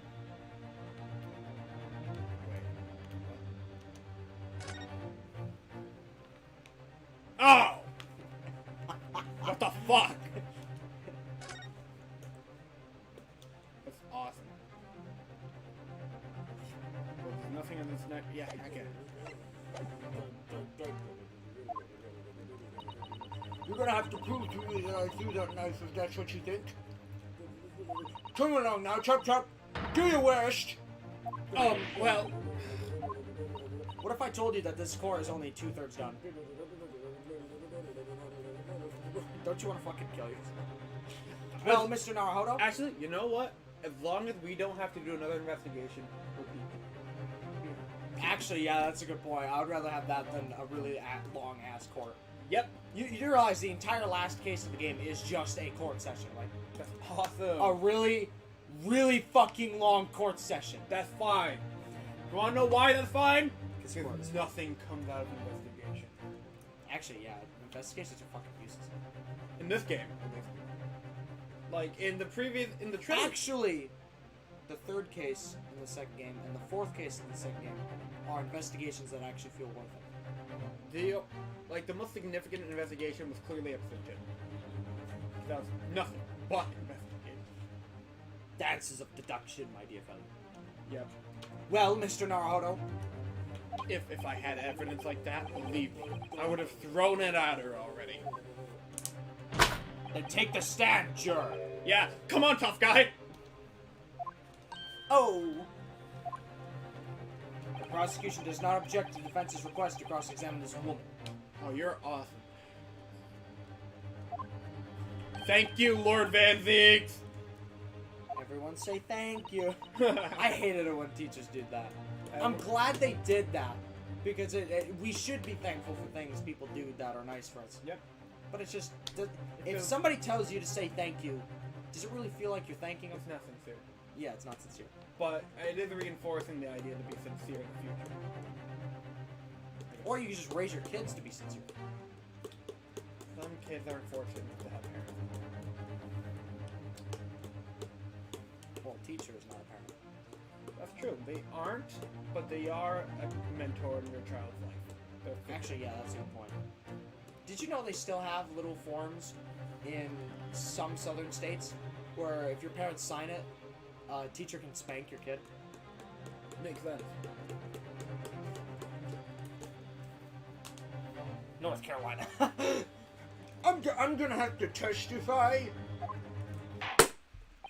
Juror number 4! As I'm sure you will appreciate having observed it with your own eyes today. Witness testimony can lead to the most extraordinary truths being unearthed. How base Judge lied. I'm telling you, this game is based. Truths of which the witness themselves may not even have been aware. Oh, dearie me. So I demand your full and unadulterated testimony, Miss Garrett. Mark my words.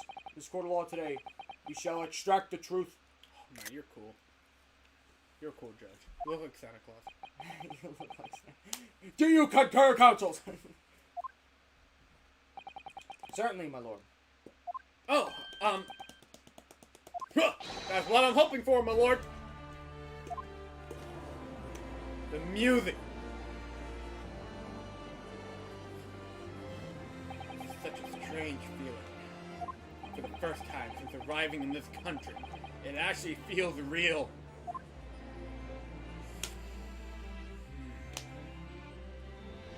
I'm here in the Old Bailey, and I'm a lawyer. The shot confuses me. Okay. Because it makes it feel like that Baron Von Zeeks is actually on the left side, and it's very strange. Because everything you see, he's on the right. Well, that's actually how it always is. It just doesn't feel right. I know. Even when they have the zoomed out thing before the... And they're inverted. It's always him on the right. It's always... Yeah. Please stay true. Yeah, I know. That got Adam too when I told him about it one time. It's been that way since the very first game. See, Adam and I never separated wavelengths. Ours is just longer.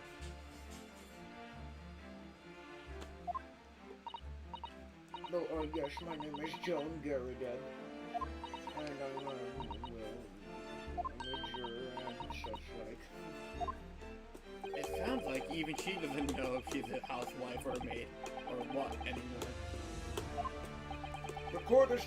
The court has decided your testimony is required in order to clarify matters on this case.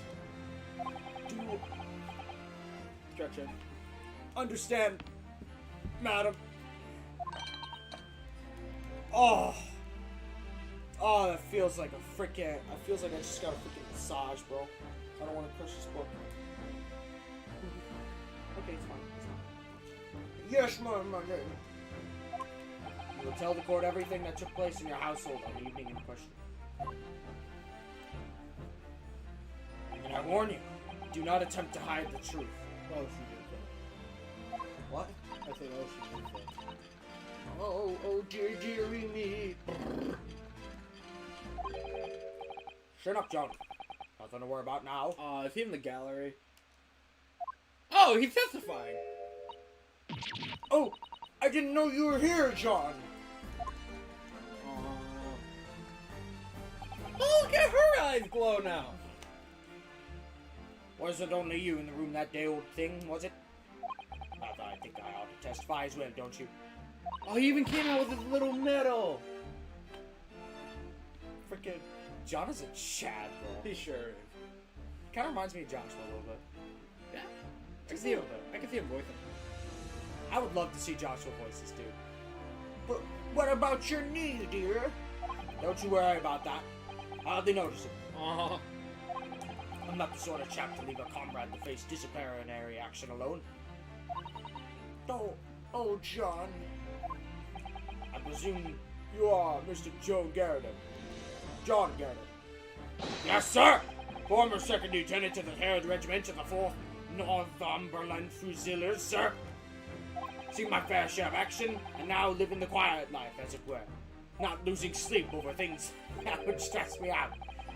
The quiet life. Were you not engaged in incendiary battle with a man and a second figure that stands behind him in the day in question? Well, yes. What?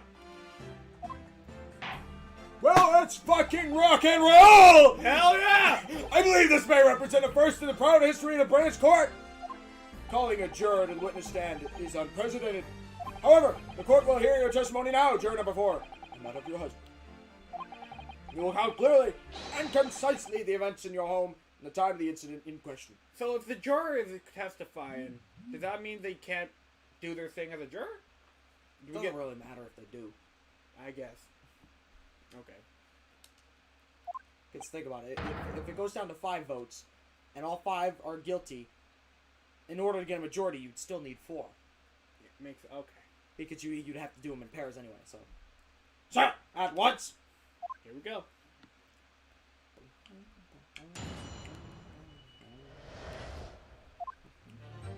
Yes, on the day you're referring to, the wife and I did have a bit of a skirmish. Can't recall the reason now. Knocked the candlestick over and set fire to the carpet. Soon had it out though, and the window opened. Meanwhile, I was picking up whatever I could find to throw at him. Yeet. Plenty of knives around our place. Can't say I've noticed. 1 or 2 went missing, I'm afraid. That bally thing. If that bally thing in the victim's back was one of ours, we'll have a job proving it, I think. Fair enough. Judge Line, sounds as though it was quite the battlefield in your household that evening. Although an entirely one-sided assault, it seems. The enemy caught us on the hop, sir. Had no choice but dig in and take defensive measures. Also, I'd never beat my wife. Good for you. To be honest, if the enemy had kept shelling at us for another minute, we would have been toast. Of course, a veteran such as myself. Hang on, he's doing a funny show like that. Okay. He's only too aware that on every battlefield you adjust a knot's whisker from death at any moment. You know what? I wasn't vibing with this case at first. It's getting there now, though. I'm not gonna lie, this case is starting to have a better light on it. It's getting a redemption arc. I'm so glad, because I hated this case.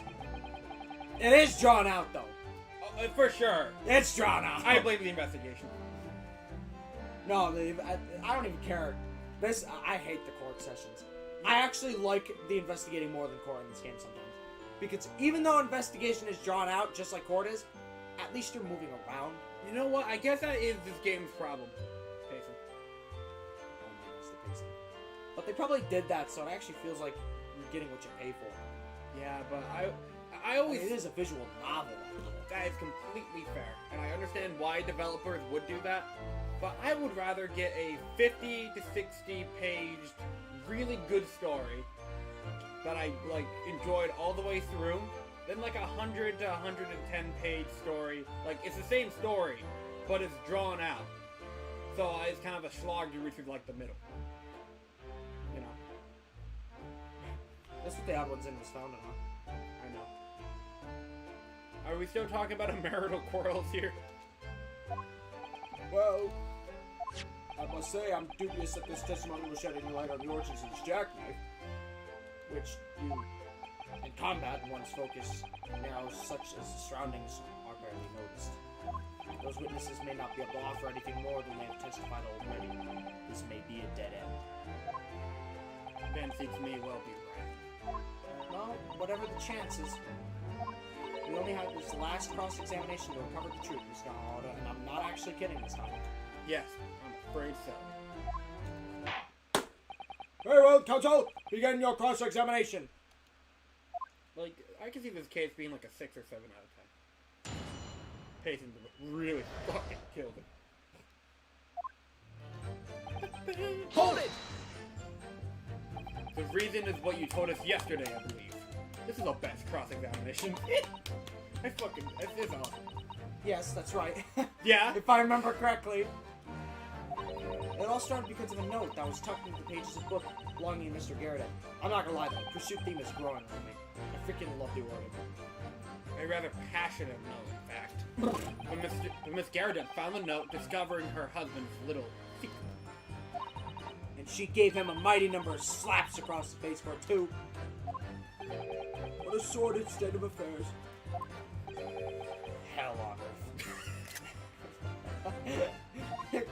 Everyone sees his fucking face. I say, when a chap says he can't recall such things, it's common decency not to drag it all up. Besides, was Weidenbach. Anyway. The moon!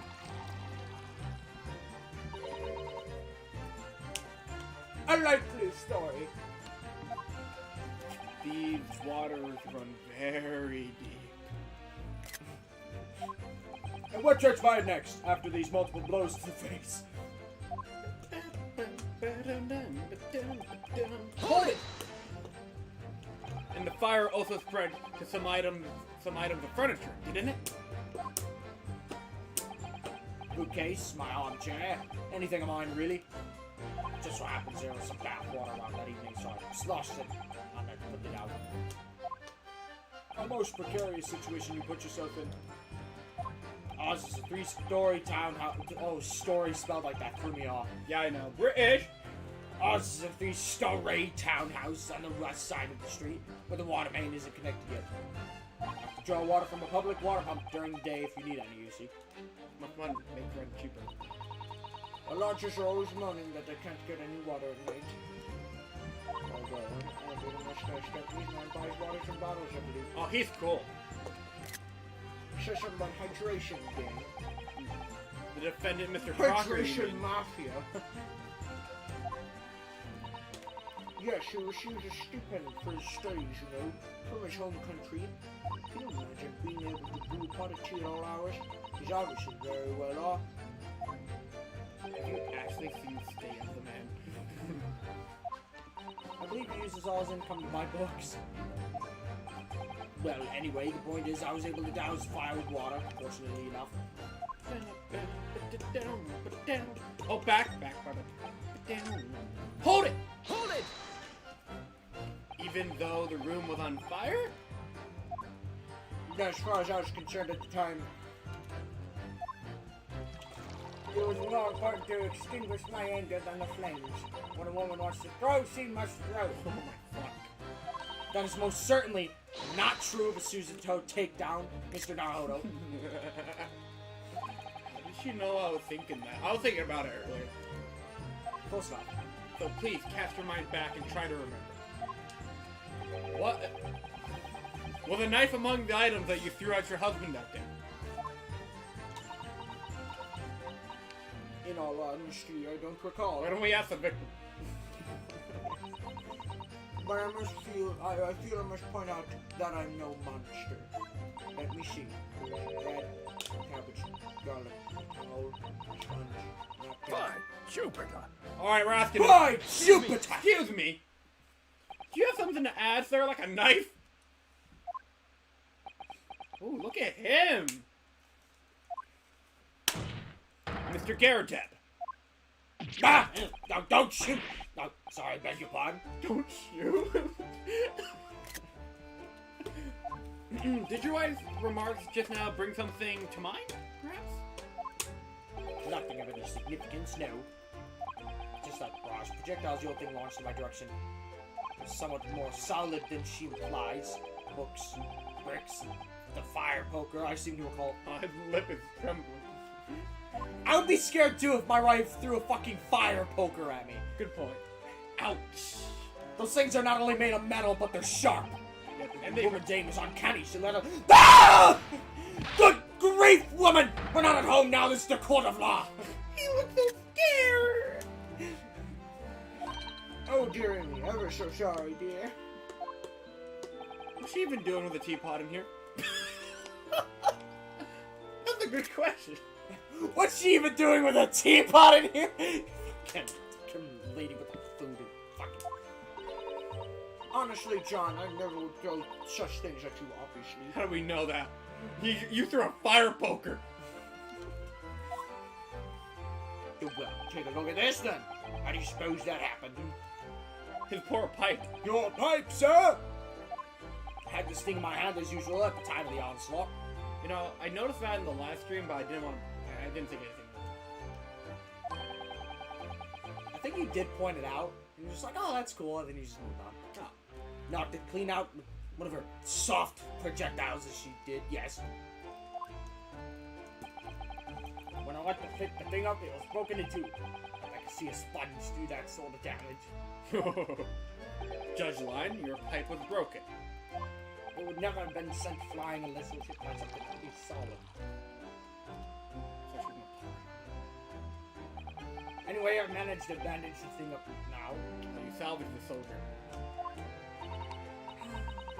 You're one to exaggerate, aren't you, dear?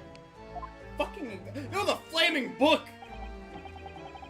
I wonder what we should make a count of this. Pretty fucking important. Well. The defense believes Mr. Garrett's remarks just now to be of great significance. Objection! Got a problem? The war veteran's words only tell us one thing. Betray a fiery wife, and pipes as well as hearts may be broken. Sentimental wisdom, perhaps, but hardly worthy of adding to the formal testimony. Indeed. Common sense, one might say. Fuck. Light one? In that case, would you at least permit us to examine the pipe, sir? Well, I don't see why not. You're a good man.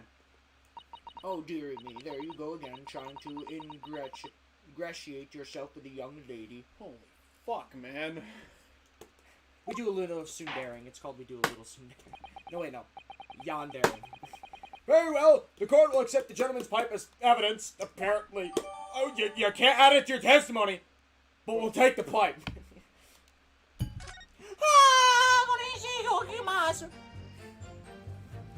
I hope I can speak out of turn this time. Nah, you're cool. You're based. I'm a woman in the 1890s. You have to understand why I even tried. I was feeling rather disappointed for you that your request was turned down. Aw, it's okay. Normally that works. Normally when I'm like, some random bullshit comes up, add that to your testimony. Okay. Yeah, usually it works, so then Baron von Zieks is just like, you idiot, we're not here for poetic shit. Like, that was the first time I've ever seen that turned down. Like, ever. And now this is our fourth game. Oh, no, it's fine. Thanks to the side, we have some new evidence to work with. Oh, we should examine it carefully, like, right now. Well, thank you for that rebuttal, Mr. Garrett. But now if we return to the crux of the matter, what can you tell the court about the knife used to attack the victim? You don't have to press anymore. I'm guessing. Is it Christmas? I'm guessing. Just use your brain, please. It looks to be in a sorry state without bandages around it, doesn't it? But for some reason, it feels slightly ominous. Like you're trying to shout out a warning. Probably because it seemed blue with Mr. Garrett's dressing gown. I suppose we're also considerable certain of value, Mr. Garrett. Gosh, it looks so cool. Like, look, that's like wood that's like painted blue. I'm not one for pipes or smoking or anything, but that does look cool. Given that he's gone to trouble repairing it like this. Either that, or he can't afford to replace it.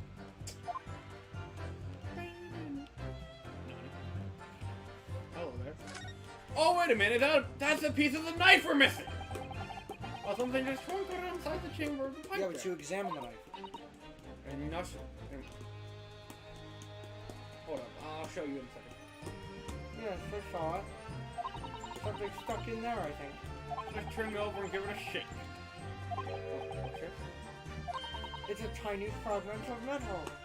It looks like the tip of a blade or something. Tip of a blade? Sure, could be. Okay then. Okay. So we got the tip of the blade right here. This is the tiny piece of metal we found in the chamber of Mr. Garrett's pipe. It looks like the tip of a blade or something. The tip of a blade? you read this before. Something wrong with your hold on. I don't really know. There's just something niggling me, but I can't quite put my finger on what it is. Perhaps in that case, it would be wise to examine some of the other pieces of evidence again. There we go.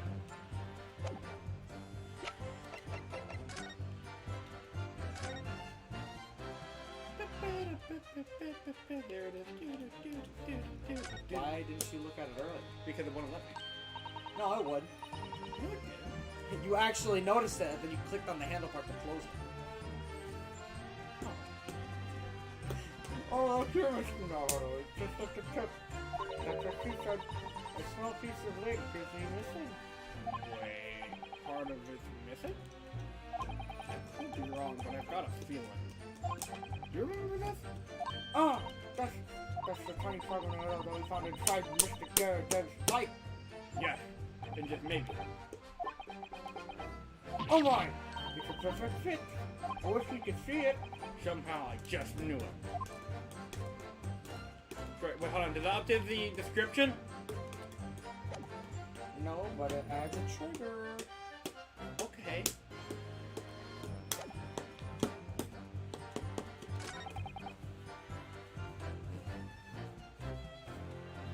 Okay, hold on, let me save real quick.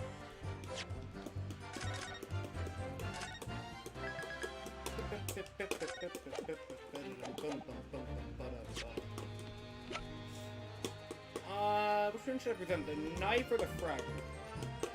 Maybe the fragment. Objection! Okay, got it. Mr. Garrett's, could I ask you to take a good look at this, please? You can ask, but I can't see a bally thing. You can't? You used to call me Dead-Eyed Deb back in the regiment of the course, but that was some time ago now.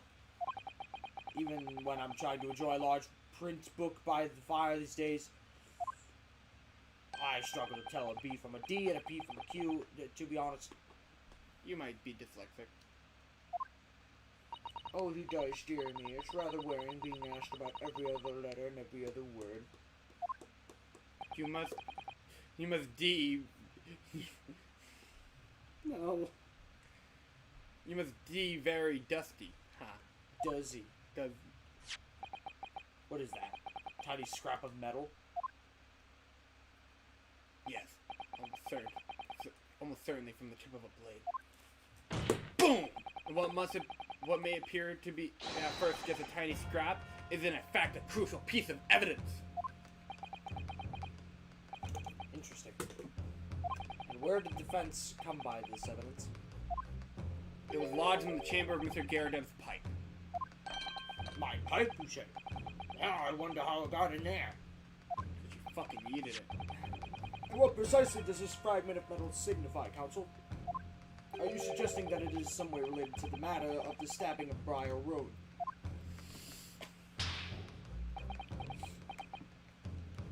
I am! That could have been a yes. That could have been, but they didn't! They're nice to us. Gracious, gracious developers. What? More like translators. When put together with another piece of evidence already in the court record, I believe this tiny fragment of metal will unravel the whole truth of this case, my lord.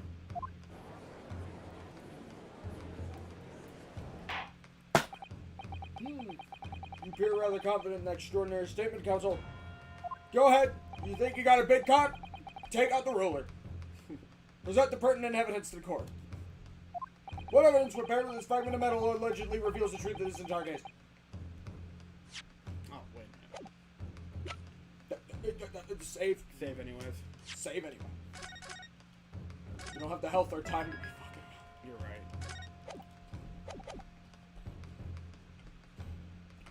Ba-dum-boom. Take that! This is the knife that was found on the victim's back. If you look closely, you will see that there is a small piece at the tip of the blade is missing. That is missing. A common issue with the inferior blades sold at unsavory street markets. Criminals who use them regularly leave tips lodged in their victims' bones. And what of this particular knife? No doubt its tip has suffered a similar fate, now languishing somewhere near the spine of the victim. Objection! No! That's not the case! The tip of this particular knife's blade is a very fragment that we discovered in the chamber of Mr. Garadev's pipe. Ah! Ooh, I've never seen him do that before. That's because he's never done that before until now. Good grief, Lord Van Zeeks! I don't believe it! Knife from the crime scene in this fragment of metal are perfect match! Good golly gosh gracious! God, you're really innovating. She's on a box. I told you they do that. Order! Order! Is this some sort of Eastern sorcery? That was racist, but I'll let it slide. This is no magic, come on. We're not playing This- Professor Blade. It's a miracle. Wow. A miracle? The miracle never happened. So Van Zeeks has figured it out, has he? By the way, I went out in my own time to check out the bad ending for Justice for All. That's sad as shit. Because we never saw the screen. What the hell was it? The bad ending of Justice for All? Yeah. Oh, basically, Phoenix quits being an attorney, Madame Guard gets off safely. Is that if you hit not guilty? No, that's if you just... Oh. He quits being an attorney? Yep. Holy shit, they go into detail? I thought it was just not guilty, or guilty, and then you just restart from the main menu. No. It's depressing as shit. And then Phoenix says the miracle never happened. That is fucking dark! It is really dark. Holy crap! Yeah, Phoenix doesn't talk to Maya again. He doesn't do anything. He just fucking leaves. He can't. Yeah, it's depressing. I wish I never knew that. Have you never seen the bad ending for Justice for All? No, because I didn't fucking suck at the game! I didn't suck at the game either, but I looked. I was guiding you through it! We were pressed for time really badly. It was like 12 a.m. I could have. After a few losses. The bear, Gavin. Fair. It's a good thing you can't lose during an investigation because you don't lost. You can kind of lose during the investigation cycle. Not really. I'll just back you up. So Van Zeeks has figured it out, has he? Counsel, explain this extraordinary coincidence at once! Oh yes, my lord! The crucial point we have to ask ourselves here is when did a fragment of metal find its way inside of Mr. Garadev's pipe? Something that was clarified for us in the most recent witness testimony.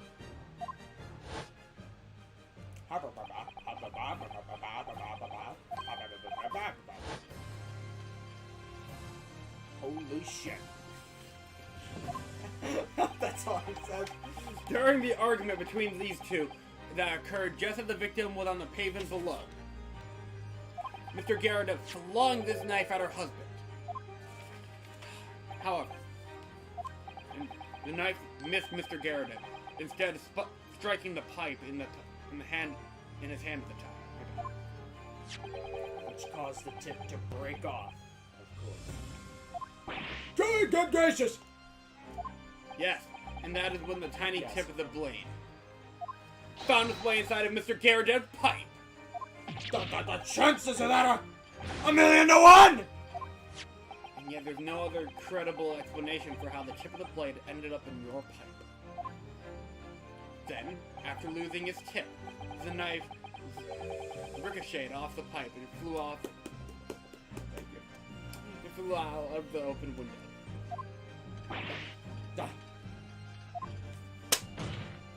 In short, this knife, which fell from the window out of Mr. Garadev's house, is the very same small knife that struck the victim middle of the back on the street below, in the middle of the back. Oh gosh, oh dear, oh... No! It looks like the back of this thing is like burnt. I guess that makes sense. Okay. Where did he get this? Where did he get this?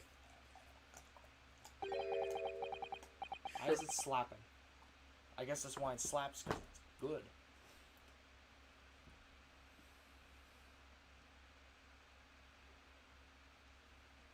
A full-bodied theory. I'll give you that. A complex bouquet of seemingly trivial points plausibly arranged to create an almost passable vintage. Allow me to toast to my learned friend's characteristically Nibonese approach to bottling his argument. Sorry. But after all, it is just a theory. A game theory, I fear, is a corked bottle. Because you see, it's spoilt by unsurmountable inconsistency. An insurmountable... What?! Oh, that seeks, explain yourself! What is the inconsistency you claim to have identified? Inconsistency of the simplest nature, my lord. The victim was found with the knife planted in the middle of her back. Yes, in her... Ah! That's right, you shitty little man. It just fucking disappeared. Did you see that? What? The slap on his face just disappeared. Oh. Now, Joe, you old thing, what are you getting so excited about? Let us consider the basic facts of this case. Once more. The victim was walking along the pavement before being stabbed in the back and falling to the ground. If the knife that struck her had fallen from above, Chug it.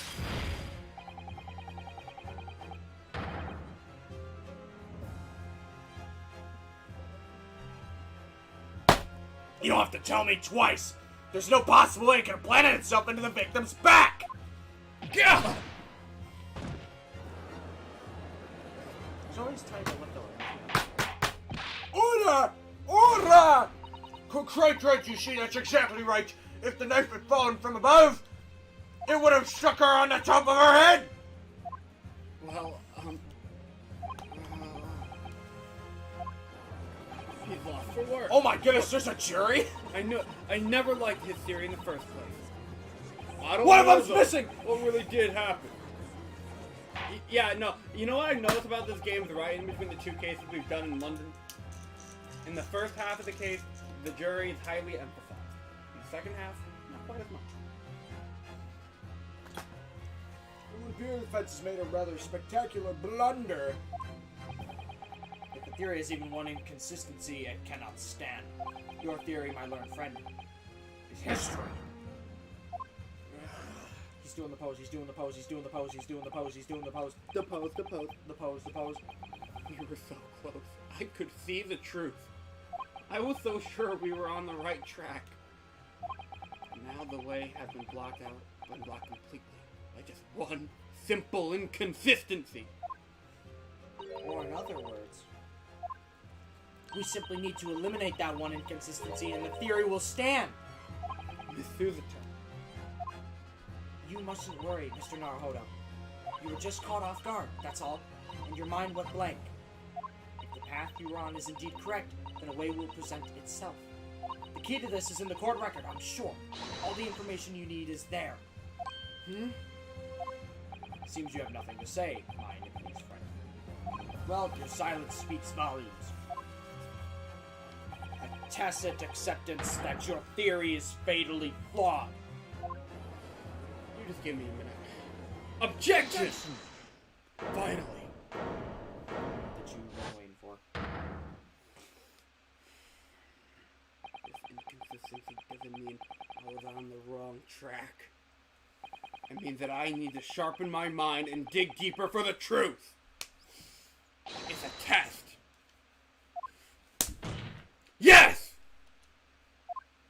If the knife fell on the victim from above, there's no way it could have hit her in the middle of her back. Under normal circumstances, that is. Counsel! There's a piece of evidence in the court record that can explain this inconsistency. Good luck. That can explain how the knife fell from above and could have pierced the victim's back. We already have the answer. Your goodness! Utter madness! Surely this must be the last time. Counsel, present the evidence to which you speak. I actually take deep breaths like that at work sometimes. You tell me. Last. Yeah, I describe them more as sighs, though, rather than concentrated breaths. Last inconsistency. The final piece in the puzzle. If I can successfully make of this, the truth will be laid sense of this? Make sense of this. The truth will be laid bare at last. See, I wish I could do a lot of like eye clothing gimmicks he does, but I have to read dialogue.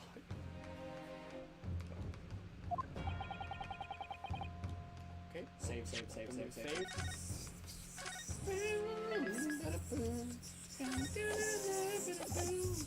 My armband. No.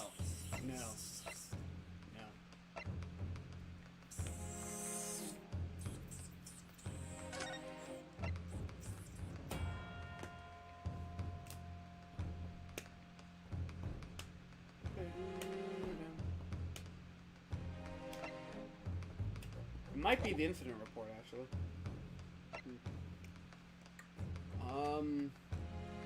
No.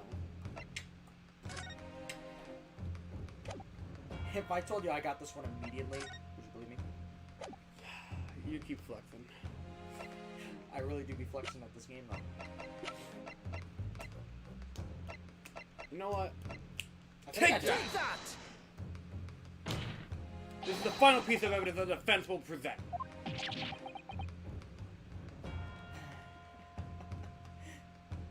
Try making that face. I dare you. Wait, hang on. Or not, okay. That answer appeared to make Mr. Garrett rather lightheaded. But Miss Garrett didn't bat an eyelid. Uh-oh. It would seem you've been cut down in your prime. Fuck.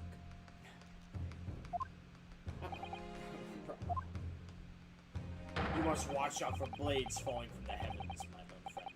They may strike at any time. Thanks, buddy. Never read that line before. Yeah, I wonder why.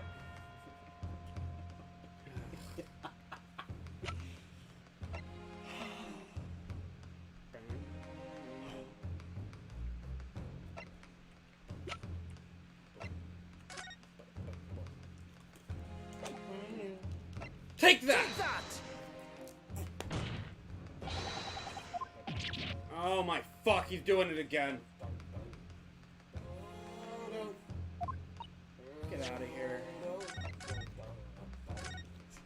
I only do this when you're scuffed. Scuff.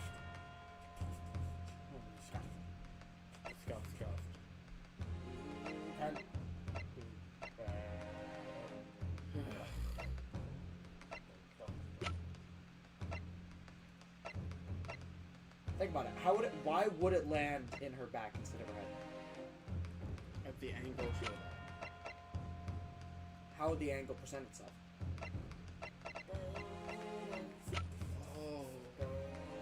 Oh. Okay.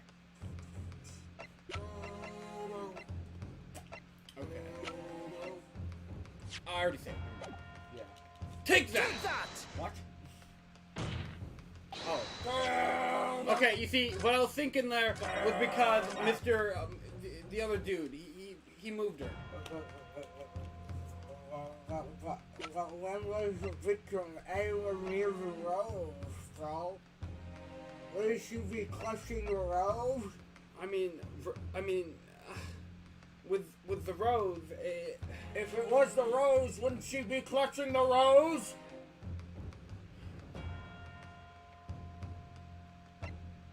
If it was the rose, would she be clutching the rose? What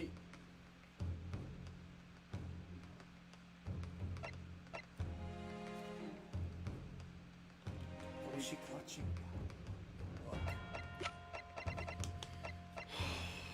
That's why I shouted that at you like 6 times. Think about it. And it's frustrated. I'm sorry if that felt like I was being mean to you. I was trying to give you the answer. I know you're trying to give me the answer, and I know why you're trying to give me the answer. I just feel like Man, after 3 games of this, you think I'd be better at this by now? I mean, you were rusty as hell coming into this. Wait, how? What do you mean, how? It's been a week. I guess. Dude, you completely forgot about the investigation. That's true, you know, this case didn't stick with me. This, the 4th book found at the scene, is the final piece of evidence the defense will present. It seems better because he's pointing. The burnt book? Is that not Mr. Garnham's book? Yes! Oh, And wow, since we heard this, dope bomb. I feel like they play this theme in moderation compared to a lot of other games. And, yeah, that's it. And to understand its significance, we have to consider how it came to be at the scene of the crime in the first place. This photographic print clearly showed the book in question, and the victim holding it in her hand. As we all know now, it was a police constable that put the book between her fingers like that. Right out. Upon the wholesale transplanting of the crime scene to the opposite side of the road. That's true. However, as a part of his testimony, Constable B made an extremely enlightening statement. That's all the way down. You will need to buy more for it. That was one round. How did that one take me 4? And I'm already half done with this one in 1 round. Carbonation? It could be shape. Or that's also a lot more than that. Well, point is, we're gonna need to buy more next week regardless. Actually, I'm gonna become diabetic. My guy. we gotta get through this game. I gotta get through this game. Or Van Dink needs to take a break. Different prosecutor, please. Different prosecutor. Different prosecutor. You say that. Is there gonna be a different prosecutor? You've asked me this question before. Have you ever given me a straight answer? I literally, You said no. I literally told you. I don't remember. Oh, forget it. Never mind. I'll look it up later. Don't, no, don't! Do not look Give it me up! my confirmation! He's your defendant at some point. Okay, so then we do have an explorer. We're gonna face off against our man. If you look up the fucking prosecutor, this game, I personally will confiscate it from you. Because there's no point in playing it once you know. I kid you not. Could you imagine playing Kingdom Hearts, but only the last 5 minutes of the 3rd game? Kind of what a lot of people did, and I hate them. That's fucking cursed, isn't it? Sure. If you even know what this ends with, it's fucking cursed! Going through it all. We have to get through it all without you knowing a damn thing. So we do have a different prosecutor. There's a different prosecutor. Okay. And they don't really have a game. Well, that's gonna save you a little bit. I mean, they kinda have a gimmick, but they don't do anything with it. Well, Never mind. It'll save you money and it'll save you sugar. I'm gonna die. As a part of his testimony, Constable B made an extremely enlightening statement. I already read this. I love my wife. My wife. In other words, the victim had already picked the book up of her own volition. And clearly, that must have been before she suffered the knife wound. Well, I should say so. And then she bent down, picked up the fucking book, and while her... It's Big Top! It's fucking Big Top! It's fucking Big Top! Turnabout Big Top, baby! That's the whole reason why Acro knew to fucking... But the difference between that I know! and this was an accident! I know! Acro was kind of an accident, but the only thing that was accidental It was the accidentally fucking on person. purpose. Yeah, it was a planned murder. Just the wrong person. I'm going mad. It's not. This case isn't. I want to clarify. I want to clarify. I would like to clarify. This case is not as bad as Big Top. It's fine. It's funny. Big Top is like one of my favorites, and I hate this one. the same And I plot. tolerate this one, and I don't tolerate Big Top. Big Top is fun. I like Big Top. I actually didn't really like Puppet Man. I didn't like Puppet Man. You didn't like Trilo and Ben? I did not like it. When I played it on my own, I did not like it. Do you think our stream series made him better or not? Oh yeah. That's because Adam voiced him. That's because Adam voiced him, and eventually I had fun with it. Because I took over. Adam was really good, and you did good. And of course, fucking Joker. I mean, how do you fucking top Joker? Listen, Batman. That was basically all of it in a nutshell. Listen, Batman. It just zooms in on the corner. We've been talking about a lot of Justice for All today. That's because Justice for All is probably the most underrated Phoenix Wright game. In the original trilogy. Do they not, like, talk about the sixth one or something? Fifth one. Really? Isn't the sixth one the one with the very mad prosecutor, though? Yes, but people say that game has the most solid cases, like, in terms of quality consistency. Oh, that means the fifth one never freaking peaks. No, it does. Like, let's just say all of them are a 10, and the fifth one's like a 20. No, my bad. The sixth one's a 20. Okay. In this game, though, it's probably like an 8, an 8, an 8, an 8, maybe like a 6, maybe then another 6, and then like a 723. And then in the second game, it's like an 8, and then it's a 5. Oh. And then it's like a 7, and then it's 723 again. Nice. And then it's fucking exponentially increased by the same amount that it was previously. That's awesome. I kid you not. I'm not gonna lie. The more I wait for it, the more I'm starting to genuinely believe it's better than Trials and Tribulations. I'll judge that for myself. You will. And dude, you'll already like the fifth case because the fourth case is the fifth case. It's just the fourth case is just more like wow, pog, when you already have the big reveal. Speaking of cases that are like that, and not really cases that are like that, but a game that do stuff like that. Dual Destinies, 5th Ace Attorney game is the Justice for All of their next trilogy. No, it's the middle game. Well, not only because it's the middle game, but because a lot of people are very like hit or miss with it. I think it looks good. I think it does. Don't they all kind of look the same? No, I'm not speaking visually, like, you know, just the concept. Oh. Yeah. You know too much. I don't remember if I read that. I don't remember. So the question becomes, why did the victim have their book in her hand? By Jingo. Banjo Kazooie. I think I'm beginning to see what may have happened now. Oh, dearie me. Am I about to get fucking arrested? You know that the book fell from the top floor of the Garrett household onto the pavement below. And precisely at that moment, the victim was walking past. Yes, at exactly that moment. The young woman walking along the street in this light fog. And all of a sudden, right? The book I threw. Yes, Miss Garradeb. What do you think that woman did? What would you do if you're walking along and suddenly a book landed in front of you on the pavement?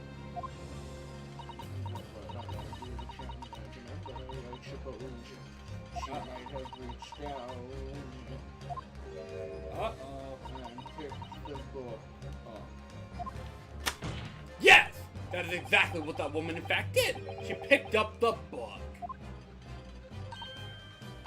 Oh, heaven! But when the woman reached down and picked up the fallen book, what position were her back at then? Think about it, kids.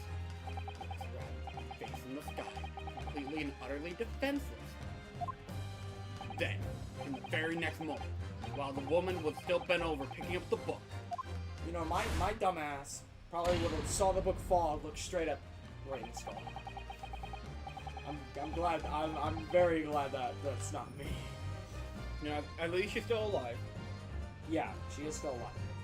Wait, so like this is a murder case. It has the vibe of a murder case, but it's not a murder case. The next object that fell from the room above, the jackknife, straight into the middle of her back. And at the same time, walking by. Chance directly behind Miss Green was the defendant, Mr. Crocker Nasume. You know, Crocker's in the thumbnail, and we haven't even seen a single frame of the guy. Barely out there.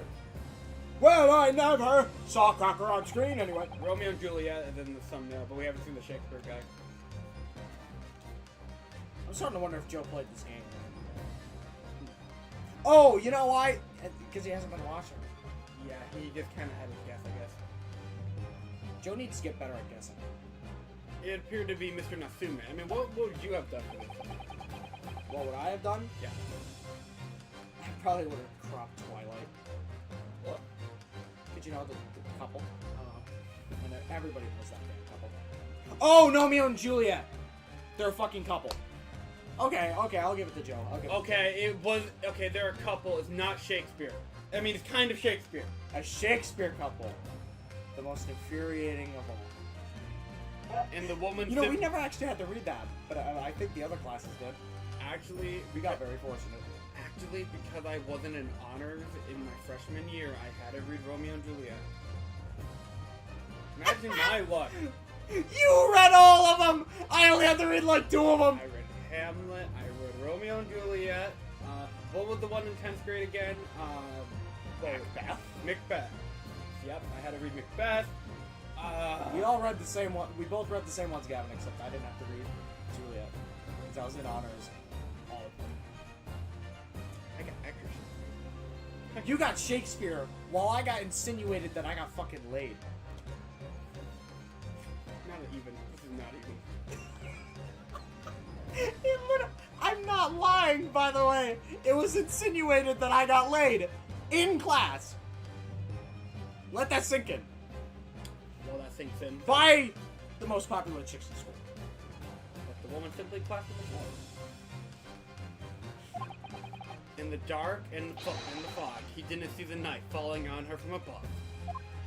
Thank you for refraining. And from the other direction, the constable and his wife saw no one but the victim and her parent. So there never was a real culprit to run from the scene in the first place. No, this was nothing more than a series of unlikely events. Unfortunate. I was thinking about that. That accumulated in an unfortunate... culminated in an unfortunate accident. And that is the real truth behind this case!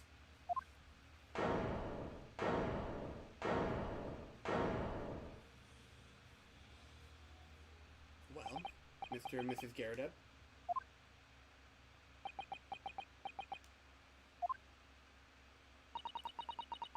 The very first time you showed me that knife, I had my suspicions. Shut up. I wondered if perhaps it might have been something like that. Yeah, that would be. Or miscarried.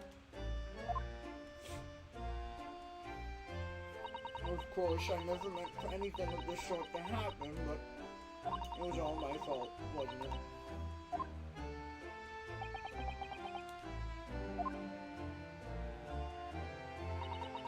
I took full responsibility. I let my anger get the better of me and threw that book. And then threw the knife as well.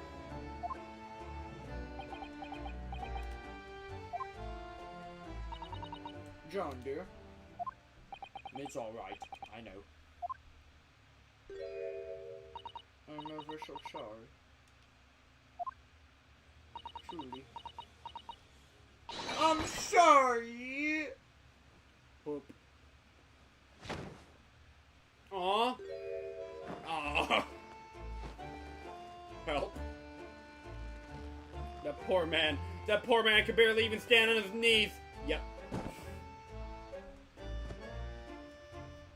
That's a based man right there. He's a Skyrim guard at heart. He's a Skyrim guy. Lord Van Zeeks, what news of Miss Scaradeb? She's been taken to the infirmary. It would appear that today's events have left her in an especially flustered state. However, I believe she will recover in due course. There's no cause for concern. Yes, unbeknownst to themselves, they caused what could have easily been a terrible tragedy. They shall have to prepare themselves for the consequences of their actions. But thankfully, they didn't kill anyone. Cool. Yep. Cool. There is some good news, however, Lord. I've just word from the hospital that the victim is being treated. Her condition is improving steadily, and the doctor believes she will regain consciousness soon. It's strange. We've been talking about the victim all this time, but we've never once met her. How wonderful! The woman is out of danger, it seems. Yes, that is good news. So, Mr. Susos Among Us, Crocker? Oh, there's Crocker! Feel the appearance! The thumbnail didn't lie. Yes? On behalf of my fellow countrymen, I'd like to take this opportunity to beg your pardon, sir. You came from your distant eastern homeland to study our great British culture, and have been repaid with immeasurable unkindness. Please accept our heartfelt apologies. You're based. That judge is so based. Did you know that judge gets a pog moment? That's good. He gets a pog moment. No, it's me who should be begging your pardon. Oh no, Mr. Crocker. Nothing may. That evening when the young one just collapsed on the pavement before my eyes, I jumped to the wrong conclusion again in my confusion. What conclusion, sir? No, conclusion was right, pardon me. I was sure that the woman was dead. Yes, Constable Pete said the same thing, didn't he? He thought she had been killed too. I suppose she must have looked completely lifeless.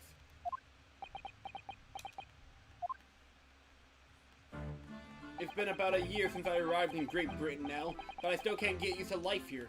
I can't relax. I'm sure there are evil spirits, evil Fairly Odd Parents lurking in the fog, like they're haunting me. Fairly Odd Parents! Poor Crocker's son. His imagination really has gotten the better of him. Yes, poor man. He needs schizophrenia. TURNABOUT schizophrenia. So when it happened, I thought the young woman had been taken by the Fairly Odd Parents! I should never have dropped my book like that and run away. I should have called for help, for a doctor, for the police! Instead, I've managed to create a rift in the relationship of trust between our two empires. And for that, I am truly sorry.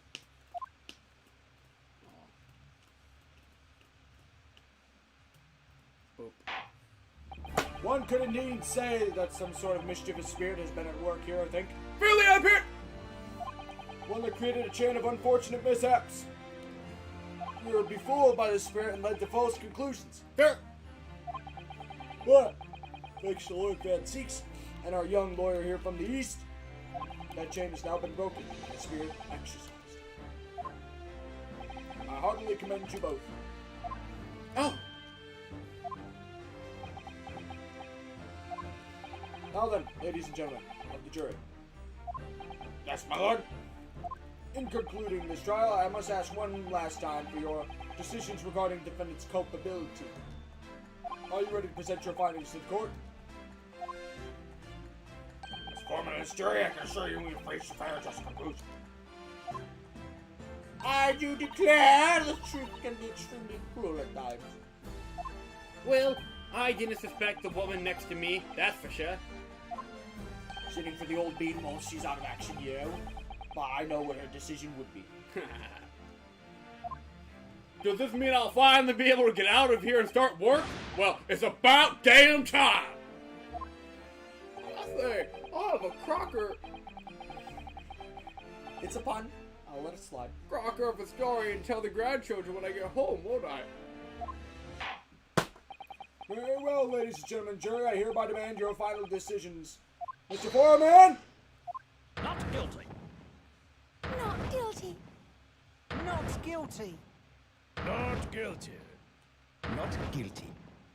Not guilty. Let's go!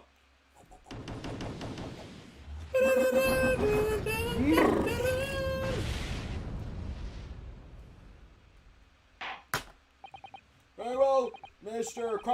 Crocker, ball torture, I hereby pronounce you not sussy among ye.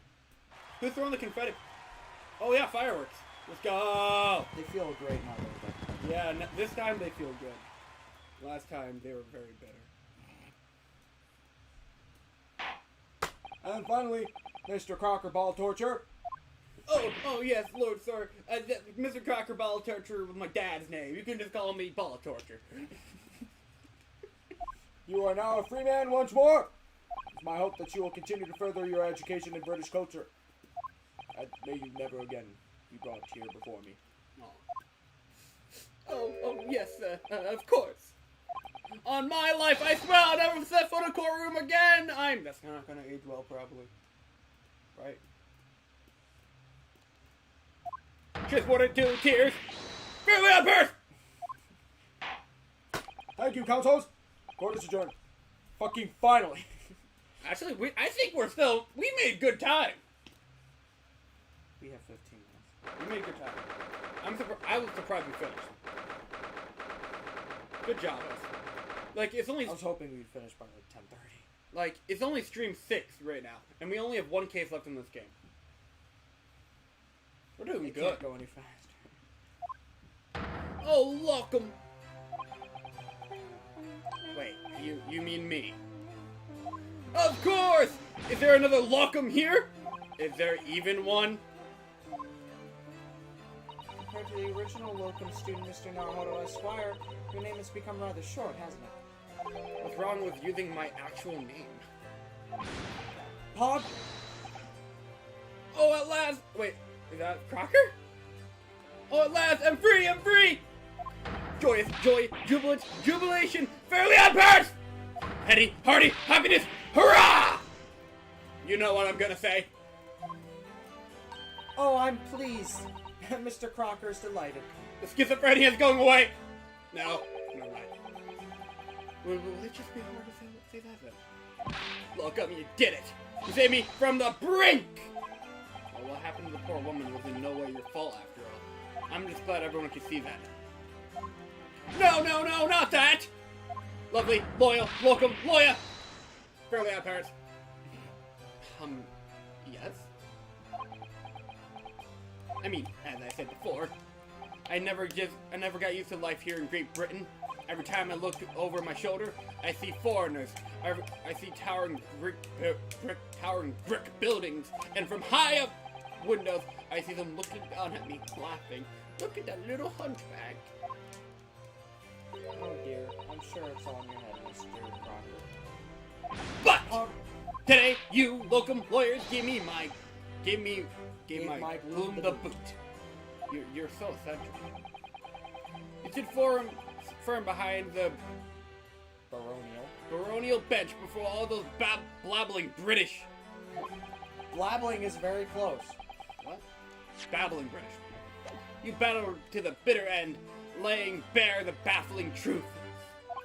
And when I beheld the bending fireworks among the... Not bending. The blinding fireworks among the beams... Among... The Bailey roof I below. Behold, the best barrister ever born! Probably our parents. Among us! No, I'm retiring from Fairly Odd Parents. I now see sussy imposters around me. Don't do that. Don't do that. Don't take his gimmick from me. He's the only reason I tolerate him. Don't take this away. Well, that's very flattering, and we're very pleased for you. This has given me a wonderful anecdote to recount to my old friends back in Japan. Now, how are we getting paid? Probably from the stipend. And an anecdote? We learned that! I know. Sus. Amogus. Sus. Fairly Odd Parents! Oh, is that supposed to become of all my hard work? Ah, there you are, my dear fellows. Where the fuck have you been? I'm simply too fucking powerful to be in court. I apologize for keeping you waiting. I rose late this morning. I see. You have a base sleep schedule.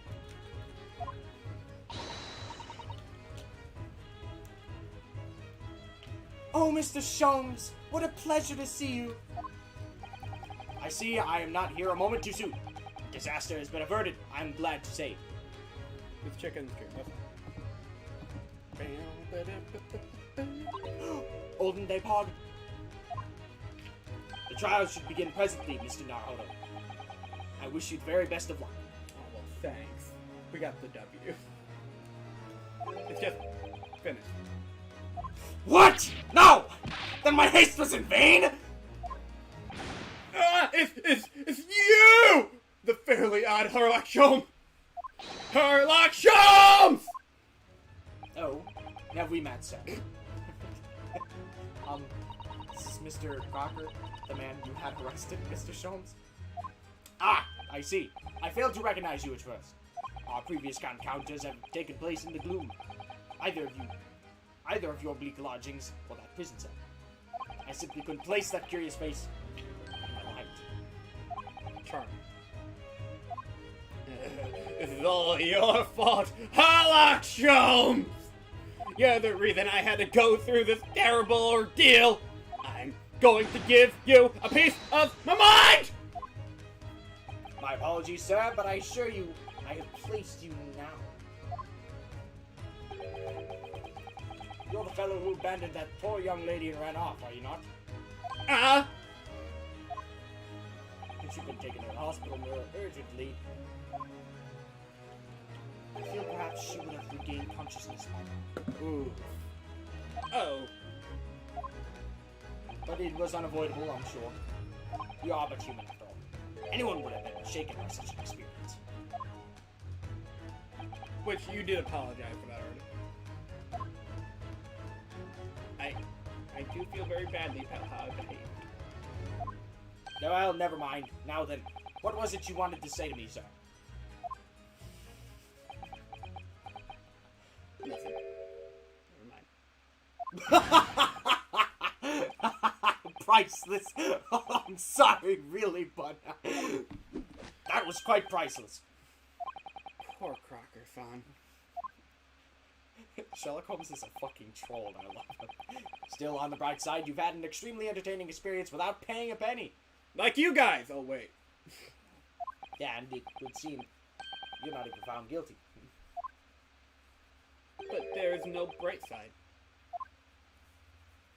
Whatever do you mean, Mr. Crocker? Even after this, I'm Sus.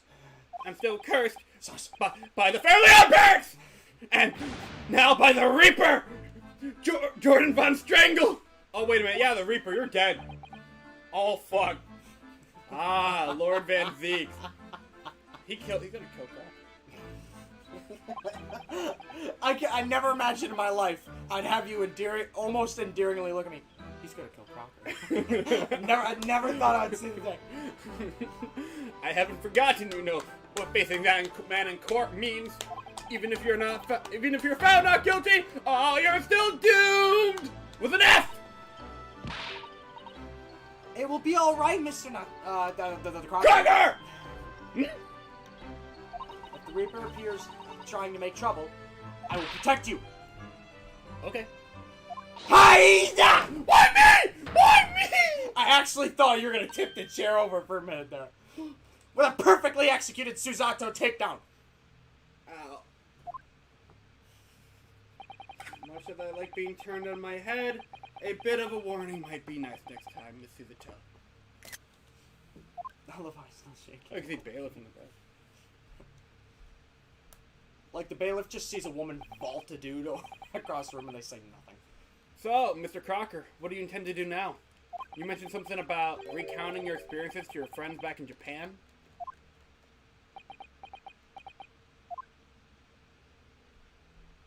Yes, I intend to return to my homeland soon.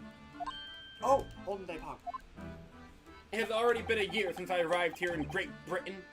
I visited universities, libraries, bookshops, and I've been honored with the tutelage of professors. I've learned so much about the wealth of literature here and the city it has shaped. And I've come to realize that it is my calling to sail home and tell my fellow countrymen about it. I'm surprised you've never known that. That's very touching, Mr. Crocker. Or, in perhaps less veiled terms, you wish to withdraw halfway around the world to escape the terror of the Reaper's curse. That's not it at all! The more I learn of literature, the more this strange feeling claws at my insides. I feel compelled to return to my roots. and attempt to pen a work of my own. Oh, Judge Law. A work of literature Again, by this guy's Crocker. based off a real author. Just switch the name around and Google it. Could be an interesting read.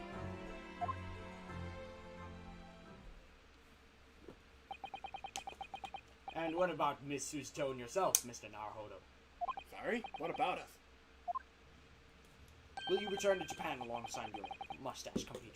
Fuck that. I got another game to go. 2 more games, I wish. Why would we? A week has not passed since we arrived in London, That's fucking insane. and only now does it feel as though we have finally found our feet. And you are accommodated in a hotel at present, are you? That's right, but we need to find lodging before it bankrupts us. I've calculated we can only afford another 10 nights before our entire budget is exhausted. Well then, you could take my lodging. Oh, the windowless room. Ah, well, what it lacks in windows.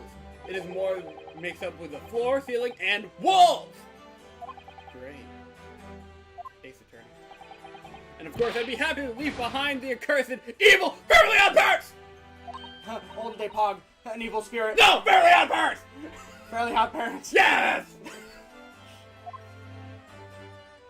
Oh yeah. They try to suffocate you while you sleep.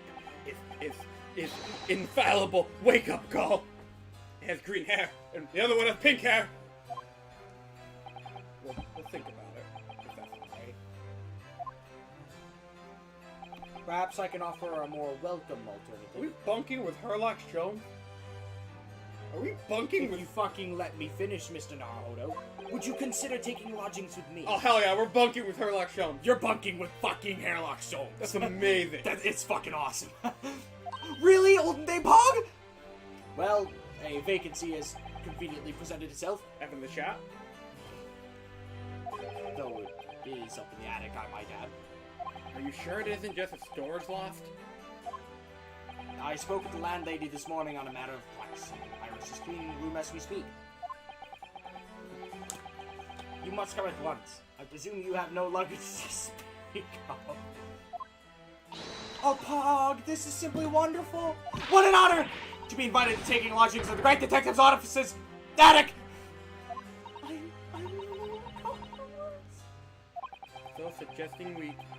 So suggesting we look elsewhere is out then.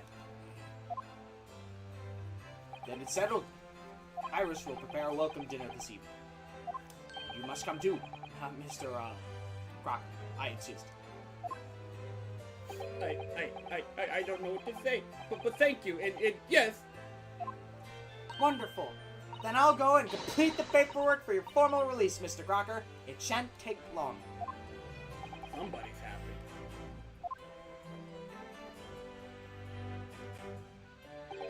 Lock 'em. I knew that you wouldn't let me down. I'm truly delighted to have met you here in London. Likewise, Mr. Crocker. It's been a privilege meeting you too. It's a shame that we're going to have to say goodbye so soon. Well, I've come to realize that I belong in Japan. But look, we'll meet again one day. Yes, I'm sure. Hopefully by then, I'll be a successful lawyer. Hopefully by then, I'll be a successful author. Or an elementary school teacher. Well, my dear fellow, our carriage appears to have arrived. Shall we go, Mr. Naruhodo? Yes, Mr. Shaw. I thought I was left for a second. I have little doubt Mr. Crocker will be released in time for dinner this evening. And so, with Crocker-san's innocence successfully established, we rode with Mr. Sholmes to what was to become our new home, 221 Baker Street. 221B Baker Street. B Baker Street. We're gonna pog. The attic room. The engine! The what? They're in the attic. I don't get it. It's okay. I decided not to say it in the accent. Oh. I didn't know you'd make a joke like that. Yeah, That I caught thought- me off guard. Yeah, I stopped myself. It's very tempting, isn't it? It is. SpongeBob did it. They did? You don't remember SpongeBob? He put the piece of paper up to him like this, and he's like, I'm the guy with the mustache! Oh my fuck. I'm not kidding. That's a real SpongeBob episode. So this Is to be our new office, yes. our office? I rather like the sound of that. Me too! It's simply wonderful, isn't it? I hope you can see this, Kazuma. It's only a small step. I hope I can get a vision of you. I need Kazuma. I miss Kazuma. But I like to think we're getting a little closer to your dream now. So, my dear fellows, do you like the place? You're beautiful! Huh, Mr. Sholmes? Yeah, yes, thank you so much. Holy shit. You hit different. Cyclone's got fucking drip. Dude, that hair is beautiful. It's a delightful room, Mr. Sholmes. I simply adore it. Holy fuck, he looks better without the other outfit on. Oh my god. Am I gonna sit for Sherlock Holmes? Yeah, I think I found your new husbando. Good. I'm pleased to hear it. Iris and I are delighted to welcome you. I hope everything... are you kid British? Just child British. I hope everyone's hungry. It's nearly time for dinner. Well, as soon as Mr. Crocker arrives, we have a lot to celebrate. Iris, you must let me help you. All right then, Susie. You can be in charge of the salad. Splendid.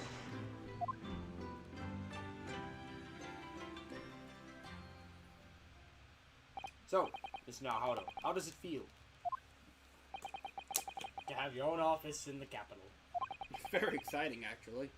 I can't help wondering what adventures await us. Those are precisely my sentiments when I first established my office here at these premises. Until I discovered the dark truth about the city of London, that is. Sorry? London is a glorious place, full of wonder, opportunity, prosperity, and mirth. But the brightest of lights cast the darkest of shadows. Shadows? What do you mean? Well, I believe you're well aware of the murkiness that lies behind London's facade already. So, once again, Mr. Naruto.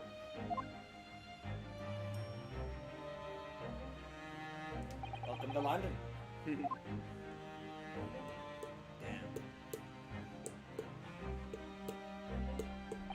Of course, at the time, I had no idea of the significance of those words Mr. Schultz so casually spoke. But it wasn't long before my turn came.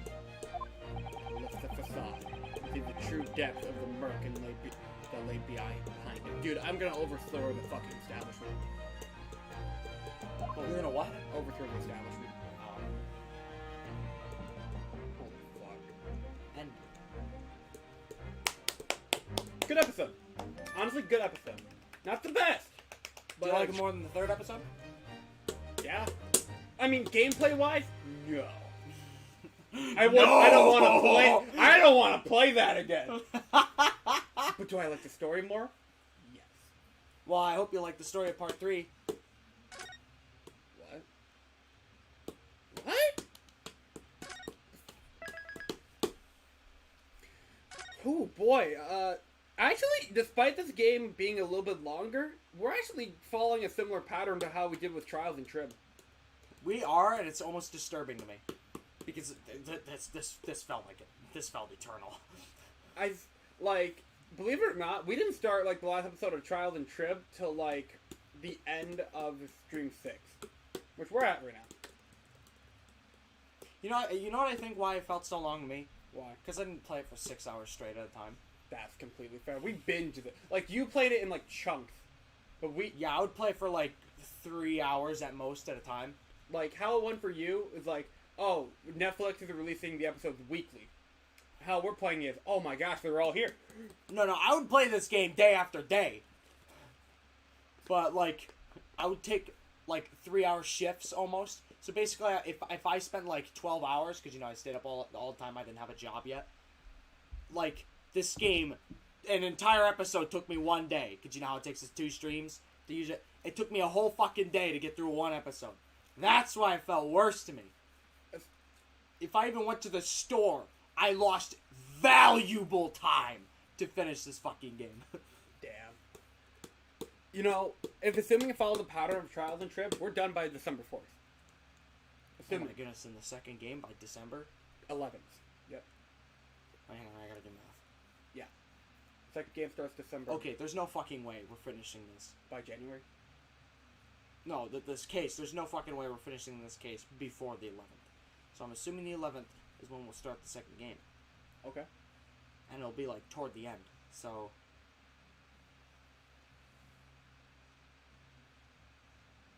I'm thinking we could probably finish Great Ace 2 probably by January, early February. late February. I don't know about that one. I'm betting late February. See if I'm wrong. We'll find out when we get there.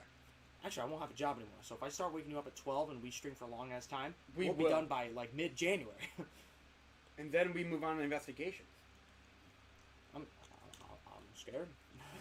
We're doing great! I'm scared. I never got to drink this. You can save it for next time. It's not gonna be fizzy. I just don't want you to spend too much money. I make $800. Zach, This is $5. I've been taught to conserve and save money. Well, you're also living with your mom. I am in my own apartment. With your brothers. Okay, I pay fucking rent. That's true. I pay bills too. Really? Yeah. What the hell do you pay? I help pay for the internet. Oh. I'm not a freeloader. Fair enough. Anyway, so you guys aren't freeloaders either because you didn't show Wait, up. hang on. Are we not starting the next one? I thought you wanted to be done by 11. I did. But I really want you to see the cutscene of the beginning. We'll start the beginning, and once we start the investigation, we'll quit. Okay. I really want to know what you're thinking. All right. Yeah. This time for sure we're starting episode 5. They used the wrong picture for this one. Hound of the Baskervilles, my ass. The adventures of Has nothing to do with the dogs. Absolutely nothing. the adventure of the unspeakable story, episode 5. Start playing from the start of this episode. They literally don't reveal the significance of any hounds at all until literally the last 30 seconds of the game. Nice. And I mean the second game. That's awesome. I know, right?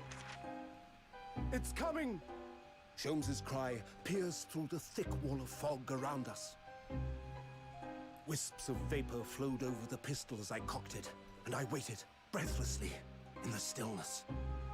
The silence lasted for what seemed an eternity, until, at last, it appeared. From the shadows of the cloud, an enormous beast sprang out upon us. A hound it was, but not such a hound as any mortal has ever seen. Its eyes glowed with a smoldering glare. The whole of its ox-sized body was outlined in white-hot flames. Is it really not Its relevant? rumbling pant and hideous howl so Not terrified was until I that I the began last to case. tremble with fear. This game? Or the Of next- the second game. Look well, Wilson, Sholmes declared, gazing upon the mystical beast. You almost forget about it. For this is the diabolical hound of the Baskervilles. Well then. He said upon us at the beginning, and it almost sounds like Among Us. Our first 2 months in London passed by in a A flash. month. Well, at least we have a time skip. So it's not all taking place in the same week. You say that.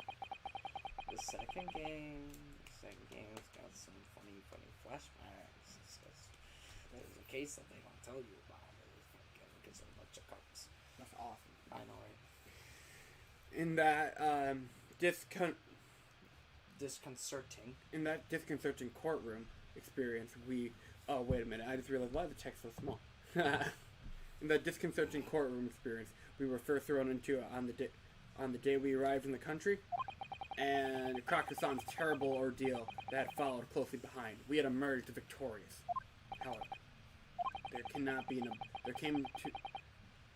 There then came an abrupt end to our opportunity to appear in court. What?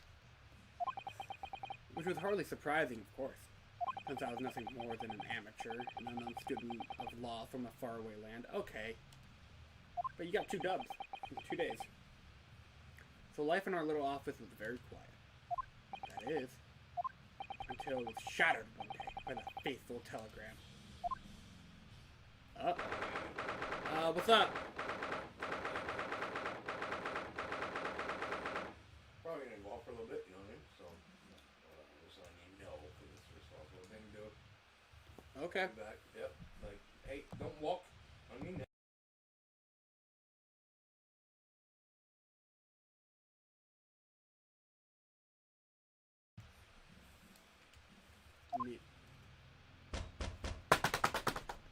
There was an effect.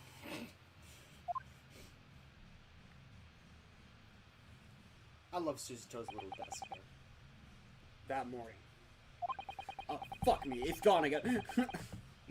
I was woken by the unserved knocking on the door by the telegram boy. Telegram? Oh, we have a little... Look at the background. We got a little scale. Scale of justice. But after he'd gone, Suzuto-san's behavior became very obviously strange. Uh-oh. Suzuto has got imposter syndrome. Suzuto-san? Yes! Holy fuck, you teleported. It's time for is it time to leave for court already? What's our case? Let me see. What case is it today? Yeah, what is it? I don't think I'm scheduled to defend anyone at the moment, am I? Oh. Pog. Old day. Of course not. How silly me. But I think Iris said she would make us breakfast this morning. So shall we go down to Mr. Schoen's suit? Sweet. You're right. Yes!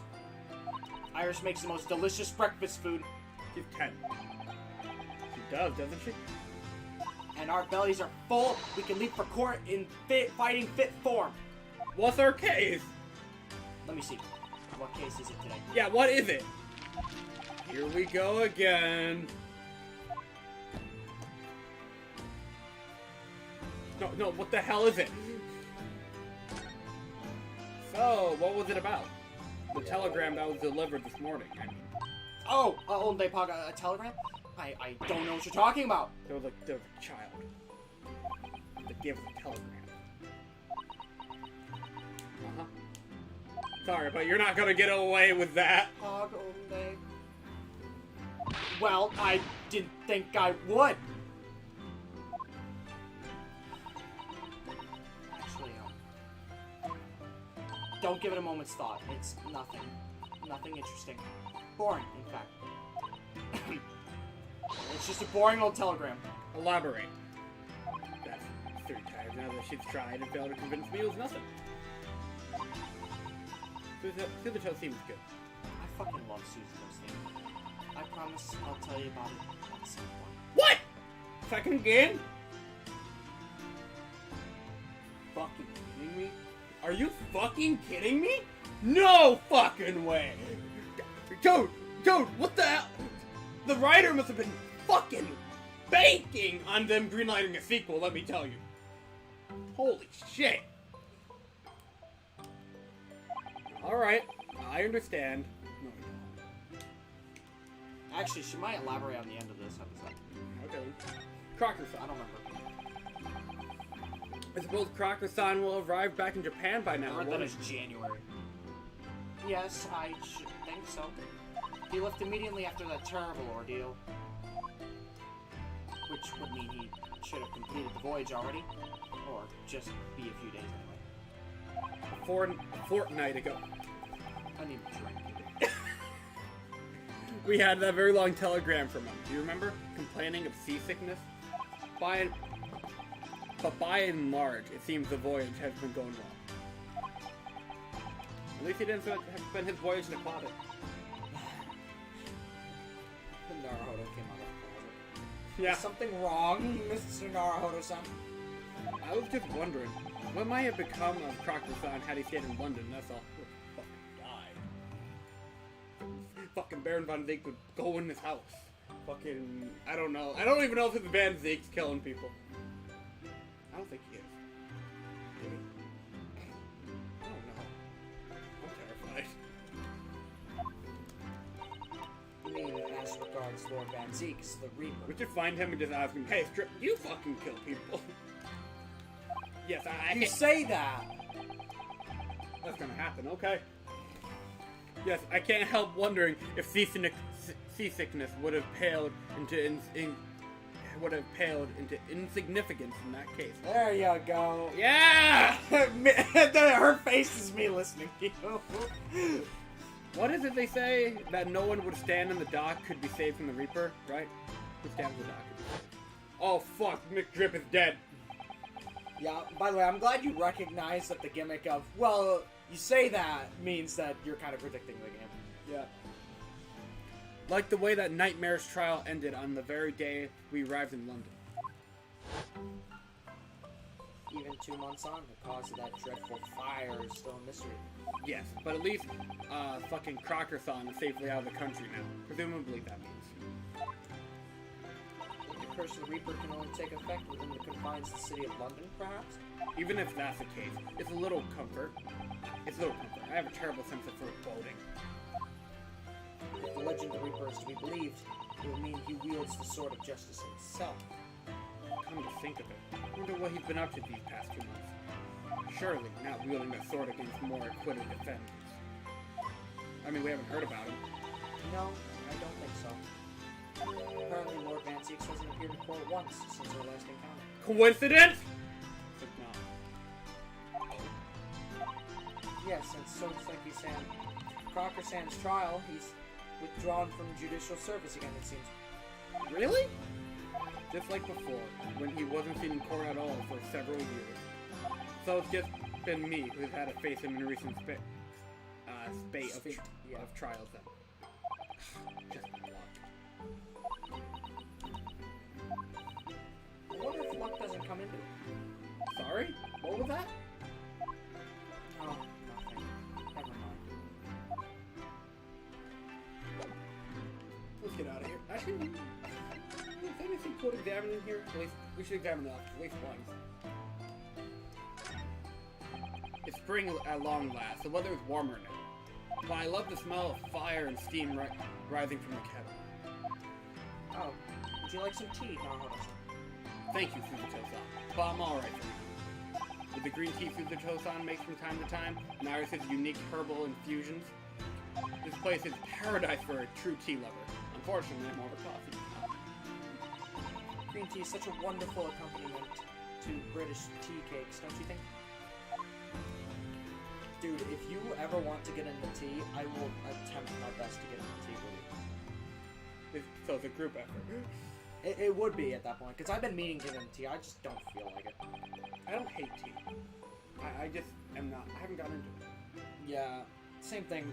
You know how I got in like a lot of things like cooking more ever since I've been writing? Ever since I've been writing, I've been curious about trying tea, and I actually have once. On the first day I had work. I'm not gonna lie, I literally could not sleep. And Jacob recommended me tea that helps you sleep. Kinda helped. So I'm like, okay, tea is cool. And the tea tastes good too. I just, again, I don't ever feel like making it. Nice. So this is the tea set that Suzuto-san brought with her from Japan. Let's hope she hasn't noticed me slipping sugar and milk into my cup when she makes it. It's just so bitter. Nice. Good job, Renosuke. Tea is a drink to be enjoyed, Naruto-san. You really don't have to force yourself to drink it, you know. I don't like to see you screw up your face, so. Understandable. Have a nice day. We have a shovel in here? That spade. My bad. That spade has been in here since we started renting the place. Oh, that's not a spade, Naruto-san. That's a shovel. Fuck me. I was right the first time. No. Oh, this is a fucking ladder. This is the ladder! No. Shovels are for digging. That's for scooping up loose material. Scooping up loose material. It's a spade. No, spades are for digging. That's for scooping up loose material. It's a shovel. Well, I guess we already know where I fall into this argument. Sorry, Ryunosuke. That's a fucking shovel. Actually, where do you fall into this? Who, me? Yeah, you. I didn't get the accolades, so I'm mad. I'm just angry. I don't have a side. I'm just angry. Is there a shovel accolade? If you interact with every ladder and shovel spade that you come across, you get an accolade. We're gonna find shovels in freaking... We're gonna look everywhere. We're gonna look for ladders and shovels.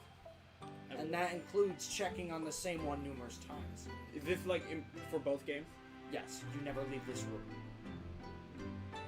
Okay.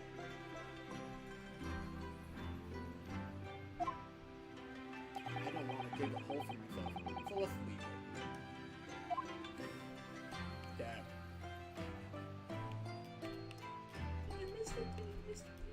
That's it. We do have check marks on things you check now. Yep. But not when you're looking at evidence. No. So we've only been here in London for about 2 months. But my desk is starting to look a little messy already. I feel you. You could tidy up once in a while. That's the Naruto bloodline thing. They do all that. Suzuto-san, I always say, making a mess is a small sacrifice to pay for being able to further your studies. The time spent tidying up is time you just devote to the same cause. And time spent on ridiculous arguments is time that could have been better spent on some simple housework. She wins, but I'm supposed to be the lawyer here. Up. There you go. Ah, the Dararama doll. I brought it with me from home. Still with only one eye colored in. I said I'd color the other eye once I won my first court case here in Britain, but you have one, haven't you? Twice, in fact. Because I feel as though I'm still lacking the lawyer. I tell you what, why don't we color the other eye in... Why don't you color the other eye in once you think I'm proper? I'm a proper, fully fledged lawyer. If you insist. Colors it in right now.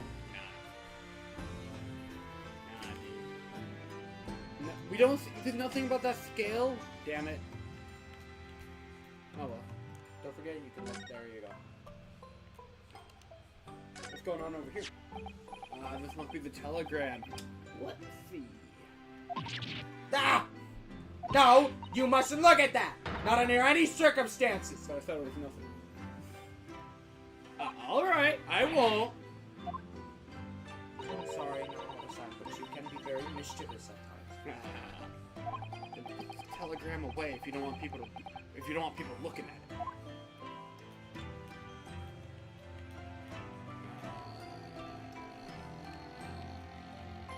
You skipped something. Did I miss something?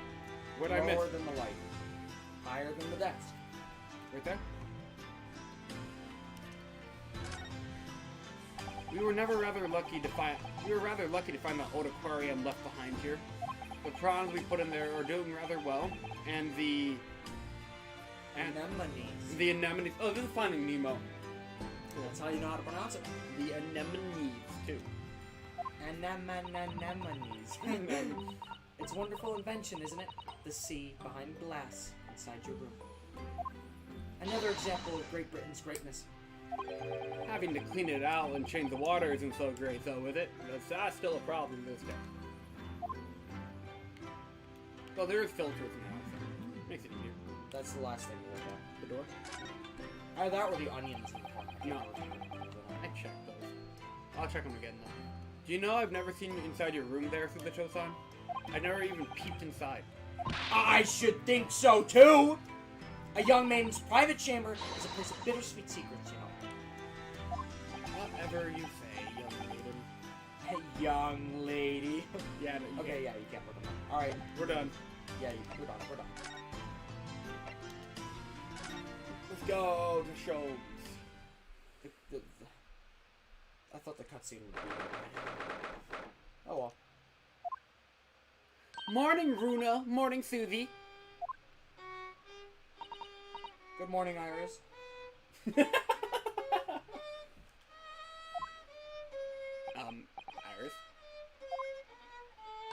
What is it, Runo? Well, what is that terrible noise? It sounds like a cat being strangled. Ah, yes, you noticed that, didn't you? Where are they?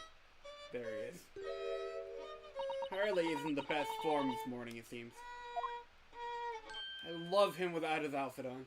Why couldn't that be a skin I can have? Just have him walk around like that. Hello. Hello, Mr. Sholmes? Good morning. I've been wanting to die, perhaps. What? I'll slap you, silly. Has something happened, Mr. Sholmes? You look miserable, and the way you were playing the violin before. My analytical mind is dead. Music is dead. Dread. The world is dead. I thought he said dread for some reason. My bad. Dyslexia. Damn this blasted existence! Oh. That's all it is, my dear fellow. Nothing of consequence.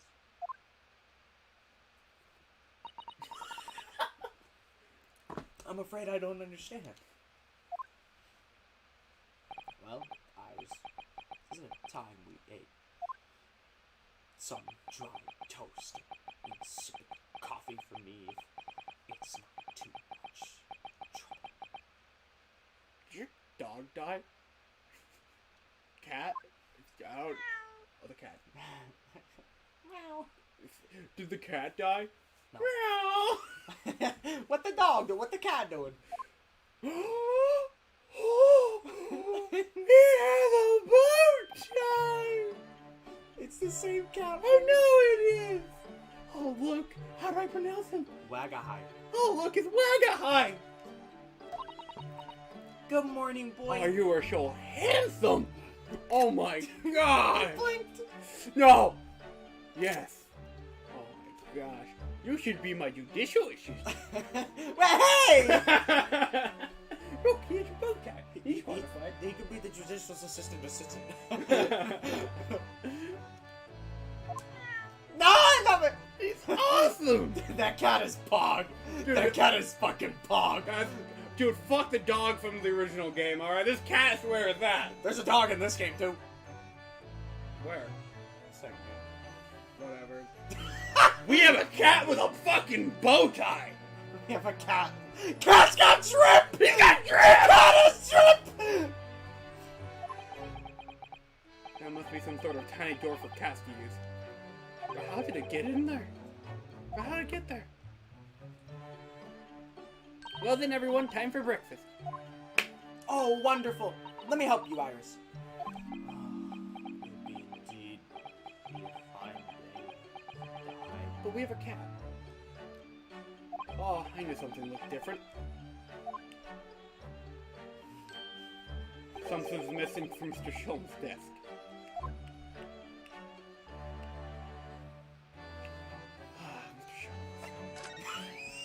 Wanted to die. I should have screenshotted that. No, it's better, because I did the same thing. If you screenshot it, another thing will pop up, and it looks like a list. And it's like, wanting to die, missing machine, and then there's something else. And if wanting to die is checkmarked, it is a fucking priceless screenshot. I'll get that screenshot. You seem to be very unhappy this morning, Mr. Sholmes. What happened? It used to be the case. Surviving the sun, the dawn course. Its smell, sonnet tones would make flowers bloom. It would? Now, the muses are unamused with me. The Good coders luck. The coders of music have thrown me off. Yeah, I was gonna say, good luck with that one. Whatever do you mean, Mr. Sholmes? For hours I have bowed, for days even. Through the night I have endeavored to no avail. Sound, tone is lost. That really clear, unwavering tone. Gone forever! No more ever cycles of unbridled emotion! Fairly unfair.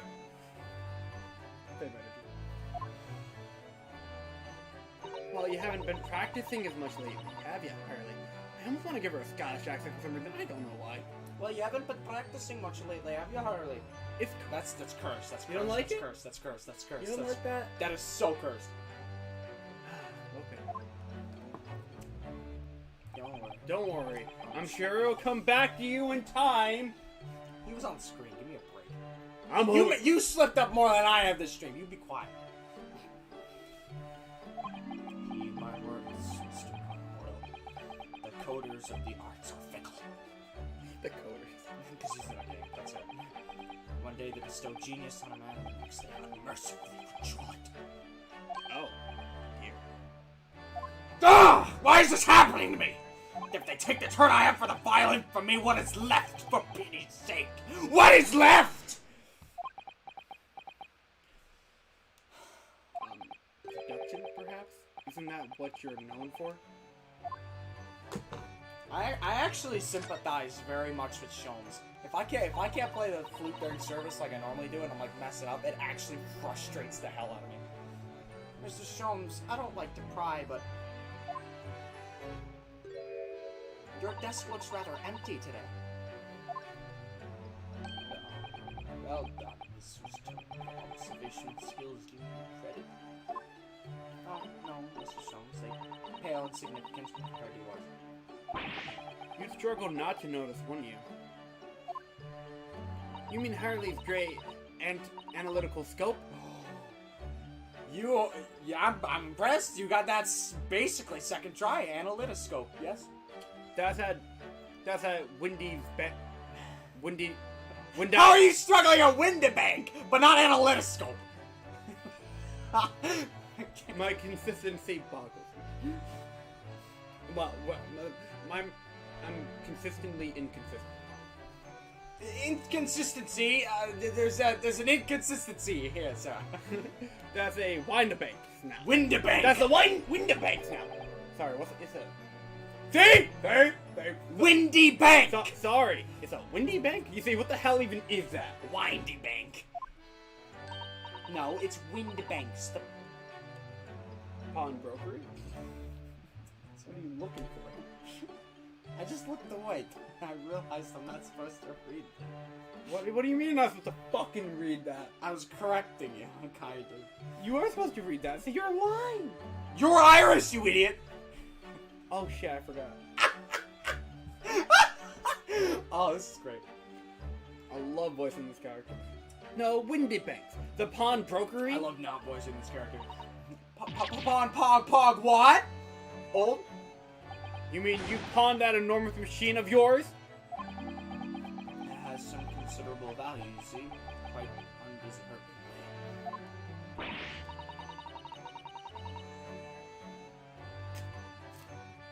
Ah, yes, my favorite part of Sherlock Holmes. The pottery's self-loathing. But isn't it a very important machine for your work? Don't you remember he was like that in the movie? know. That's exactly why it's accurate. He's like this in the books, too, you know. Yeah. Makes sense. In the movies, it was because he had nothing to do. And this, in the books, it's because he sucks at the violin sometimes. I do wish you had consulted us. If your situation had become so desperate, I would gladly pass what little income I have to you.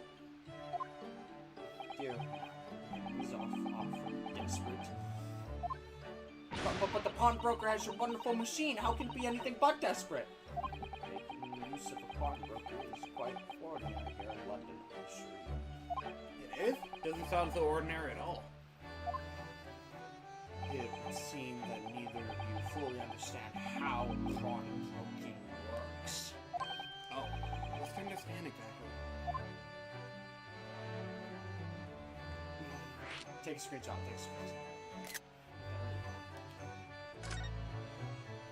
What did you mean when you said we didn't fully understand how pawnbroking works? I actually explained pawnbroking to you at some point, didn't I? No.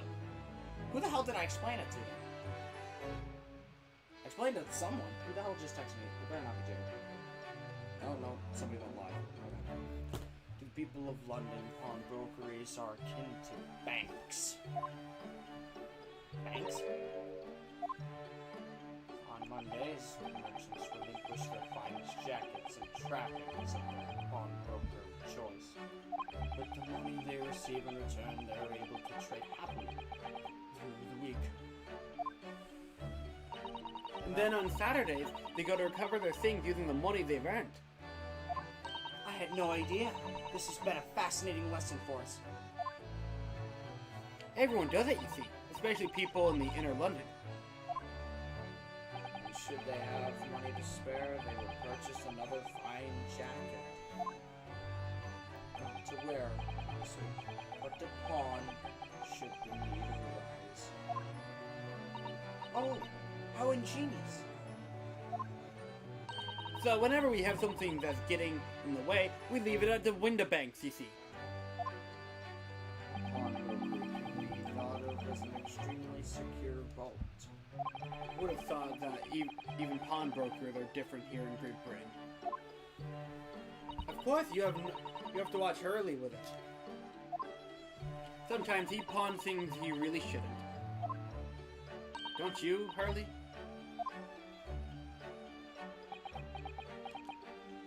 It doesn't matter. The world's dead to me now. Son of a bitch.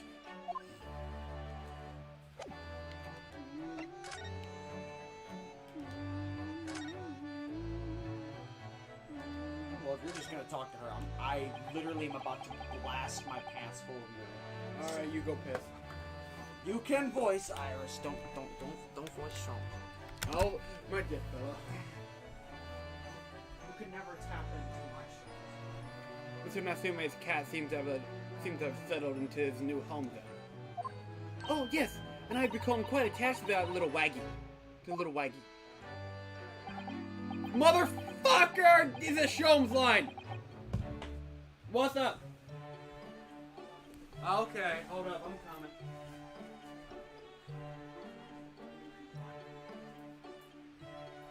Can't see the front half of the dialogue. We'll be right back, non-existent viewers.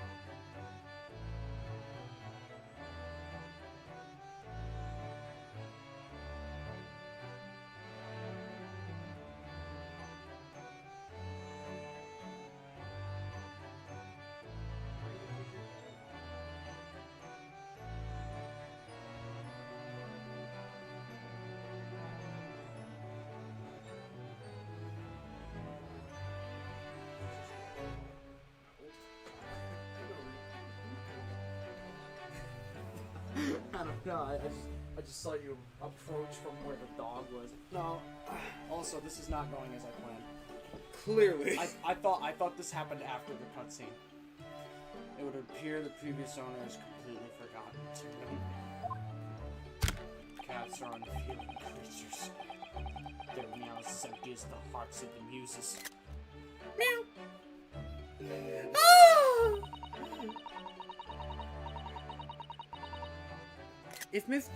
If Mr. Crocker has no intention of taking Waggy back to Japan, wonder why he kept him in the first place. I expect he would have taken him if he could. Pets are strictly forbidden aboard steamships in our experience. And for good reason. Terrible things can happen and the rules of passage are not obeyed. Well, I don't mind, because Waggy is adorable! Yes, he really is. Oh, yes. yes. What about the door? Damn it, I thought Rita was gonna be like, oh yeah, you're so cute. I don't remember seeing that tiny thing in the main door before. Where did that come from? The cat. Oh, you noticed? You are observant, Runo. Look! I used to use this. It's my latest invention. What is that? Really fucking important. That's what it is. I call it the cat flappo-mat. That's really important, guys. Alright, later. Golden Day Pog? Gosh, a machine making doors just for cats? That's right, you can make a cat flap just for a little furry friend like Waggy in seconds. And it can do it in any doors at all, no matter what it's made of. It's very powerful, you see. Guess that's important. Really fucking important for some reason. Wouldn't it have just been quicker just to make the cat flap rather than making a machine to make the cat flap? No, Ryunosuke. It's all about production. Well, yes, maybe, but now I can make cat flaps anywhere I like. Oh, I think it's wonderful. Well,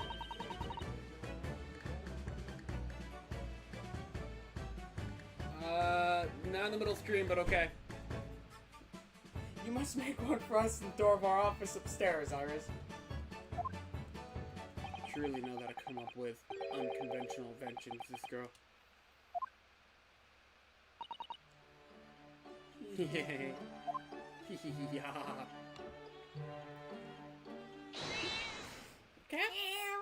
Oh, Pog, what was that? Wagahai? Ah, we got it. What? The cat that died. No! What was that?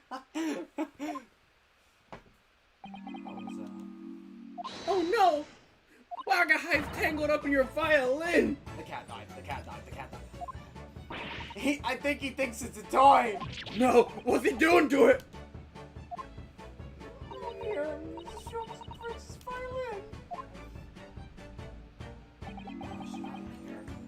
What? I shouldn't be surprised if the cat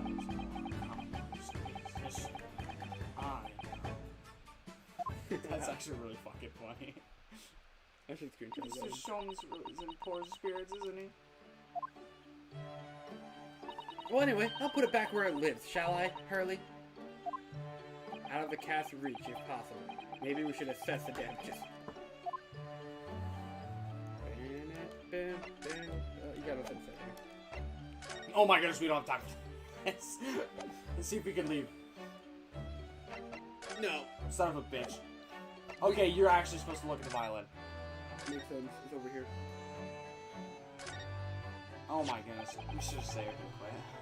Yeah, I knew. You know what, just do it. Just do it. Run it, let's go.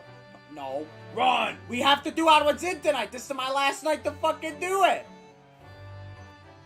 Unless you want to stay up until like 3 AM on a fucking Monday morning. That's what I thought. We'll find out what happened to the violin next time on the Great Ace Attorney. And why is Airlock Sholmes sad? And about the violin? Maybe we'll see the cat again. Okay, you know why he's sad, but we'll elaborate next time. And you know, I don't know, we'll see the cat again. The cat's cute. You have a bow tie. Susie dies. She dies. You really think Susie dies, you idiot? No. No, Kazuma's all over the thing, and he's dead. What the fuck? Iris is the one who dies. We didn't see Kazuma. What? We didn't see Kazuma in the street. We saw him by name. He's here in spirit. He's here in spirit. He's here, Here in in spirit. spirit. Here in spirit. spirit. I miss Kazuma. Kazuma is the spirit of justice. I miss him a lot.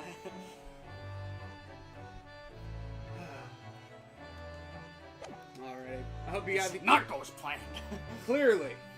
I really thought it was just gonna be opening. It's just like bang bangs. Somebody died. Somebody call the authorities. Mr. Now, hold on. I found us a fucking case for once. That's awesome. Who's the victim? Susan, don't look at me like that. Is it Van Veek? Susan, no. Susan, don't, no. Is this the cat? Is it the cat? Are we defending the cat? Yes, if the cat is the victim, we're defending the cat. No, the cat's not the victim. He's the defendant. Listen, I know. He defends a fucking whale at some point. So Yeah. the cat is. No, you don't defend the cat. He has a moron. bow tie! The cat has very little screen time. No! I'm sorry. This is war crimes. This is what Where's my cat? I mean, you could always come to my house and see my cat. It's the same kind of cat. It doesn't look the same, but it's calico. Does it have a bow tie? Can you put a bow tie on him? I could. Her. Her? I could put a bow tie on her. I can make it out of my Kazuma costume ribbon. It could be a motherfucking Great Ace Attorney. I just bring my cat over. She's freaked out as hell. No, Cheryl. No, stay here.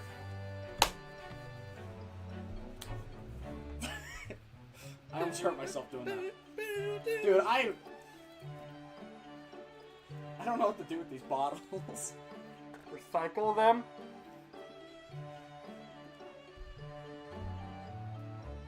You say that to me. Yeah. But where? These are glass bottles. If I put them in the plastic bottles bag, the whole thing will topple. Yes. Like a damn Jenga tower. Yes. We'll put them here and just ignore the problem. We'll ignore the problem, and then once we build up enough, we'll put them in their own bag.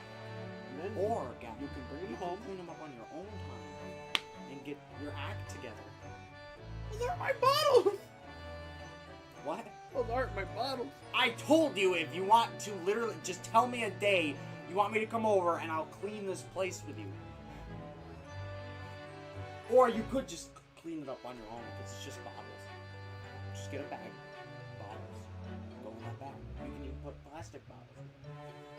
A garbage bag as well because I'm literally... The same thing I have my chips in, I also have my garbage in. I've noticed. I have noticed as well. Well, I don't have a transition. Yeah, I hope you guys and gals enjoyed tonight's stream. If you did, make sure to like, comment, subscribe.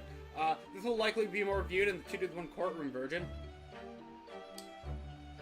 You got anything you want to say? Why even bother? Nobody's watching. Nobody's subscribing. Despite the fact that we've actually got a lot of subscribers this month. And 2 of them have been right before my... Nobody's watching. Why even bother? I didn't get to play Among Us during Quick Flash on the flute like I said I could. Nobody said anything. Nobody believed me. There's no point. Skip the outro. Just be gone. Peace out, Meister out. Don't. Unnecessary.